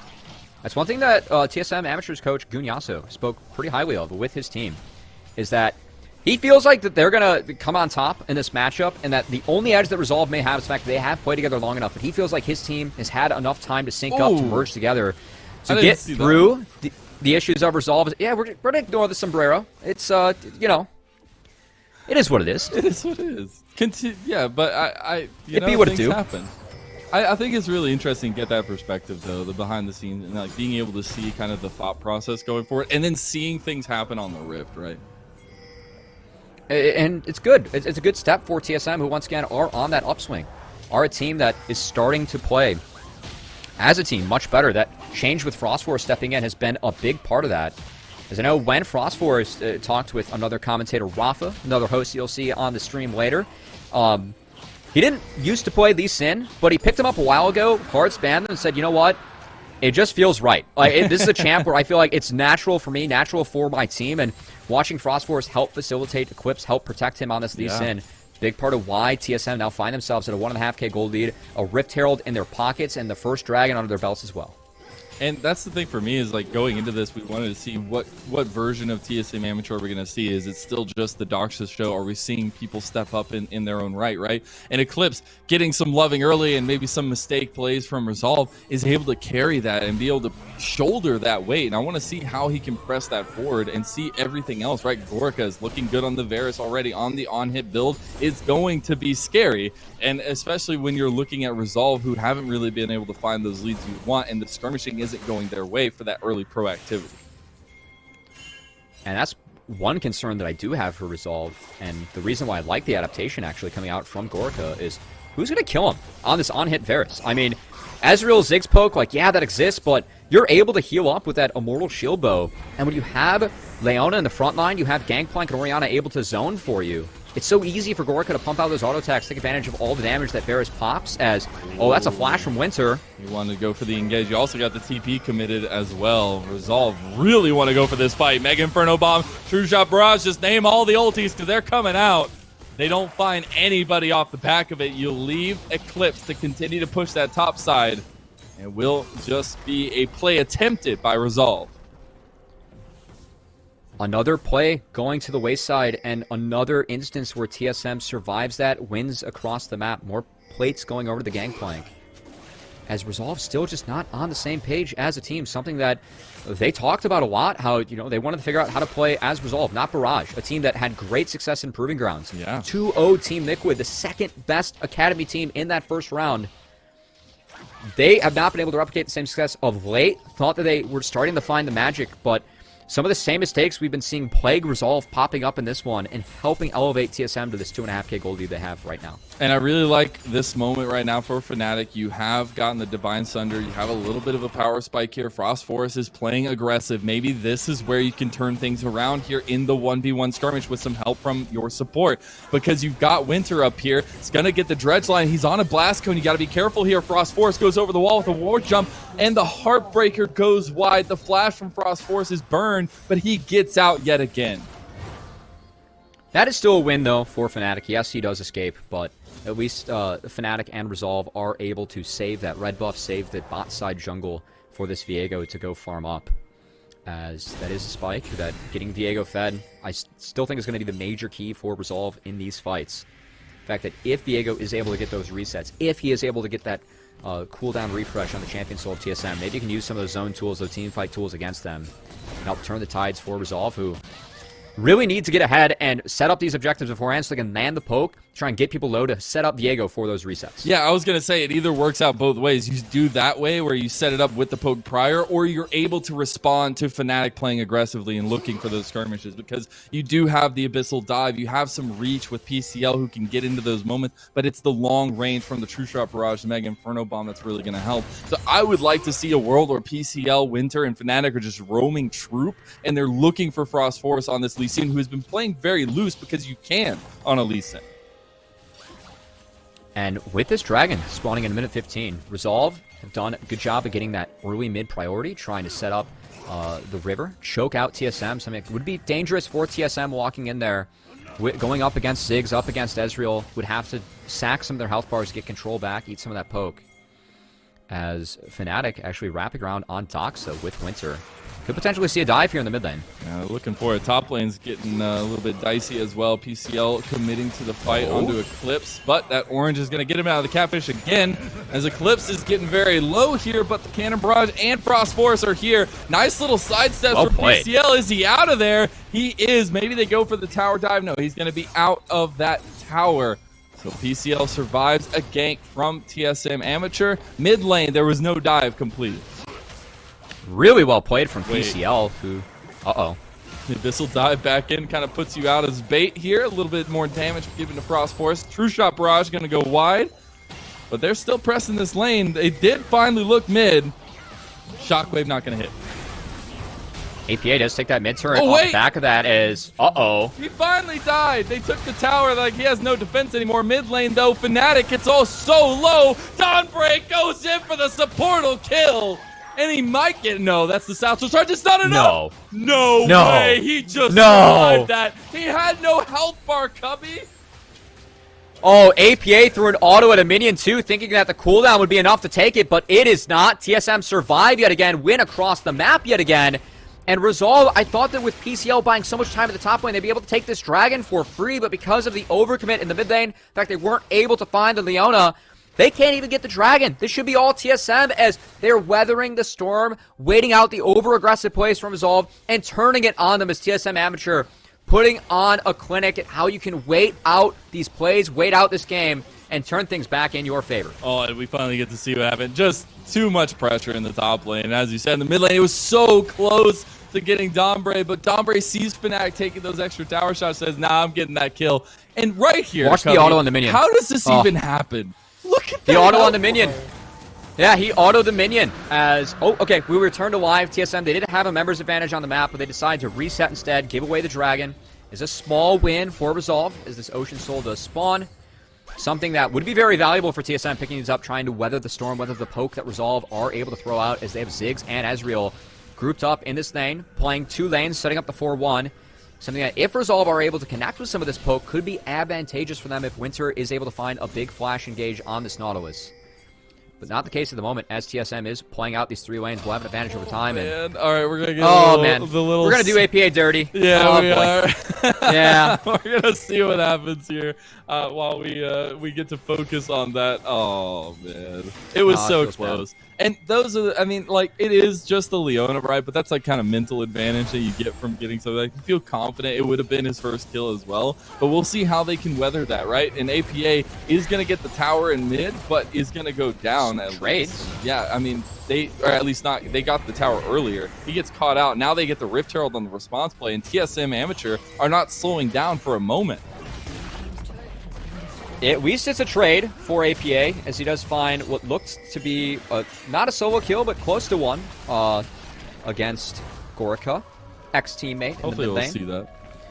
One that he was shouting out beforehand on Twitter, as this is the all state of the map, even in amateur. We don't have any objectives, don't have a Baron, All right, don't have a let's Dragon see. yet. Let's see. All right. What was the bait? What was the commitment here by APA? All right, so it was Winter that started. All right, Wow. so yeah, Through the Immortal Shield, though. all right, and then across. Oh my God, the damage that came out from Gorica there in the last moment. Yeah, APA, he knew he was going down, so I think Yeah. intelligently seating his life there as Fnatic might be in trouble. In a little bit of a cheeky position here. Kick comes out, but on the other side because of the Heartbreaker. Now you got Winter getting the re-engaged. TP now committed as well. TP. PCL joining the fight. Gorica all by himself. That's a No flash. lonely ADC. And there's a hungry catfish coming to town. And its name is Resolve. You've got Fnatic, his third kill of the game. Positive play for Resolve, but they do lose a lot for it. 2 waves seeded to the bot lane tower in the hands of Doxa, and no Baron for Resolve to take, so they do funnel some gold on the right member. They get some gold on Fnatic's Viego, but it's not all gloom and doom for TSM, right? They still maintain this 4K gold lead because they're playing out the 3 lanes, playing out the map stronger than Resolve, who are resorting to this 4-1, resorting to these strengths of finding favorable fights, finding favorable engages, but TSM Amateur waiting out a lot of it for the majority of the game, and only now have they started to fall victim to a couple of Resolves, attempts and engages, including this one as Gorica. I just get split up and isolated. Yeah, it's an unfortunate part about being an ADC. You ain't that fast. You just have to kind of walk places. If your team leaves you, hey, I mean, hopefully it's a nice ride. But Gorica, as you said, goes down to that, and it's a nice move from Resolve to capitalize on it. One that was expensive, though. A TPA from Tom Very Kench, true. and yeah, multiple waves for Doxa. It's pretty getting a kill, getting 5 to 7 on the scoreboard, but that hidden gold lead once again for TSM. It is. The fact that Doxa is now at 2 items could be a big problem in this upcoming team fight as the Ocean Dragon spawning. I think the big difference in this one, Mazel, is that at the moment TSM they have river control, and with Orianna, with Gangplank, if they want to seed that top lane turret, they could get the dragon for free. Resources on Tom Kench is not the greatest. And with the control that TSM have right now, Resolve are in a position where they might have to seed the dragon just based off the map control, as they will have a chance to get things back in their hands, as both Dawnbray and Eclipse did reset 1 minute before the dragon spawns. Last moment attempt for them. But once again, that mid lane prio still sticking in the hands of TSM, as they're going to make it really difficult for Resolve to get that first Ocean Dragon, understanding the power of that soul. Yeah, it's a very, very good soul for both these teams, and that priority is going to be huge. We are coming up on second items and working on thirds and things along those lines. I will point out we have a Trinity Force for Array, so not necessarily that tank build that you see a lot of Ezreal's going, but the damage build, because you need that extra poke, you need that extra damage to deal with the composition that TSM has.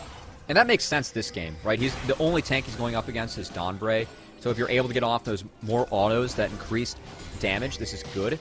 And Resolve has done a good job of reclaiming this mid-lane priority. As TSM, they have TPs. They continue to play all lanes as Frostforce. Might be caught out. The depth charge comes out. The stun is there as well. Frostforce gets very low, but he's not going to go down. Gets out with just a smidgen of health. Meanwhile, tier 2 in the top lane is getting pushed in. And this is the issue. This is the strength of what TSM are doing right now. And PCL, he has to join, has to get this dragon because he doesn't have that TP. He burned it for the singular kill. That wasn't enough for Resolve, and TSM properly punished. They take 2 turrets, maybe 3 across the map as TSM running Resolve around the rift as they are committing a lot to secure these monster objectives, but TSM heavily punishing and still trading up across the map. And we talk about trade plays all the time and how beneficial they can be in moments of tightness, but here, it's really rough to trade that much base pressure away because of a dragon, right? It's just the second dragon of the game, but they've lost so much priority around that top side of the map. And now, with the objectives down and the level that Eclipse is at, he can TP to catch this wave. Will have it in time for the next dragon. That TP, it might open up Resolve to potentially set up around this Baron. Keep in mind, they do have a lot of poke tools between this Ezreal and Ziggs. Doxa could still play the bot lane, as he does have TP up, but this is a point of the game where Resolve, off the back of Nautilus, they've been doing well, is using the Ziggs Nautilus combo to make sure that the center of the Super Mega Inferno Bomb lands. They take advantage of all the damage that Ziggs can pack if he's able to connect. As Winter trailing APA here, trying to secure a turret, will do so successfully.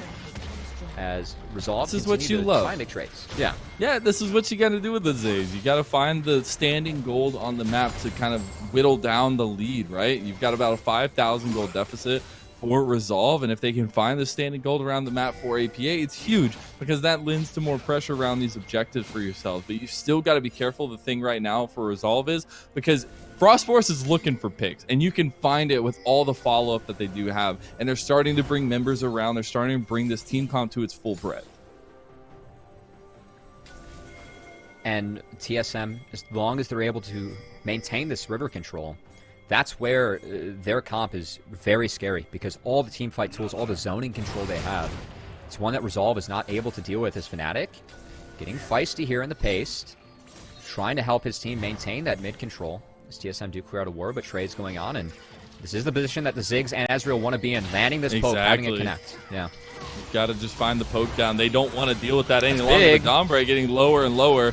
There's the True Shot Barrage on the side. Frost Force is caught. Mega Inferno Bomb also brings a clip down to very low. Winter goes for the flash play, but misses it. Death Charge comes out. Frost Force is in there, but now PCL is joining the fight with a TP. You also have some reinforcements from Doxa, but they don't want to go for the fight. The offset is going to be there. Resolve, keep priority at mid lane. This is good for Resolve, though. They win the health bar trade, and using those ultimates, they realize, like, hey, we don't have enough to find a positive engage. Not anything guaranteed, so we're just going to use that health advantage we have to take down a turret, play the map, keep on forcing TSM to group up and face all the poke. Getting that TP out of Doxa, they still have a TP on APA to try and rival the map control. So this quick reset, intelligent from them, resetting 2 minutes before the objective. They now have time to fix the side waves, get a first wave of wards down that they can face again, restock on wards, try and get control over the dragon, and force TSM into that bad spot where they have to face check poke yet again. That was a well-played series of events from Resolve. And at this point, right, like the play around Ziggs angle is huge. We heard the devs talking about earlier in the day, not for this series, but how, you know, a lot of times we'll see teams pick Ziggs, but not necessarily be able to play around it or find the way to play around it. But with the ability of APA to play Ziggs in the mid lane, it unlocks pieces for these moments like this at 25 minutes in, when you're able to roam around, take out all this standing gold around the map, and try to even up this gold deficit. And another positive for Resolve is that they do have gold in the right place. This Ezreal for Array, he's ahead of Gorica at the cost of Tom Kench being behind. You don't really care about TK being behind, right? He's still going to do what he does as the tank. So yes, Resolve are at a gold deficit, but having that gold on the two carry members that matter for them, that Ziggs, that Ezreal, will aid them as this one goes on, as TSM, in response, have done a good job of getting bot lane control. This forces Resolve to try and play through the mid lane to break that, as they don't have turrets, so they could be overextended upon. That's why Winter's playing back, trying to mark a flank that could potentially come out from Frost Force. But you realize how they're not stepping into the jungle, as they don't own that real estate. They'll push through the lane, stay in the open territory of the map where they can use this Ziggs poke, use this Ezreal poke to try and throw TSM off their game. Now, I will say, Dragon's coming up in 30 seconds. Doxa's in top lane, does not have TP. Very important to note, as he's going to fix that wave state, come down. This does give an angle where Resolve could push heavily. And you can see that TSM not wanting to get engaged upon, have to cede a lot of the control, a lot of the positive efforts that they had for Doxa to get that extra wave. As there's also a window to force. They do. Oh no, Winter goes wide with the dredge line. Doxa is now coming down the way. He might get solved out, though, as Resolve are right there to answer the transition down. We see the setup for TSM Amateur on the other side. Doxa is going to be able to rejoin the team. Now, this is a moment where Resolve are more in a deficit here. You've got to be careful of how you take this fight, but they still want to go in. The Cannon Barrage is right on top of Embrace. Look at the flank. Frost Force, just that Utah engage, baby! As TSM Amateur are going for it. Depth Charge comes out. The Shockwave misses from Doxa, but the health bars are too thick for TSM Amateur, and APA is caught out by Frost Force on the side, and everybody else from TSM are going to rejoin him. Frost Force does go down to the TK. Eclipse looking for the kills. They have a hungry catfish to take out. It's going to take the lot of them, but they'll eventually be eating some catfish for dinner. TSM Amateur with the complete and total ace of Resolve. And that setup from TSM. Look at Frost Force on the flank. Resolve do not mark him. He gets on Array, and the wombo combo from TSM Amateur is so clean as Eclipse connects the barrels. Array goes down with Flash, with Arcane Shift up, because they just weren't able to react, weren't able to mark Frost Force. That's the game-changing and possibly the back-breaking play for TSM Amateur as they step up at the right time, find a huge engage, win that fight, take the Dragon, take the Baron, and are now set up to win this game. They're so far ahead of Resolve. There's nothing to be said or done in these fights where it's neck and neck 5v5. You have to find the pickouts. That's why we were setting up for Resolve. Can you get them before Doxa gets back to the fight? Well, Doxa is the focus now again, but Resolve's play comes too late, and TSM are able to get away with the Baron buff.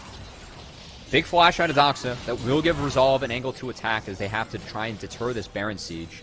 And delaying these bases, it at least buys Resolve a little bit of time to try and fix the wave states, try and weather the storm of what will be a Baron power play for TSM Amateur. Will net themselves a few camps and a turret for themselves, so good bounce back from Resolve, but still the damage has already been done with Zell as they find themselves at a 7k gold deficit and up against a humongous gangplank for Eclipse, who, with that gold lead, showed up huge in that last fight. That's the biggest thing for me right now. TSM Amateur are showing up in ways every way here. They've got leads across the board pretty much, and it's not just the Doxa show. It's him supporting, it's him finding those shockwaves and things along those lines, but everybody else are the play callers, the shot callers, the ones that are making the plays, and 5-1 on that gangplank is making a statement in game number 1. This is a big development for TSM, and I know that talking with Gunyasa beforehand, I like to ask teams like, hey, is there anything else you want to share, just to be a part of the broadcast? And he shared, I'm really happy with how my team's developed, and this is a game where Eclipse and Donbray, two of the greener, newer members to competitive. Donbray, someone who is 17, 18, first split of playing competitive support, first team he's been a part of in Proving Grounds. They're the members that are stepping up in this one. They're the members that are making the big difference to the Doxa, and that's great growth, character development coming out of the TSM Amateur squad as Fnatic. Good hands on him to get out of that one. Yeah, I love, that Unstoppable and the Heartbreaker just adds so many dimensions to the play that Viego has and makes him so slippery in those kinds of moments. That was him dead to rights, but because of the ulti, he's able to get out, and the ultimate cooldown is already a quarter of the way down. Now Resolve, even Ziggs can't hold back the Baron siege, the Baron poke that is being put down. They're going to commit the cannon barrage. Doxa moving forward. They will look for this in-hit, ECL but does Resolve turn for it? Donbray, the point of engage. Eclipse is on the side here. Resolve need to be careful. Have they caught Eclipse on the side, though, as he was transitioning? No, it's not going to be there. Fnatic about half health here. Depth charge comes out. They're looking for Fnatic, but the Solar Flare is going to buy a lot of time. Frost Force now going in. TSM Amateur realize they're in a tricky position. They will pull back. They've still got the Baron buff. Looks like a reset's going to come through. Important that Resolve were able to keep an inhibitor alive. It's so difficult to siege into Ziggs as real. As Eclipse, the barrels nearly made the difference and took down Fnatic there, but he gets out with his life. Very importantly, that would have been a back-breaking kill. An inhibitor certainly taken down by TSM Amateur if they were able to take down Fnatic, but that is not the case. They keep the inhibitors up, keep their members up, and that Baron power play. A lot of gold for TSM as they solidify their 7k gold lead, but no inhibitors taken. Resolve can still play the map on even footing. And now we've got to look at the next dragon. This is sole point for either of these teams. We've been tied up in these dragons. It's been back and forth, but 45 seconds from now, somebody's going to take that step up. And this is where things get hard for Resolve, as they're going to have to sacrifice side waves to try and get a proper setup here as Winter. Dancing with death, but able to navigate it cleanly. TSM will secure the crab. And TSM, as a team across LCS Academy and their amateur team, they actually prefer the bot side of the river for these dragon setups. They like finding the flanks, the setups that we found in that last fight. As APA is in trouble. Oh no, he goes golden from the engage, but can they find the return? Chains of Corruption's on the top side of the fight. Fnatic is just caught out. He's dead. Eclipse on a killing spree. Now Frost Force goes back in, and APA is down. The red alarms are sounding, and TSM Amateur is coming for your life. as the TPs start to come across. What a setup from TSM as APA.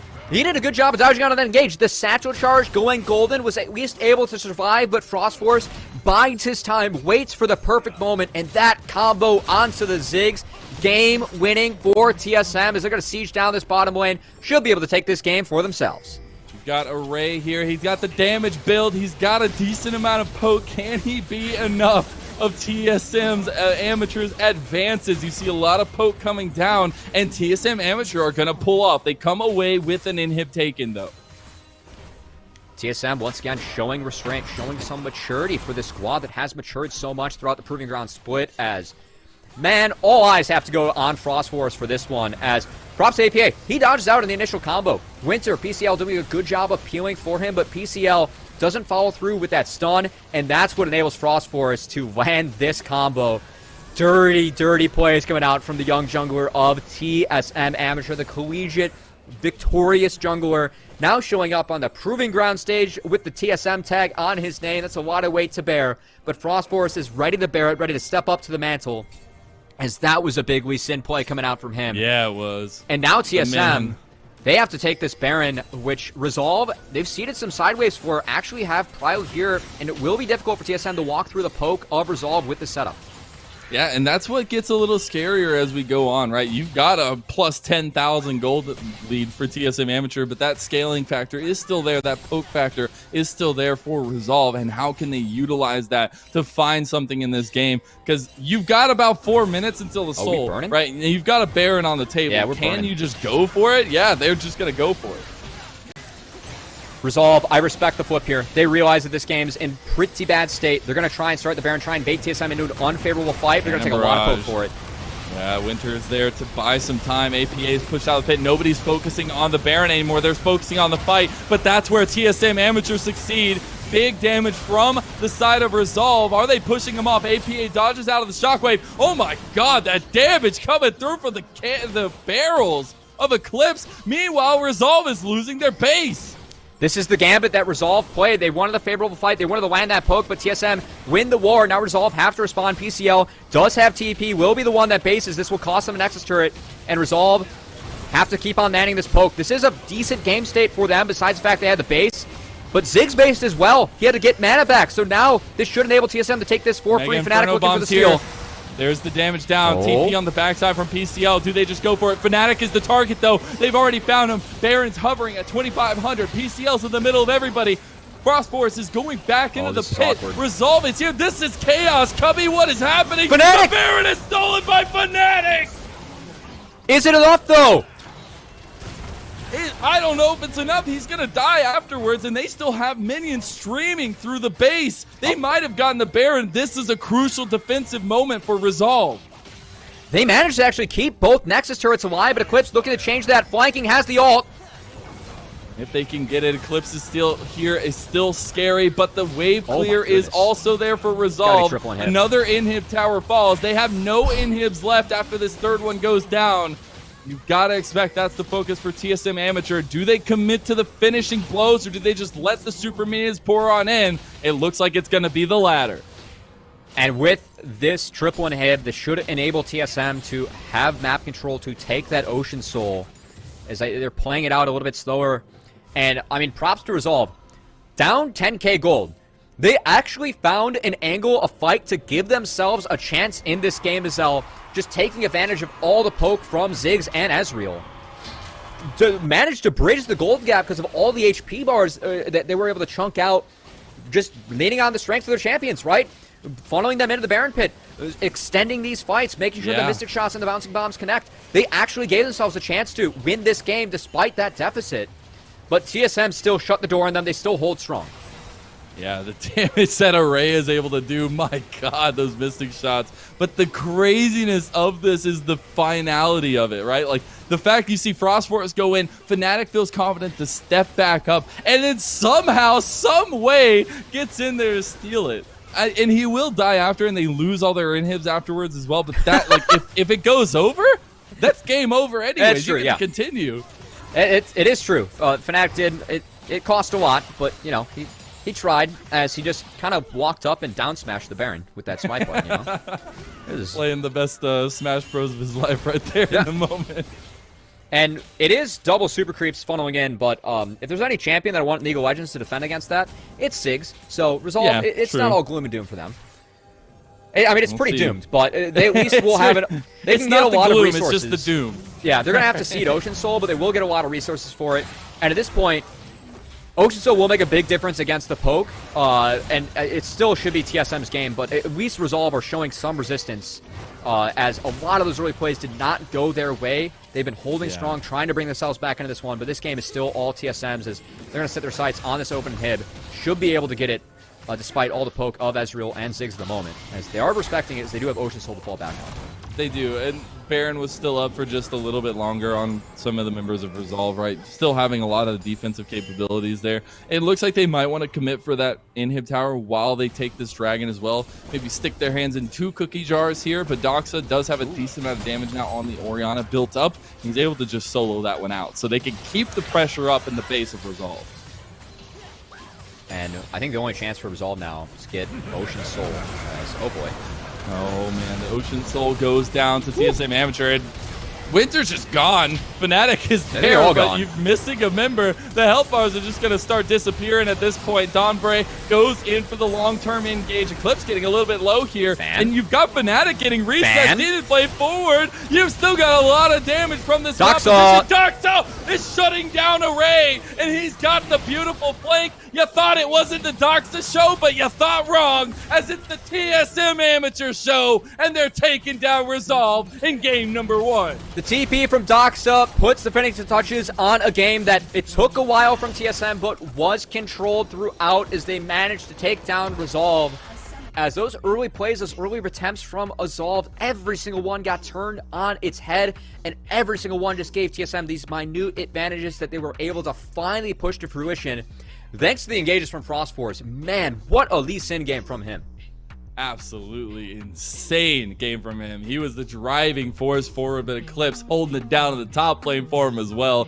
Just a crazy game all throughout. The fact that we were still seeing Resolve be able to use the strength of their composition and fighting a 10,000 gold deficit, like, that shows that if there were slight variations in what happened early on, if some of those plays that they went for actually got pulled off, that changes the name of this game. And that's what gets me so excited to go into game number 2. We were expecting this to be a close series. We knew that Resolve was kind of in a downturn, but a lot of their camp has said, you know what, we're trying to turn things around. We think that we're in that state. I think maybe some nerves, some miscommunication in that first game prevented